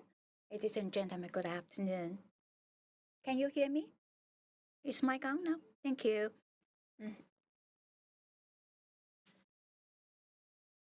Good afternoon. I'm from National Museum of Prehistory. I'm very happy to listen to the presentations. And the National Taiwan Museum, the building itself is a historical building. So I'm very honored to listen to the experiences and sharing, especially the drills of the National Taiwan Museum. And this is a great learning opportunity for all of us. I just want to talk about 2 points. Since we are a prehistory museum, so our staff are mostly from the background of archaeology. They are more focused on the Beinan Chai archaeological site. Do you know how many archaeological sites in Taiwan? 2,600 sites. Only 55 sites were designated by the government. These 55 heritage sites, of course, are very precious. And these 55 sites are also related to the work of the museum. This is the grading concept of the 55 sites. Well, they were they are beneath the ground, and through the digging and excavation,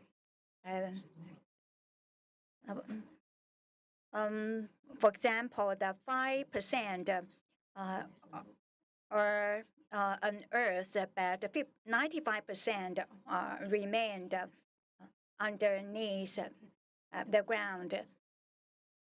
And starting from this year, we also thought about how we can use such a site of the 20 hectares for the place for disaster evacuation or disaster mitigation purposes. As I said earlier, 99% of the archaeological site of the underground. One special one is a Wansan rock carving, and also Wansan site.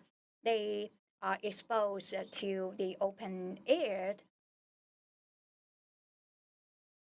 The sites actually have the common challenge that's extreme weather event, for example, torrential rains, and that can cause these exposures of the artifacts. And some of the damage may come from development, the vibrations from the construction projects. So they are facing the threat from the natural environment as well as man-made risks. So the cultural heritage is very vulnerable to these factors. That's why we need to conduct vulnerability assessment. We do not have the proper protection mechanism, and the risks then it is something that will keep us up at night, and that's why we need your help to conserve these heritage sites. Other than archaeological heritage site, there's another category. They do not have the identity as a cultural heritage, but they are very meaningful to indigenous communities, those ancient tribes. And then after relocation of the indigenous tribe, and these structures of the old tribe remained in that place. And before it, the literature and they were living there. The ancient tribe were living in that communities. So that's another category. And we are working on that. Now, also in the afternoon, we will have a presenter from my museum, and that they will share with you the 3D scan and also laboratory. So there's some work we have been doing right now. It's not a project, but this is something we have started to work on the 3D, the modeling, and those ancient the tribe site. This is outside our responsibility, but we work with National Taiwan University to preserve these sites. If we can start early, we can really produce better 3D modeling, and we can also have the much better documentation in terms of the space scanning and 3D modeling. Because all these are very rare special resources in Taiwan, for example, with GIS technology, that we can really preserve the cultural heritage of the Taiwan's indigenous tribe. Thank you. 长法馆长哈，接下 Thank you. Now, Madame Chen. She's the Association of Museums president. I'm very grateful to have this opportunity to participate in this very meaningful forum. As Mr. Xiao said, I used to teach museology in university, so that reflects my advanced age. But as a woman, we don't want to tell people how old I am. When I arrived in Taiwan, I was only 4 years old. I lived in Joying. At that time, there was no car, no vehicle. We take the ox cart to Kaohsiung, pulled by an ox. So I was only 4 years old in 1949. So when I was little, I never knew there was a museum, such concept. Not until in high school. My father told me I was going to Wufeng to see National Palace Museum. At that time, it was located there. At that time, National Palace Museum was in a vault in the mountain, and they opened a few exhibition room, and my father I think I can divulge that because he has to do with the anecdote I'm going to show you. He was a Navy general. He wanted to take a group into this Paris Museum. At that time, only special arranged the group could visit, and then my father needed more people, so I was in it. I think it was 1958, 59 when I was in high school. So it was that a very unique opportunity that I got to see the National Palace Museum in Wufeng in central Taiwan. It was in a vault in the mountain. So today when we talk about a museum and the protection or the crisis risk management and so on, I would like to trace back to my personal experience. Back in 1971, I went to this Hague Museum. In the beginning, I worked as a museum staff, and I went abroad to study museology and returned to at the age of 28, and I was told, I was assigned to be the curator of this Hague Museum. I said, I'm only 28 years old. You asked me to be a museum director. And so my boss said, you just go ahead and take it. You will become famous. So I begin to adopt what I learned when studying abroad and begin to do exhibition.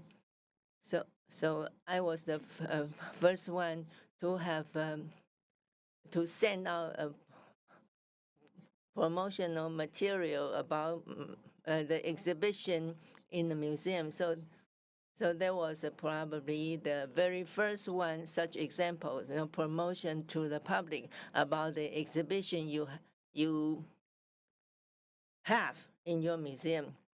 So that was how I started.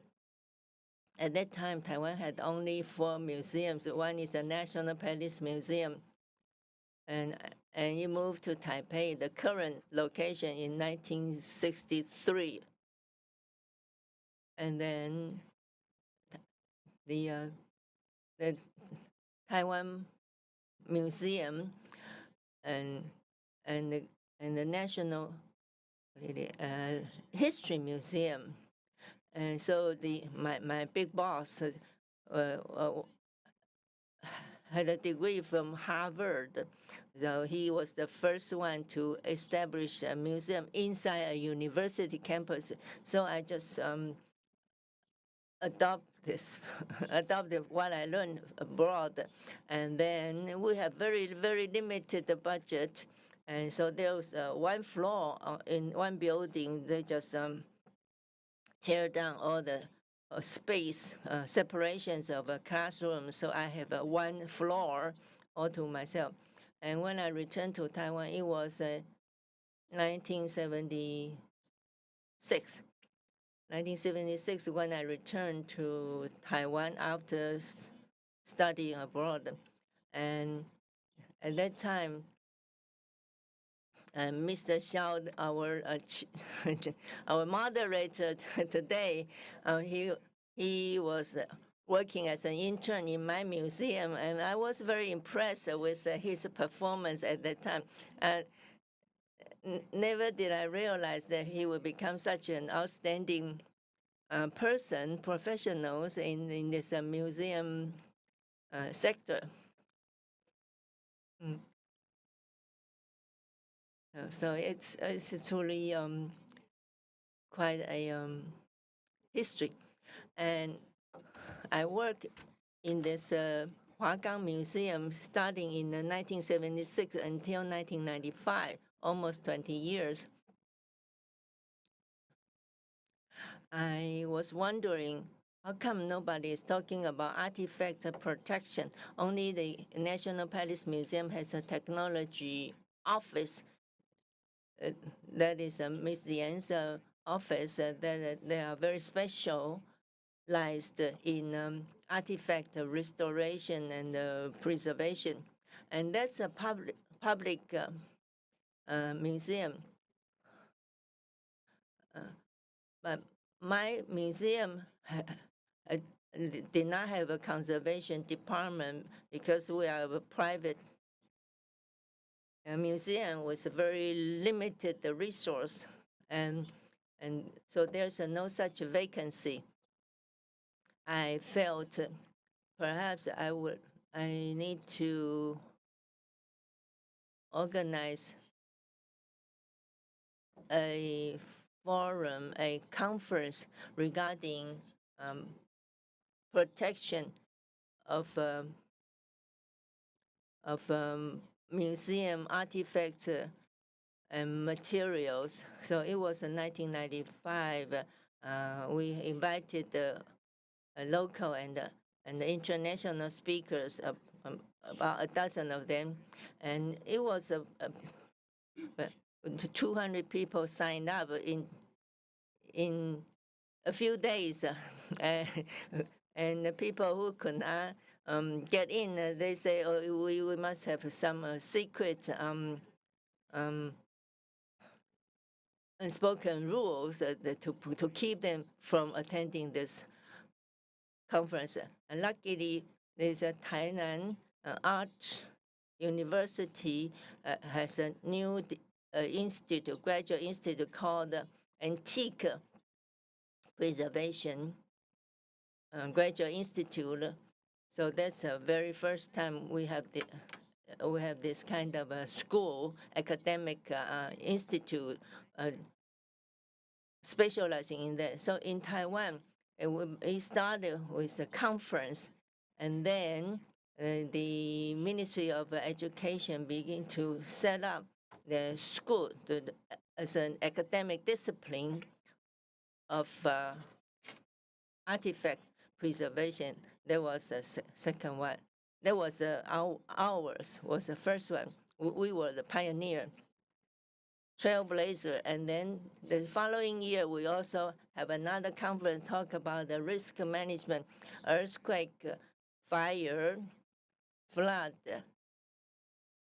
and robbery or looting. So I believe these two conferences in 1995 and 1996 set the milestones of this. So since 1996, and now again we have this risk management conference. This is probably only the second time, 1996 to 2023. Okay, so we have made some significant progresses now after 28 years. So today, of course, this morning we heard some very remarkable presentations, and in this afternoon we heard about this local experience. For example, Ms. Diane talked about the National Palace Museum experiences. So they are still the top mark, the benchmark of artifact preservation, conservation, and most capable of doing so. And Mr. Lee talked about the artifact vulnerability index of artifacts outside a museum. He did that as a project for the Bureau of Cultural Heritage. But when we talk about the antiques preservation, in the past it was under the jurisdiction of the Ministry of Education, and I believe and there was a survey about the antiques, about things in all these old buildings or in temples, and then they just talk to people and say, what do you have? So there are over 1,000 pieces that's in this Ministry of Education's record. But later on, this was moved on to the Ministry of Culture. Okay, I have 5 minutes. So there was history. And Mr. Lee survey and then assign this vulnerability index. When I listened to his presentation, I think this is a very professional type of a survey. You are doing so for those artifacts in the temples, in these private locations. There are some collectors. Collectors, they have a huge collection in their own private archive. I think if you get to you understand, if you get to find or identify all those private collectors' collections, they are quite huge. So Taiwan has some private individuals. They have a huge wealth of collections. So when we talk about these protection of cultural heritage, certainly government budget are taking care of those in the public museums. And the private museum have very limited budget and resources. And not to mention those temples, private estate, they can do very little about protection. I personally have visited 300, 400 of personal collections. So their storage, I have been there personally. But I know some of the museums, they don't have their own storage, so they have to rent some space to keep the artifact, the cultural properties. So our public museums collection, but store in the private rented in the rented space of a private property. So what if there's a fire? Who do we claim this damage from?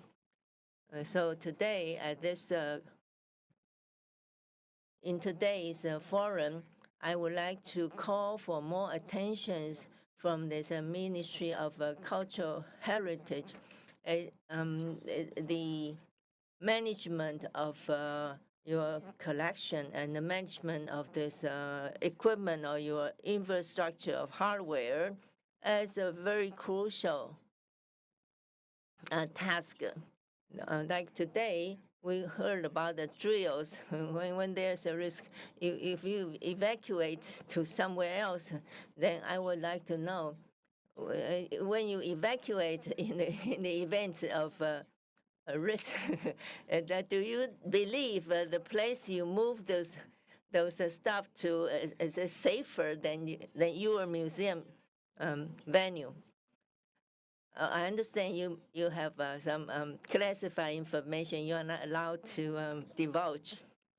But today, when we talk about this cultural property or artifact needs to be classified to have a priority list.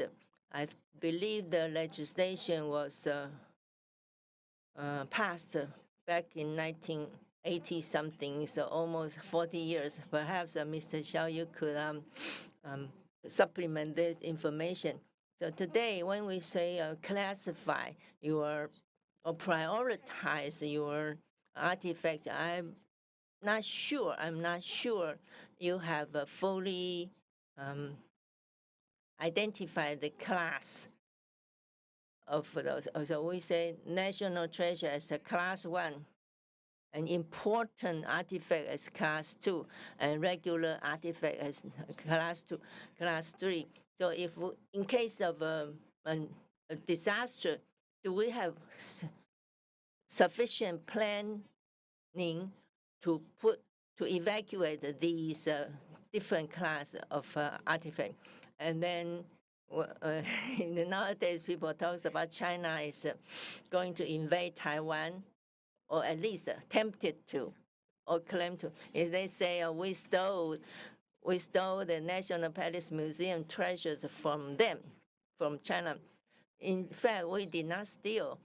Back then, there was the People's Republic of China did not exist yet, because we moved those National Palace Museum treasure from China to Taiwan. It was in 1948, under the order of this Ministry of Education. And today, this Republic of China is still around. We're still here in Taiwan. So we keep saving. We are safekeeping them. So legally, we did not steal. Oh, time is up.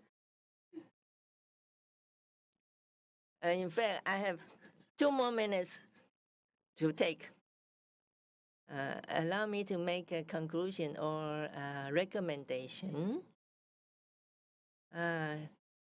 After listening to so many presentations, I think if we really want to put our focus on disaster risk management, many of you already know how to do this classification, prioritization, and so on. So I would like to recommend the Ministry of Cultural Affairs to improve on this storage management, either the care during the normal time or about the evacuation, whether these are up to the standards of international standard.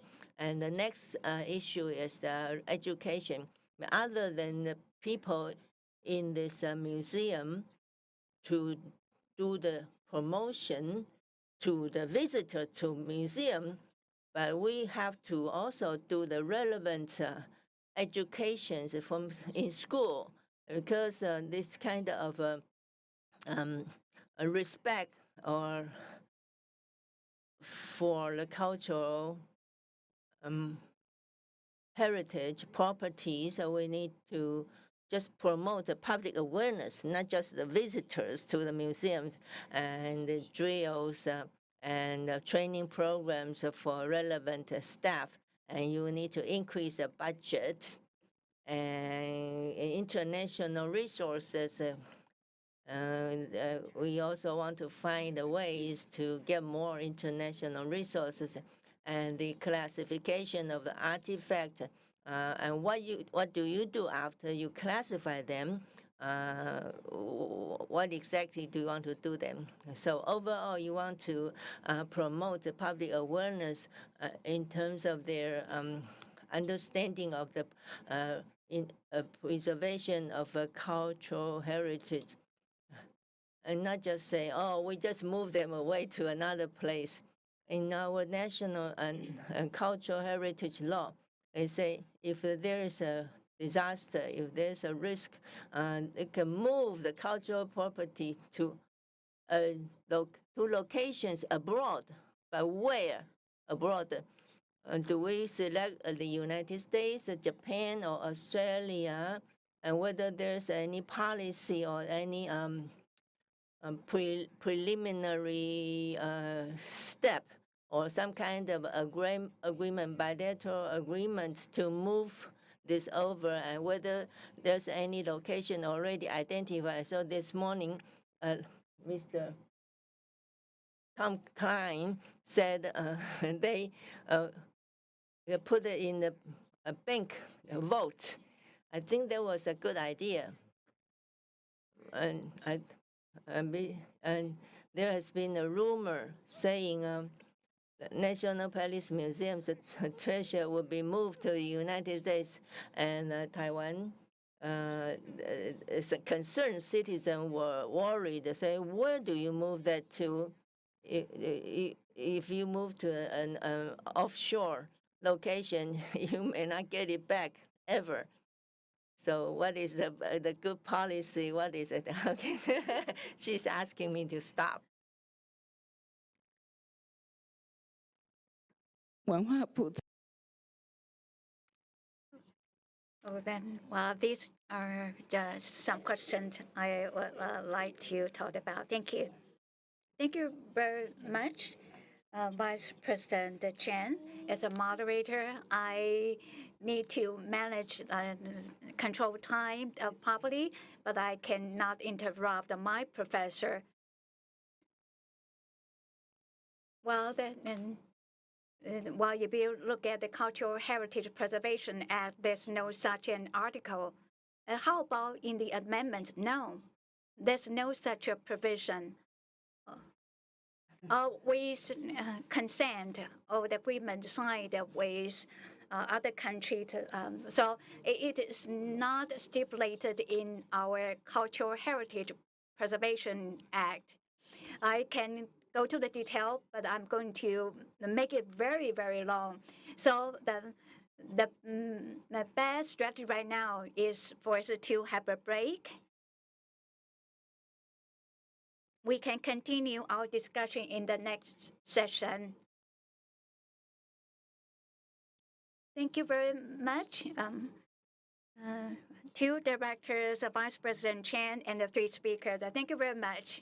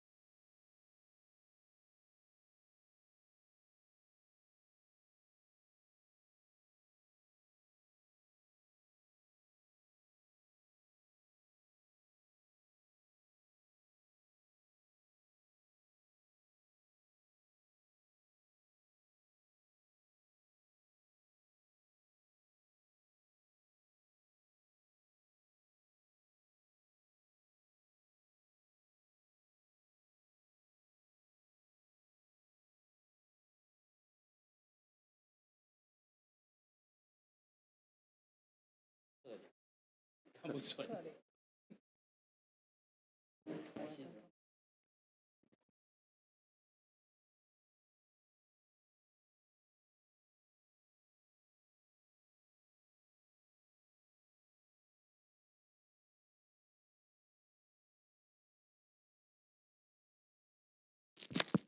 请各位贵宾就座。Ladies and gentlemen, distinguished guests, welcome back. We are very honored to have Guanghua Chen, President of Library Association of Taiwan, and to moderate this session. We are beginning the third session. We have had a wonderful session from the morning to the afternoon. Disaster risk management is a multifaceted topic. Digital technology is playing an important role. This morning, we had international speakers, and this afternoon, we talked about disaster risk management from different perspectives. We are very honored to have speakers from National Palace Museum and CUT, the China University of Technology,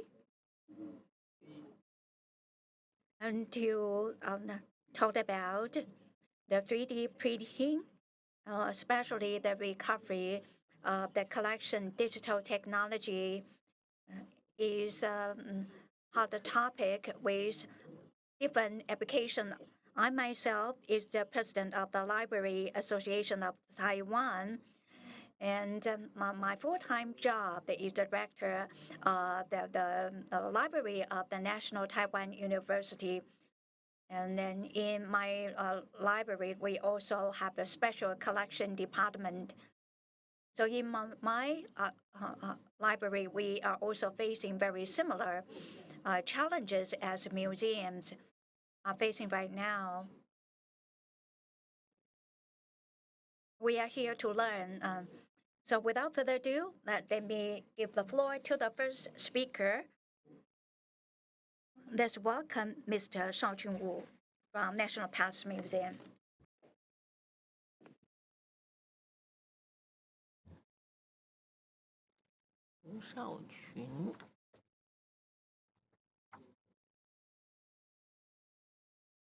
Dear participants and dear colleagues, good afternoon. I am Wu Shaoqun. I'm nervous. I work at the National Palace Museum, and my big boss is here, and also my teachers, former teachers here. Today, I would like to share with you what we do in disaster response of a digital service and the exhibitions. And nowadays, we want to utilize more of the digital technology. So basically, I would like to talk about the following things. I work in the National Museum, and now the digital technology has become an organic part of the operation of a museum. So when we talk about evacuation, disaster, risk mitigations, so digital technology has to be part of it. And after some literature review, I found in a number of response manual in a number of museums, very little is talked about digital technology. But on my job, I have done a lot of work on digital technology related service and the work. And how come in this museum's emergency response manual, very little is talked about in terms of digital technology. Besides the exhibitions, exhibits, once there's a disaster, how do you recover quickly in order to serve your audience, your visitors. So I would like to share with you the experience we have over the past few years in terms of how to utilize digital technology for disaster response of our digital service and the exhibition. So there are a number of issues, number of tasks. That is the impact of a disaster to this digital service department. And number two, how do you preserve this digital database? And number three, if there's any destruction to the museums, any part of the museum, how do you continue to serve your visitors online or in person? Okay, the first one, we talk about disaster. How do they impact the digital service of a museum? In the past few years, people talk about evacuations, and so when we were told to do the evacuation, and then here in my department, digital department, there are three types of impact. Number one, we have a lot of planning work, diversified planning work. So that's a security, information security. It's not a regular information security. It's not like that. Rather, we are talking about in a disaster such as earthquake or armed conflict, what kind of impact they will have on my digital technology related work. So my boss will give me some orders, give me some ideas to work on. Number two is your website may not operate, so there will be a disruption to your digital service. And even for this in-person visit, and those a public announce system may not work, get disrupted too. Or when you evacuate the people, in the case of in the event of a disaster, when you evacuate people, you have to serve those visitors continuously until they are safely evacuated. So all these require a lot of digital services, and so you cannot afford to have any disruption of a museum's service, and because behind it, all kinds of digital technology is the core, the backbone of museum's service. So there are three aspects of impacts regarding service through digital technology. So what can we do? We have to keep those digital data, and we'll be able to recover in case there's any disruption. So this kind of work is actually 724, and you want to ensure that the visitors, they could enjoy seeing your exhibit of your place. So either online or offline, they want to be able to continue to enjoy the online visit to the museum exhibition. And then we in the digital department decided that these two are the important tasks for our digital department. That is, we want to preserve and we'll be able to restore the database, and then you want to ensure that visitors continue to enjoy our exhibit. And then how do we respond? We have all kinds of data, or what they call the asset, that is 3D models of your artifact, and also other like stories descriptions. So we have the 3-2-1 slogan, three copies, and two means two types of material. Either you do a laser storage or you do another floppy type of a disk. And what?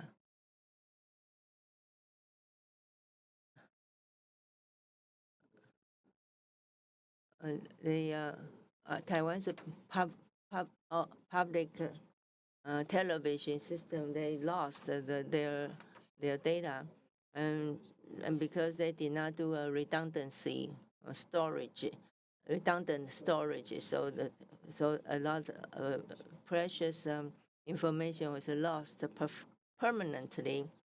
So when you do this kind of storage, data storage, laser and floppy or magnetic storage, it should be done, both of them.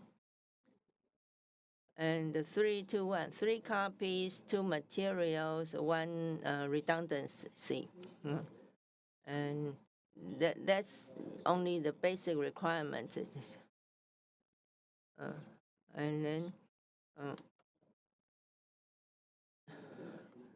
so you also have to survey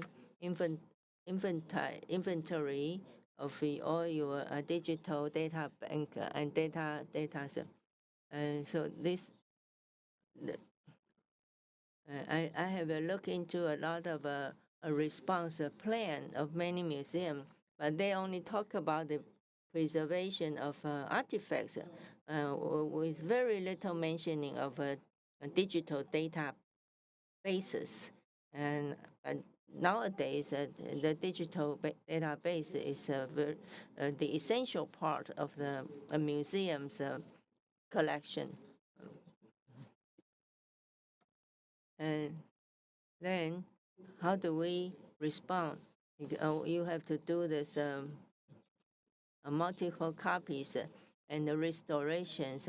That's very important. So you want to exercise it frequently. For example, if there is a flood or fire, if you have done BIM, then you will be able to restore all these information. So you could do this 3D printing of all the artifacts, even this piping of your museum's hardware structure, buildings can also be restored.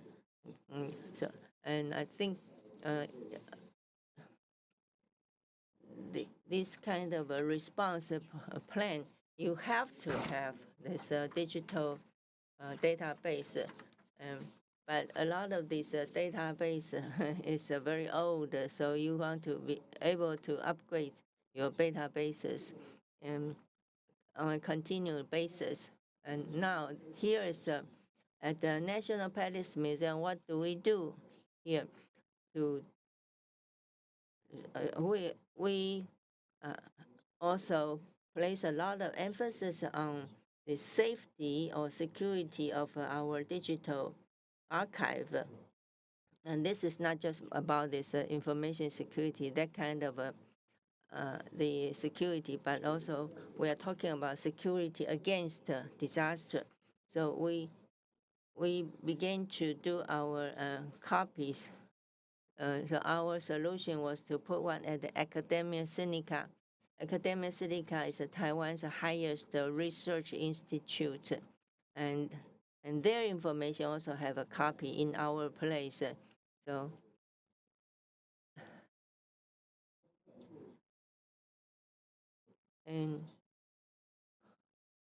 and we went to have meetings with Academia Sinica's their top officers, but we were criticized, saying and Academia Sinica is only 20-some kilometers away from the National Palace Museum. So this kind of a redundant see is not safe enough. So we have set up another one. We will put this in this 200 kilometers away. That's our south campus of southern branch of the National Palace Museum. And so that is another option of redundancy, and we have to put our redundant database over there on a regular basis. And then when we talk about this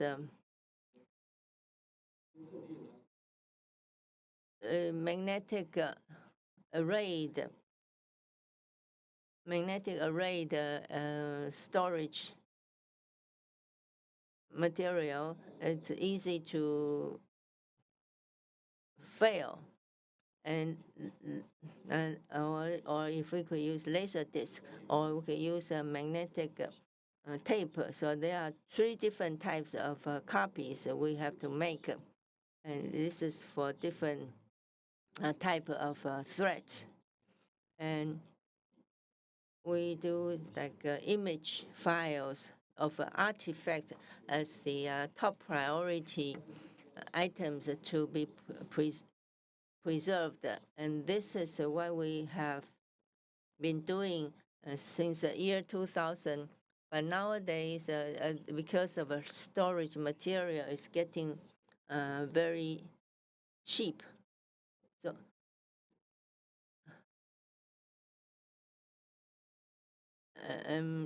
your thumb drive can store a gigabytes information. So therefore, we could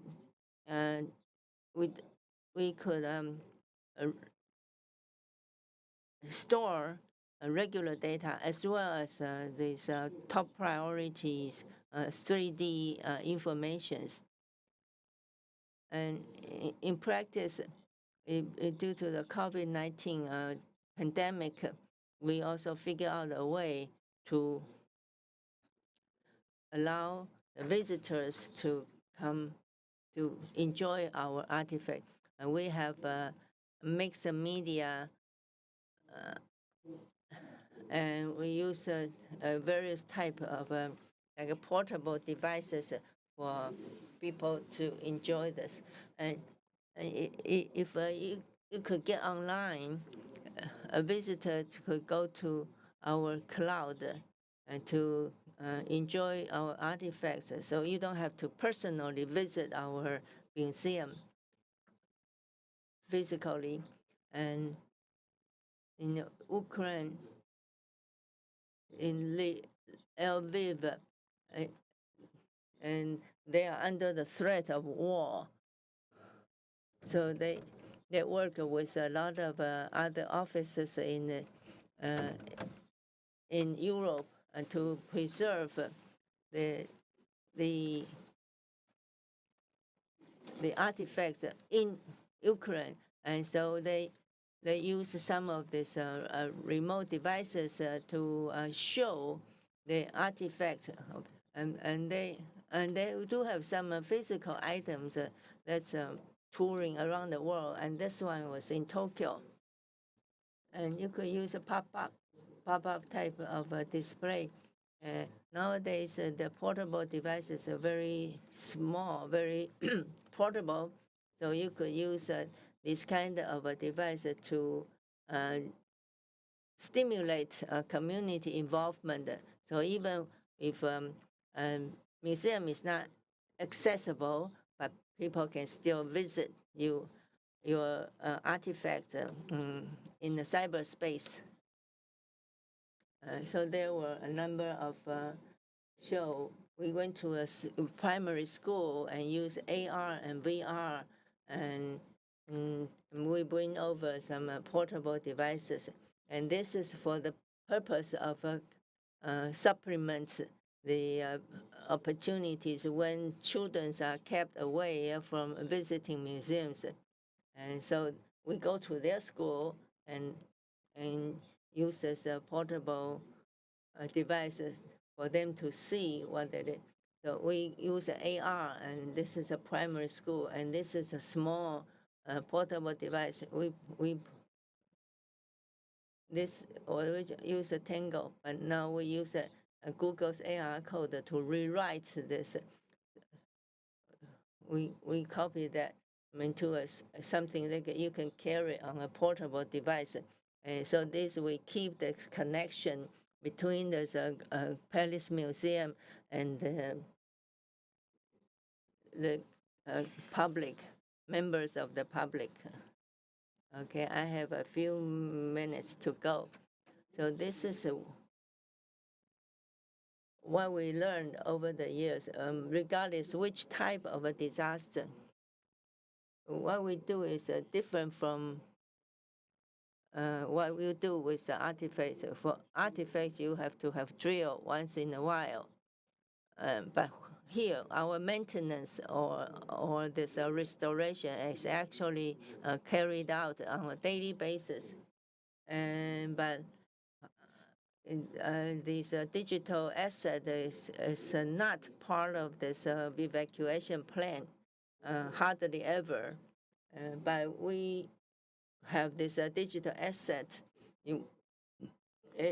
It's not just prevented from getting damaged, but it is very crucial to the restoration after the disaster.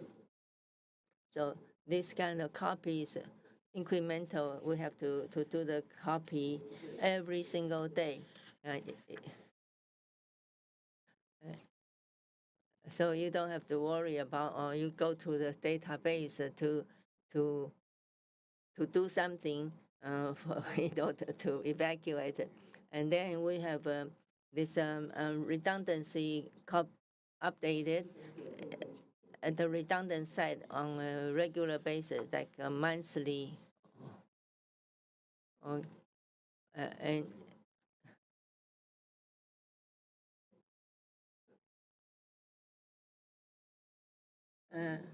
But you have to be prepared every day, every quarter, every year. And as Murphy's law says, whatever can happen will happen. And then when you are trying to do this copy and the redundant site, then instead of choosing the technology, for example, you could doing this magnetic tape and laser and magnets. And when you don't have a second site, you have to find a customized solution for your particular situations. In our case, we have a redundant site at the southern branch of the National Palace Museum. So all these are what we have considered regarding the security of our digital database and digital collection. Next speaker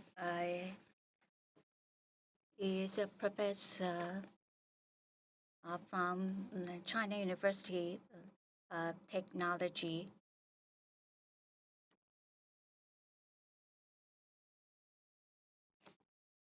Good afternoon.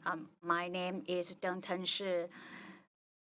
Well, I'm very happy I speak after Section Chief Wu. I myself have written some articles on digital technology. This is actually the second topic. The first topic is actually for open source files. I have very similar thought as Mr. Wu. We are promoting digital entities from the physical digital entities. That's why I have this topic for my presentation. As Mr. Wu talked about, we seem to discuss less on this topic. We have seen the virtual museums. indicating the advancement of the digital technology. 第二个的备份的一个 So this is the second version of my topic, Digital Strategy Museum's Proactive Response to Disaster Preparedness with Technology last month. I also gave a presentation to an audience of the IT industry. I studied history of archaeology. If we take the perspective of the digital the strategy, you actually need to fine-tune how we look at disaster risk response. I think you know that ChatGPT. ChatGPT is a red hot topic in Taiwan. I like that this photo, this slide, you can see the Blue Shield International. BSI is working so hard to protect the cultural heritage. I like to share some of my thoughts in the context of the disaster risk management from the perspective of digital technology. As you can see that in this field, we can talk about digital collection management, digital exhibition, digital disaster warning system, and digital resource sharing.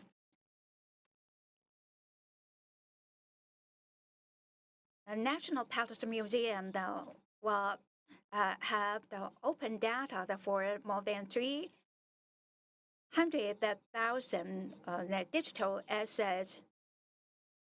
As Mr. Wu just mentioned, this is the new requirement, how we can apply digital technology, digital strategy to the framework of disaster risk management. So it involved digital competency. I'm trying to establish the hub. The first step is to take an inventory of the digital files.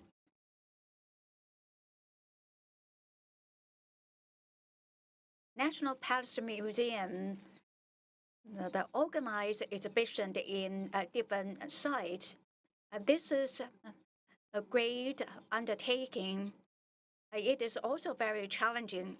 You need a lot of budget and excellent logistics. How you can manage these files for sustainable applications. This is something that digital technology that can contribute to. So I really encourage more digital applications. And another thing I like to mention is related to the research I have worked on in terms of digital strategy.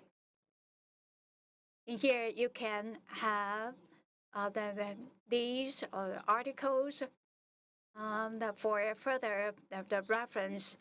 It will involve the digital competency and also AAM, which is guidance on planned formulation, etc. And you see the core standards that covered different perspectives. I especially highlighted the digital transformation. It covered digital strategy, digital transformation, we organize a workshop on digital transformation. You may think that we do not have the good execution of the digital transformation. We also lack digital talents. Sometimes we also have the external partners to get this done or to acquire advanced technology. If as party A, the museum, you do not know how to apply the digital technology, then you need to seek help.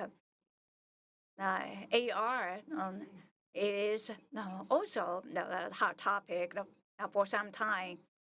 The same goes for 3D printing, 3D scanning. How about the actual application that in the museum sector? Here, let me talk about the Blue Shield and the digital strategy. You see that this.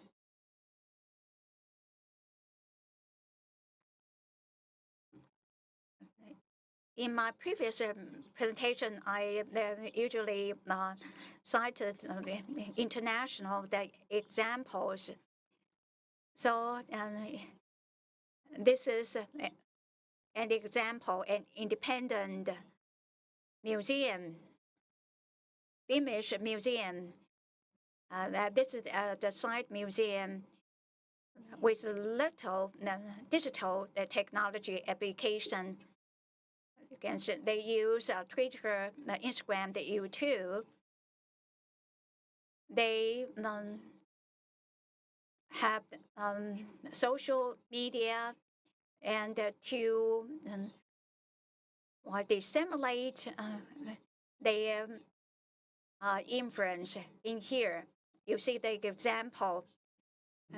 If you talk about digital strategy, we should not just use AR, VR, this high technology.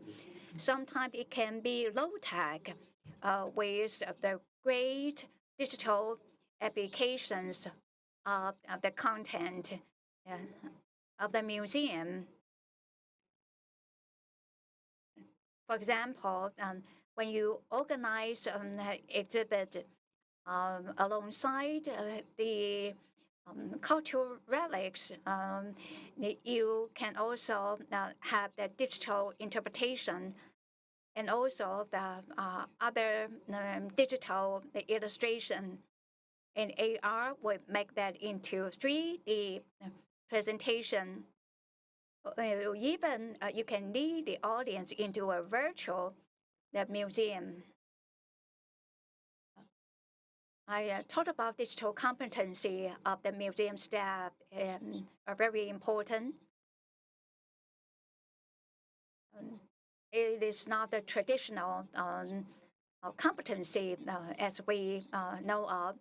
In here, for the small and the medium-sized museum, that they can also have the good digital strategy. This is something that we can do, starting from digital leadership, digital participation, digital innovation to achieve the digital efficiency.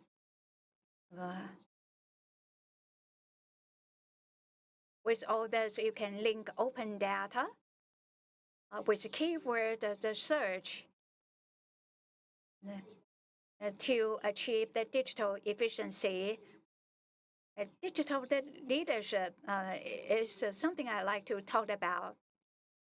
It is the management, the director of the museum, or the rank and file of staff of the museum. And this is the 2020 paper I wrote about the competency the digital strategy manager, digital collection curator, digital interactive experience developer, online community managers. We actually have the more and more digital collection curator right now. when I recall, the National Palace Museum organized a competition of the digital collection curator. Academia, Seneca also have the open the museum, the project. So through the use of the social media, we can disseminate a lot of information, and more videos are made. And with 3D scanning, we actually can have very good digital files for future generations to use. In here, you see 265 data, and also 130 the training data. And there's a lot we can do with this type of training. If you are interested in this, I can provide the link for you to access these data.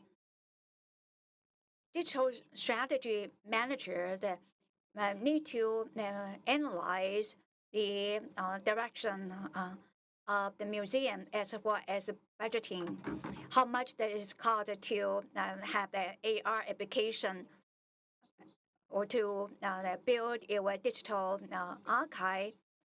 And also,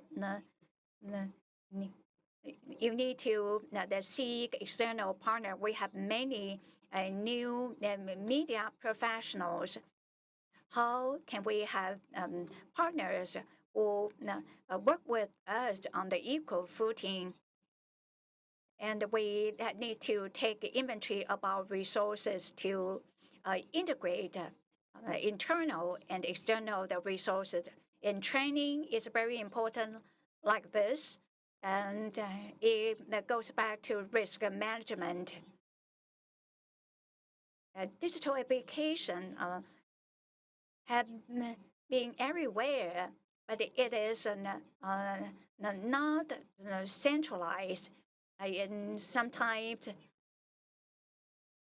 we see that all these applications are not integrated into the one common strategy. And this is the fishbone graph analysis. And we have these research the result available right now. As I said earlier, we need to cover a lot of things in our digital strategy, collection management, digital exhibition, and also disaster, the warning system, digital resources, the sharing, and that we also see the budgeting process going very smoothly for some of the museum. I hope that the National Palace Museum would have the more digital content in your website that will really help our the teaching. In here, I listed some factors we need to consider in enacting our digital strategy. And I listened to Mr. Wu. I myself have written many articles on this. I hope that the strategy will become institutionalized and become a policy for the museum. Last but not least, last time, I also gave a presentation on the world memory heritage. I talked about we need to have the soft thinking, but we also need to fulfill our hardcore mission. Hardcore mission is more important, and this is an urgent task for us to apply digital technology into such a the risk management system. Digital competencies are indispensable in our era. There's hope that we will work together to apply the more digital technology. Thank you. I must pay my respect to Professor Shi. He has excellent control of time.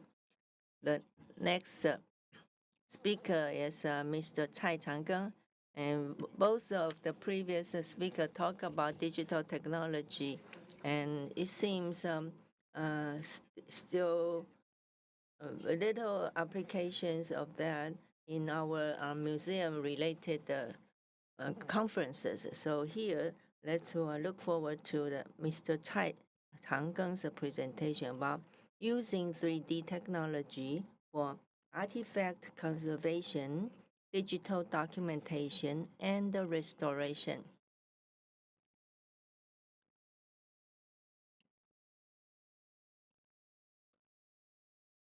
This is an important artifact proving that Taiwan, back in this Stone Age, early age, there was already a capability to do bronze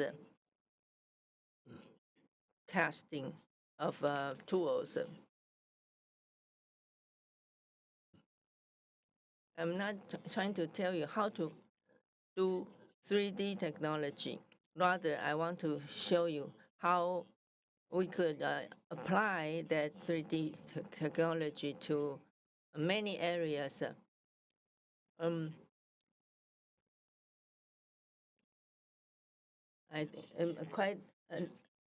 Quite a number of museums in Taiwan already have their digital documentation, 3D documentations of artifacts. So in these websites, you could see those artifacts in 3D. And here is a Rosetta Stone.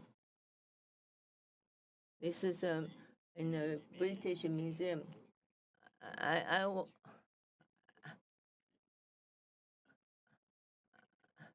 So you can see on the surface there is no inscription.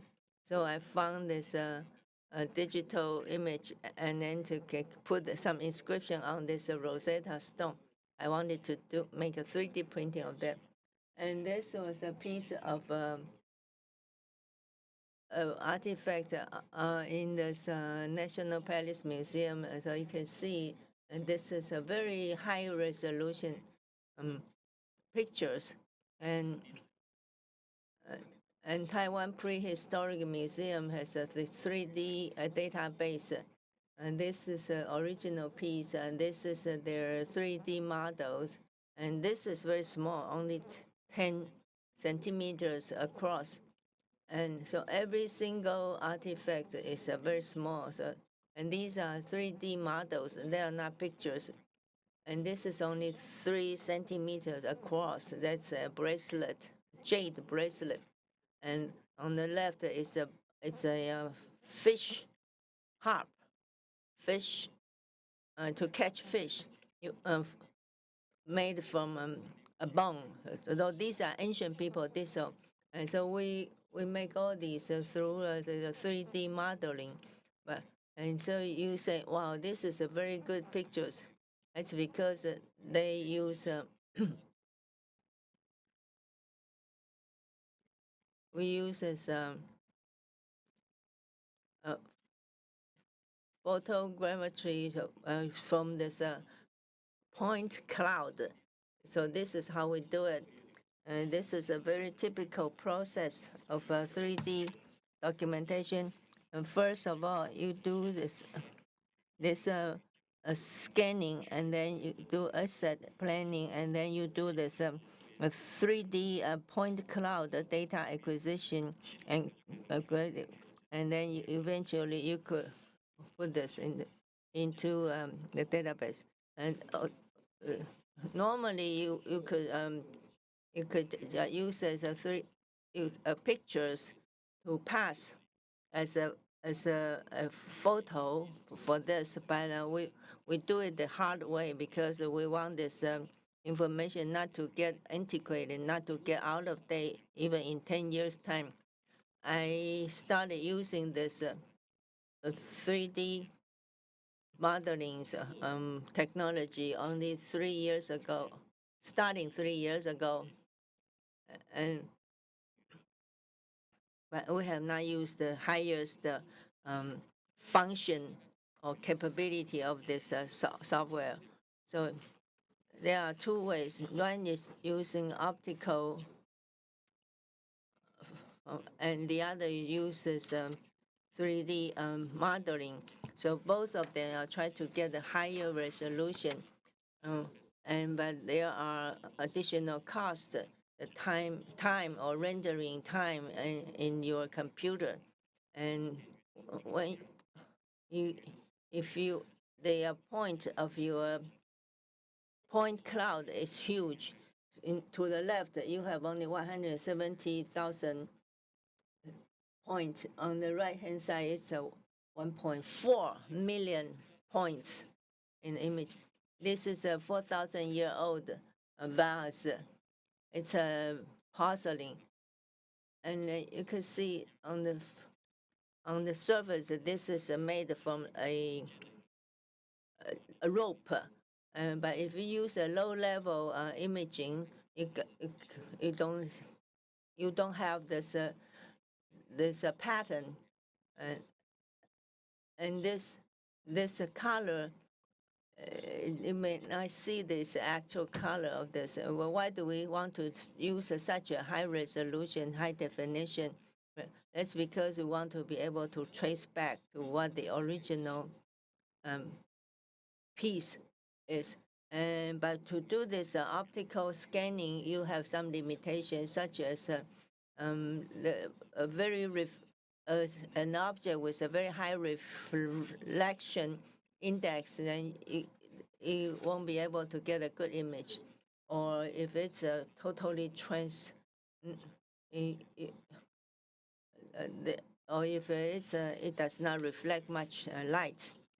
And after you have this high resolution 3D models, and then what can you do? We can do a lot of things, because friends told me, I want to do the 3D scanning, and then you want to know what you want to do with it. I said, oh, because the Ministry of Cultural Affairs asked for it. But you could have this. Why do we want to have such a high resolution imaging? That's because you want to be able to restore a piece of artifact. Because over the past few years, we usually come across a piece of artifact that's broken. It's not totally complete in one piece. I think it would be nice to be able to restore the artifact to its original glory.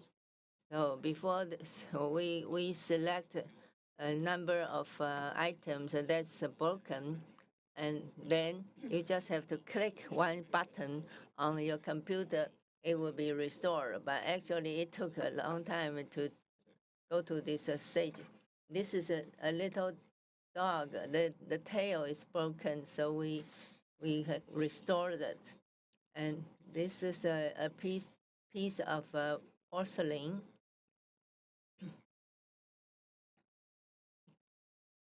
Called a slave pot. And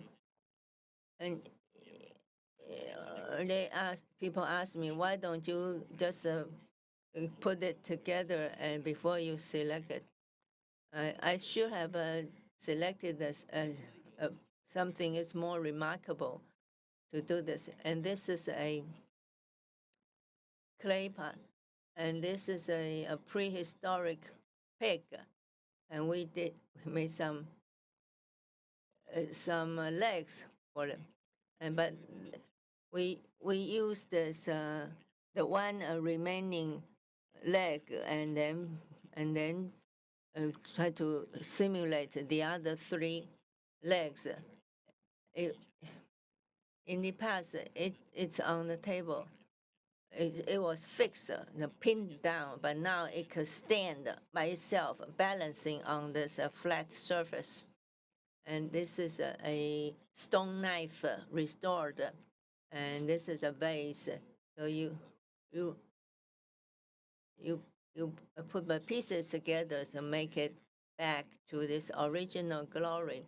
So when we talk about if artifact is impacted by armed conflict, if beforehand you have already have a 3D documentation, then a damaged artifact could be able to restore. You can just do 3D printing to print the missing piece and then put it back. Like this is a ladle. There's a piece that's missing in this archaeological site, but we were able to restore this. And this is a stone knife, and we were able to put together. So it is in one piece now. I have one example to show you what we have been doing in this prehistoric museum. We have to thank the ministry for the support. We have some human skeleton remain, and when you try to display that in the museum, you have to be very careful with the environment, the temperature, the humidity, and other factors. So after the first anniversary of this prehistoric museum, we decided to rethink whether it's a good idea to display this relic, and we got some budget, and we got this mission to make a copy of this skeleton. This is a two person buried together, and this was also already in this exhibit for 1 year. We want to allow them to get back to this storage. So the number of images is 5 times a regular task, and we did this 3D models, and we have to edit and to put these things all together. And also we have the high resolution targets. So eventually we did a 3D printing. We don't have a 3D printer can print something that's 200 centimeters long. So we divide it into 20 pieces to do the 3D pieces. But later we did not finish this because of the 20 pieces of 3D printing. Only material itself will cost 2.5 million Taiwan dollar.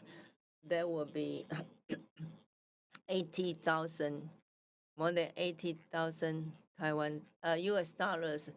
And one of my colleagues were able to reduce the number of material down to 1.5 million. So he spent 1 year to do this modification. So it's a 1 month's work, but worth 1 million Taiwan dollar. And it also requires one 3D printer to print 24/7 in 56 days continuously. Originally, we were going to have 20 pieces printed in someone else, in other people, other vendors' printers. But later on, we did something else. We did this 1 to 1,000 scale models, and we printed it. This is only a palm size. It's about 20 meters, and we use a high resolution material. So it's porous, but it gives you a very good sample. So nowadays, you could see this piece well presented in our museum to the visitors. As a previous speaker indicated, when something is damaged, the 3D technology could help you to restore the artifact. And besides, it could overcome a lot of challenges. So number one is that there's a museum is not a good place to display human skeleton. So we use a 3D technology. And also, there's some ethic problems if you display somebody's skeleton. And then somebody asked, why don't you use cast, polymer cast? But we have done some assessment beforehand. So eventually, here is to the left-hand side is you do a polymer casting.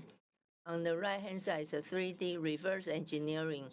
So, and the advantage of the 3D reverse engineering is that it's a no-contact scanning, and you have a very high precision dimension, and you could also adjust the size of the product. But you may not change the scale, change the magnitude of your cast. And also, if a 3D printing products you could have a color on it. And this is an old through a polymer casting, and this is an animal's jaw. This is out of a 3D printing, the one in the front. If you do not look closely, you will not be able to tell this is 3D. Oh, this one is also 3D printing. I wouldn't have brought the genuine artifact to this place. So I have one piece of 3D printing. And next month, we are going to have a special exhibition about behind the exhibit. That is how these staff in the museum produce and work on this place, exhibit or displays. And there are other applications of the 3D technology. These are a big urn, URN. This one is over 100 centimeters tall. When you try to do something or try to just move this, you say you want to see the bottom of the vase, and nobody dare to touch it. If you turn it over, if it breaks, then it takes a long time to fix. So if you have a 3D models or a 3D printing replica, and you will be able to do a lot of work on it without breaking it.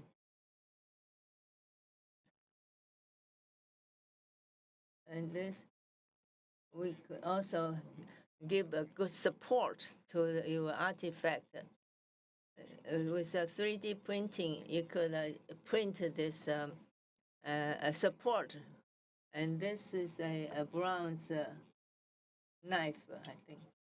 And this is a enlarged bronze knife handle, and we take it and then we restore it. So if you have some request for packaging of artifact, we could use this 3D printing method to print out a very steady, very perfect fitting packaging mode. And here,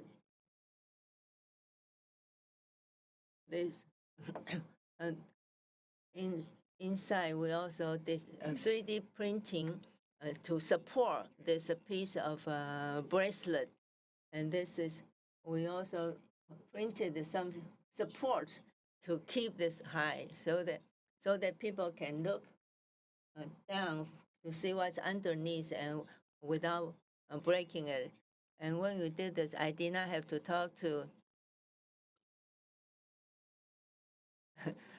I did not have to talk to this, because if we want to take out this national treasure and then try to support, as long as I have this 3D documentation of that piece of national treasure, I can work on this support without worrying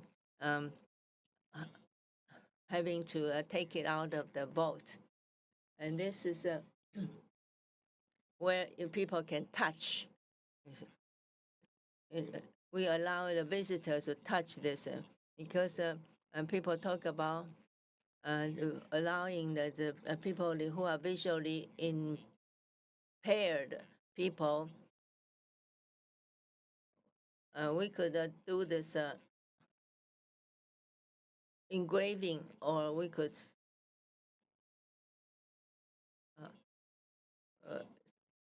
so we enlarge the piece, but the material costs a lot.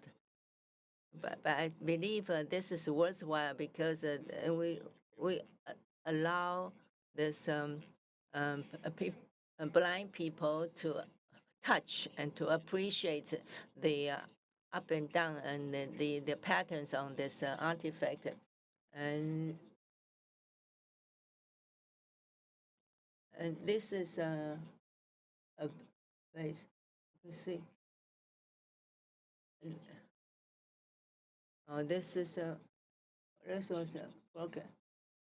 You wouldn't tell was a different there. Suppose this is 4 meters big. How long do you have to see whether there's some defect? So this during the experiment, no no artifact was harmed or damaged because we always do use it. Well, we also do the work on the 3D model. We talk about artifact, but we could also do a 3D survey of the open space. And there is a Stonehenge. And so we also have the survey or monitoring of this location or its inclination. And when there's a typhoon or when there's a rain, and this place, the soil underneath will become soft. And we have this constant monitoring to know whether that piece of Stonehenge would tilt. This is a film. Can we show the film? That is our open field exhibit. The cloud, a point cloud, we just converted into the film. We did not do any modification, so you could see this. We showed that also the part on top.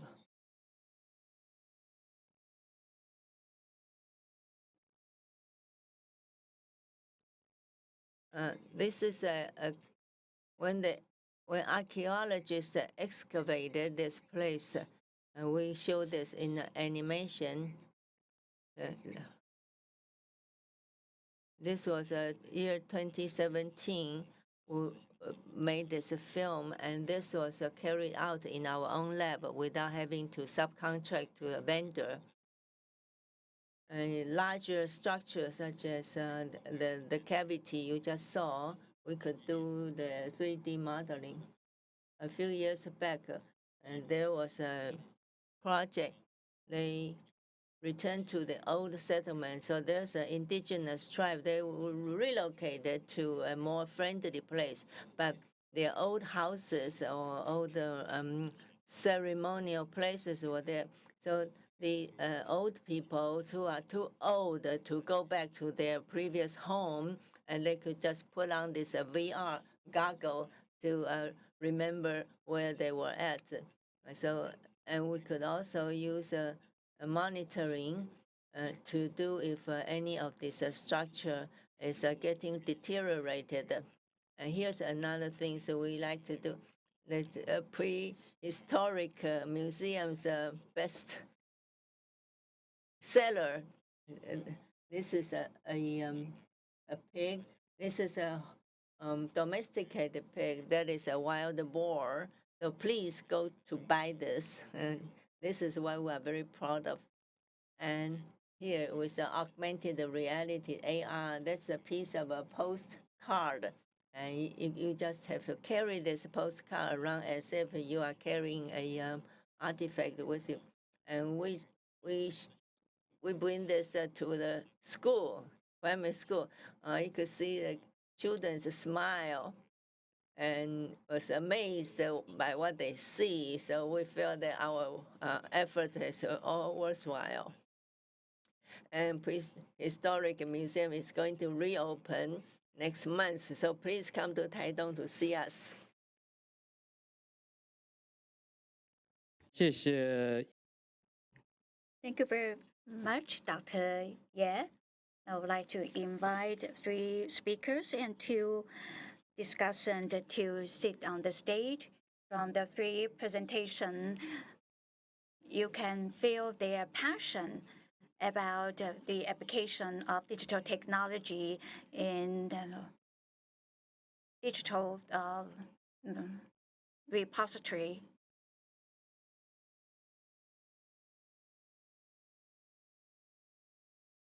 This is the seating arrangement for 3 speakers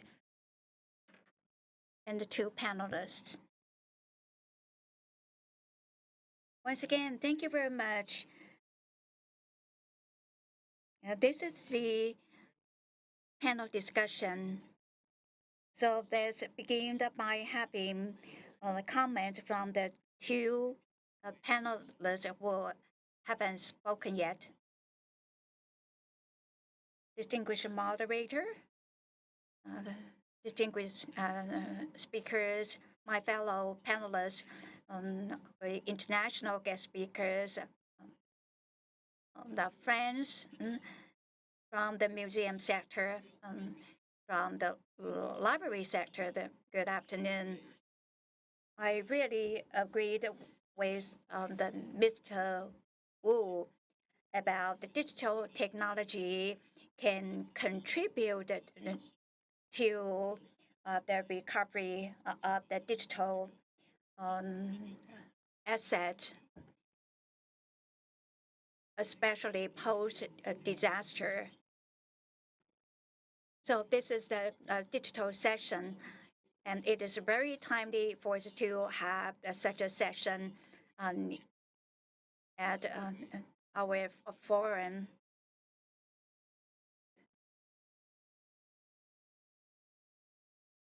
My organization is a Chinese Association for Archive Information and Micrographic Management. We have to take inventories, including the format, the digital, the collection,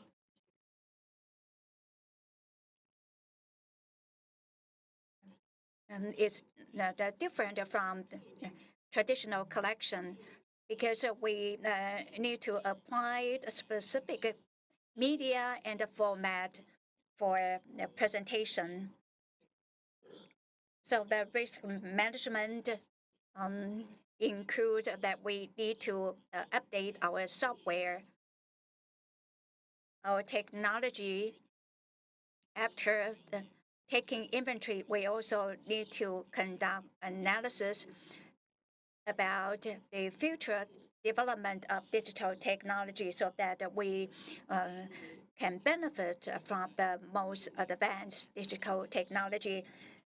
in 3 years, in 5 years, in 20 years, this digital asset can still be used and displayed. So let me recognize the efforts of National Palace Museum, especially in the digital archive. This is 3-2-1 principle. It's mentioned by Mr. Wu. I think that's very systemic. I have a question for Mr. Wu. For the routine, the backup copies, it is automatically done by the system. You talked about that your staff probably would not want to do that because it is boring. So can that be automatically done? To minimize the risk, we need to conduct drills. It is possible to work remotely. If something happened to the museum, to the system of the museum, is it possible for us to recover those archives off-site? So such a drill is also very important. Professor Shi also gave a wonderful presentation. He talked about that each organization needs its digital strategy.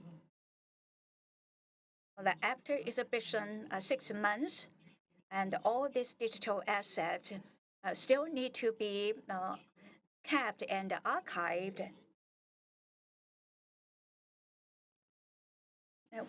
With the advancement of the technology, we need to keep abreast of the most recent development so that all these digital assets can be properly kept, be it the simulation or the migration,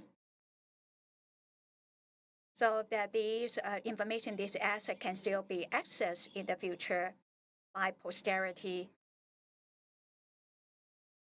And even the content of our website can also be kept. And in our digital strategy, you can see that one part of this is to update our website content regularly, because what's presented at our website is also part of our digital memory. Last but not least, to Dr. Ye, I really commend your effort on the 3D competency, especially 3D modeling. I really admired your talent and your effort. Usually, the software for 3D printing were developed by some companies. So how can you have the collaboration with different stakeholders, different parties? It is something we can look into further. Thank you.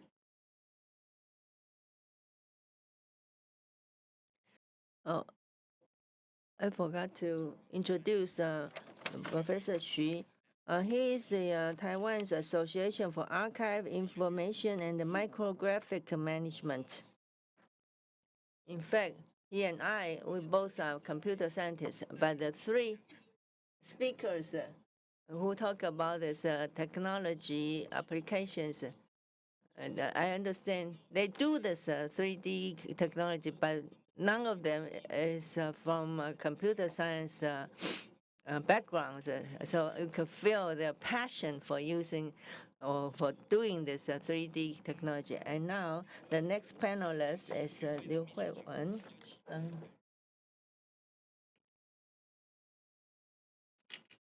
She's the Secretary General of the Taiwan's Digital Cultural Technology. And good afternoon, ladies and gentlemen, especially the three speakers. I'm very honored to be here in this forum. When we talk about the cultural heritage, when we want to pass on this wonderful cultural heritage to posterities, and how are we going to pass on these things, then the digital technology that introduced by the three speakers are the important techniques for us to do the work, to passing on the tradition. Give me 1 minute. My association is a Society of Digital Cultural Technology and Art. We do the digitization of arts, and we also try to offer trainings. We want to expand this talent pool of people doing so, because this is also in the realm of knowledge equity. I'm also a director of this association for museums in Taiwan. I have been able to come across many museum professionals. In the past, we talk about people who, or the gatekeepers who help to protect our national treasures or collections. But now, today, we learn there is a new breed of talents that has been introduced into the museum sector, and because what they do is to help us improve our efficiency, to improve the completeness of the treasure we are going to pass on to posterities. And Mr. Xu talked about copying the 3-2-1 principle. 3 copies, 2 materials, and 1 redundancy. So that's important, because not every museum, not every participant here, the museum they work at can do so. But I believe we nowadays, through this digital technology, they will be able to improve the efficiency, improve the reach, to expand the scope of access from the public. And Professor Shi talked about the digital strategy. We know the museums, arts museum or a natural history museum, and over there, they are also dedicated to expanding this, improving this access. And so when they do the visitors, to expand the visitation by members of the public, or to get additional resources to expand their reach to the public, or the awareness of their treasures in their museum. And the last presentation about this online experience, I understand with conference here, we get a lot of people who are actual practitioners in these sectors, because they are actually doing the work. So this kind of knowledge, this kind of expertise is also very unique, very precious when we try to expand the influence of museums. And of course, that is also part of this disaster risk management, because they help us to preserve this data, to preserve the artifacts in a more permanent way. So this kind of sharing is truly very worthwhile. I am very impressed and I'm very grateful to be exposed to this new area in museum management. 三位讲者有没有要？ Now, responses from the three speakers. Anyone would like to go first? I think that, let me respond to the comment questions. This morning, I still taught the class. I taught about the attitudes on artificial intelligence. We should have the technology acceptance model for new technology, but working in the education sector, or even for the museum sector, we have to move from denial to acceptance. So this is the attitude. They even also include the disaster risk management that we are talking about today. The digital technology is not just to scan our collection. Mr. Wu talked about a lot of application, and we now know metaverse. The very little attention of the museum sector is paying to metaverse. We need to have a digital perspective, as Professor talked about. That this is application of the digital technology in so many different aspects. The two that are displayed of our collection. So the digital strategy that can contribute to a lot of museum and the library the practice.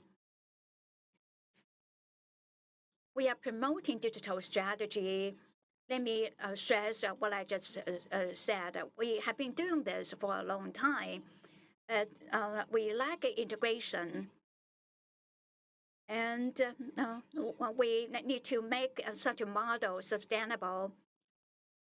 Mr. Wu talked about exhibition at the different sites. National Palace Museum is doing that, but we need to have the more museum to have these virtual exhibits so that we can see the smiles of young students, young children in a remote area. If you just talk about the KPI, then you would think that staging some exhibit in remote area is not cost effective. And digital technology that can come into play. The moderator talked about the content of the website. We talked about the 2.0. And that's the platform, application, and the 3.0, that's decentralization. We need to encourage more digital participation. Everyone can be a digital curator. Thank you.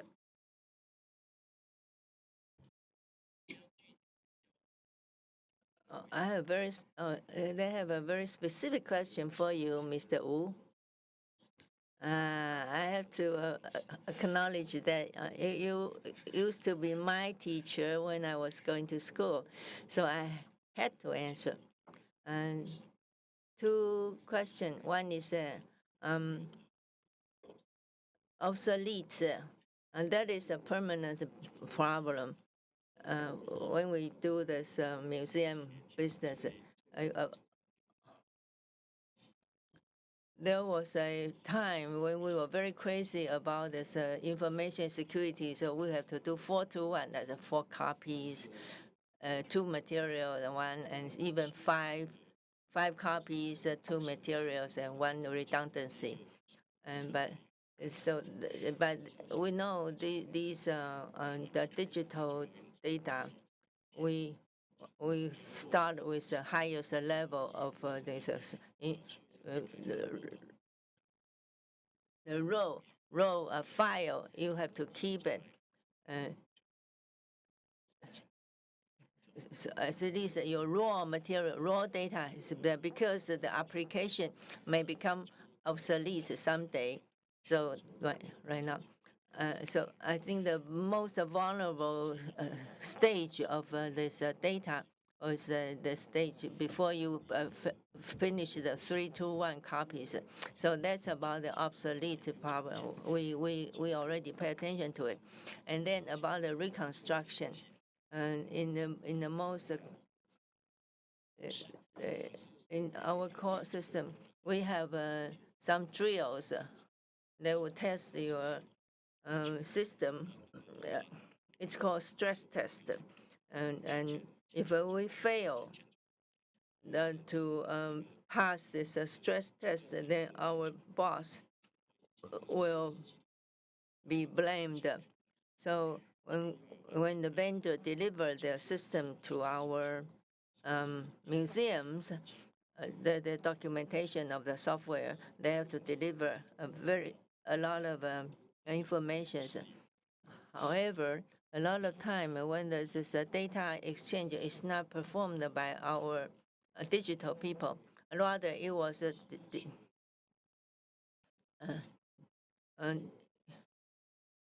it was a documentation that was prepared by the because they bought exhibition department or other department. They purchased this from the vendor, so the documentation is not complete, and so that cause a problem in the future maintenance of those digital databases. So for the public organizations, and I think you have to require that when they buy any computerized system, you have to go by the digital department in order to avoid this problem of getting obsolete. Thank you for your encouragement. You talk about the 3D format, and this is important, really something that bothers us very much in terms of a format conversion or the compatibilities between the various vendors' applications. And that causes a lot of problems. However, nowadays there are new, very high-power software. But I have to thank the budget, the funding from the Ministry of Cultural Heritage to help various museums to develop their digital department.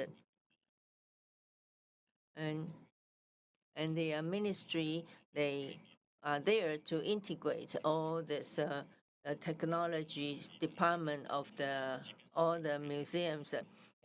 And I think that's a very important breakthrough. That's because the Ministry of Cultural Affairs, they come out to take the lead and to push everybody going forward. And I believe this will be a milestone for Taiwan's 3D documentation. I remember a few years back when people began to do this digital documentations, I was still a student at Taiwan universities, and people say, "Oh, was it useful?" But now we begin to see the result, the outcome, and the reward of doing 3D documentation. So I 3D digital documentation, I believe we need to keep move forward rather than getting frustrated by some of the small setbacks. And we want to see more support to encourage us to move forward in order to achieve the stage of being able to share this information, because our museum is far away in this Taidong, in the in southeastern corner of Taiwan, and if I could do so, if I could see something I like from the web and then do some 3D printing, and that would be wonderful. And in the past, when we tried to upload high resolution image, and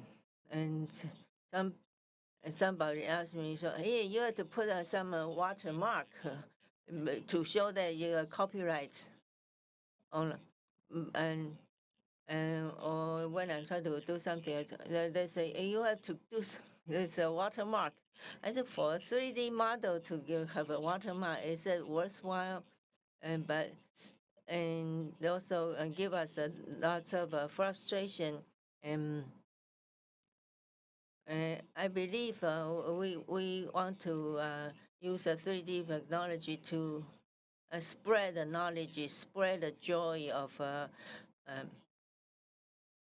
having a piece of artifact 3D printed in your hand.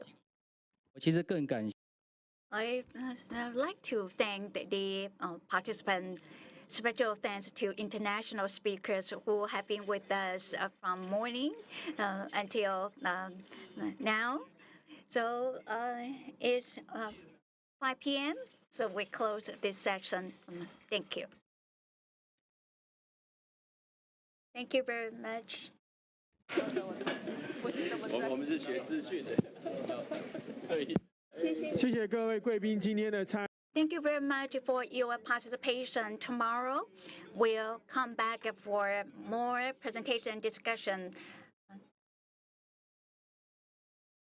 Thank you. We'll see you tomorrow. 是网站。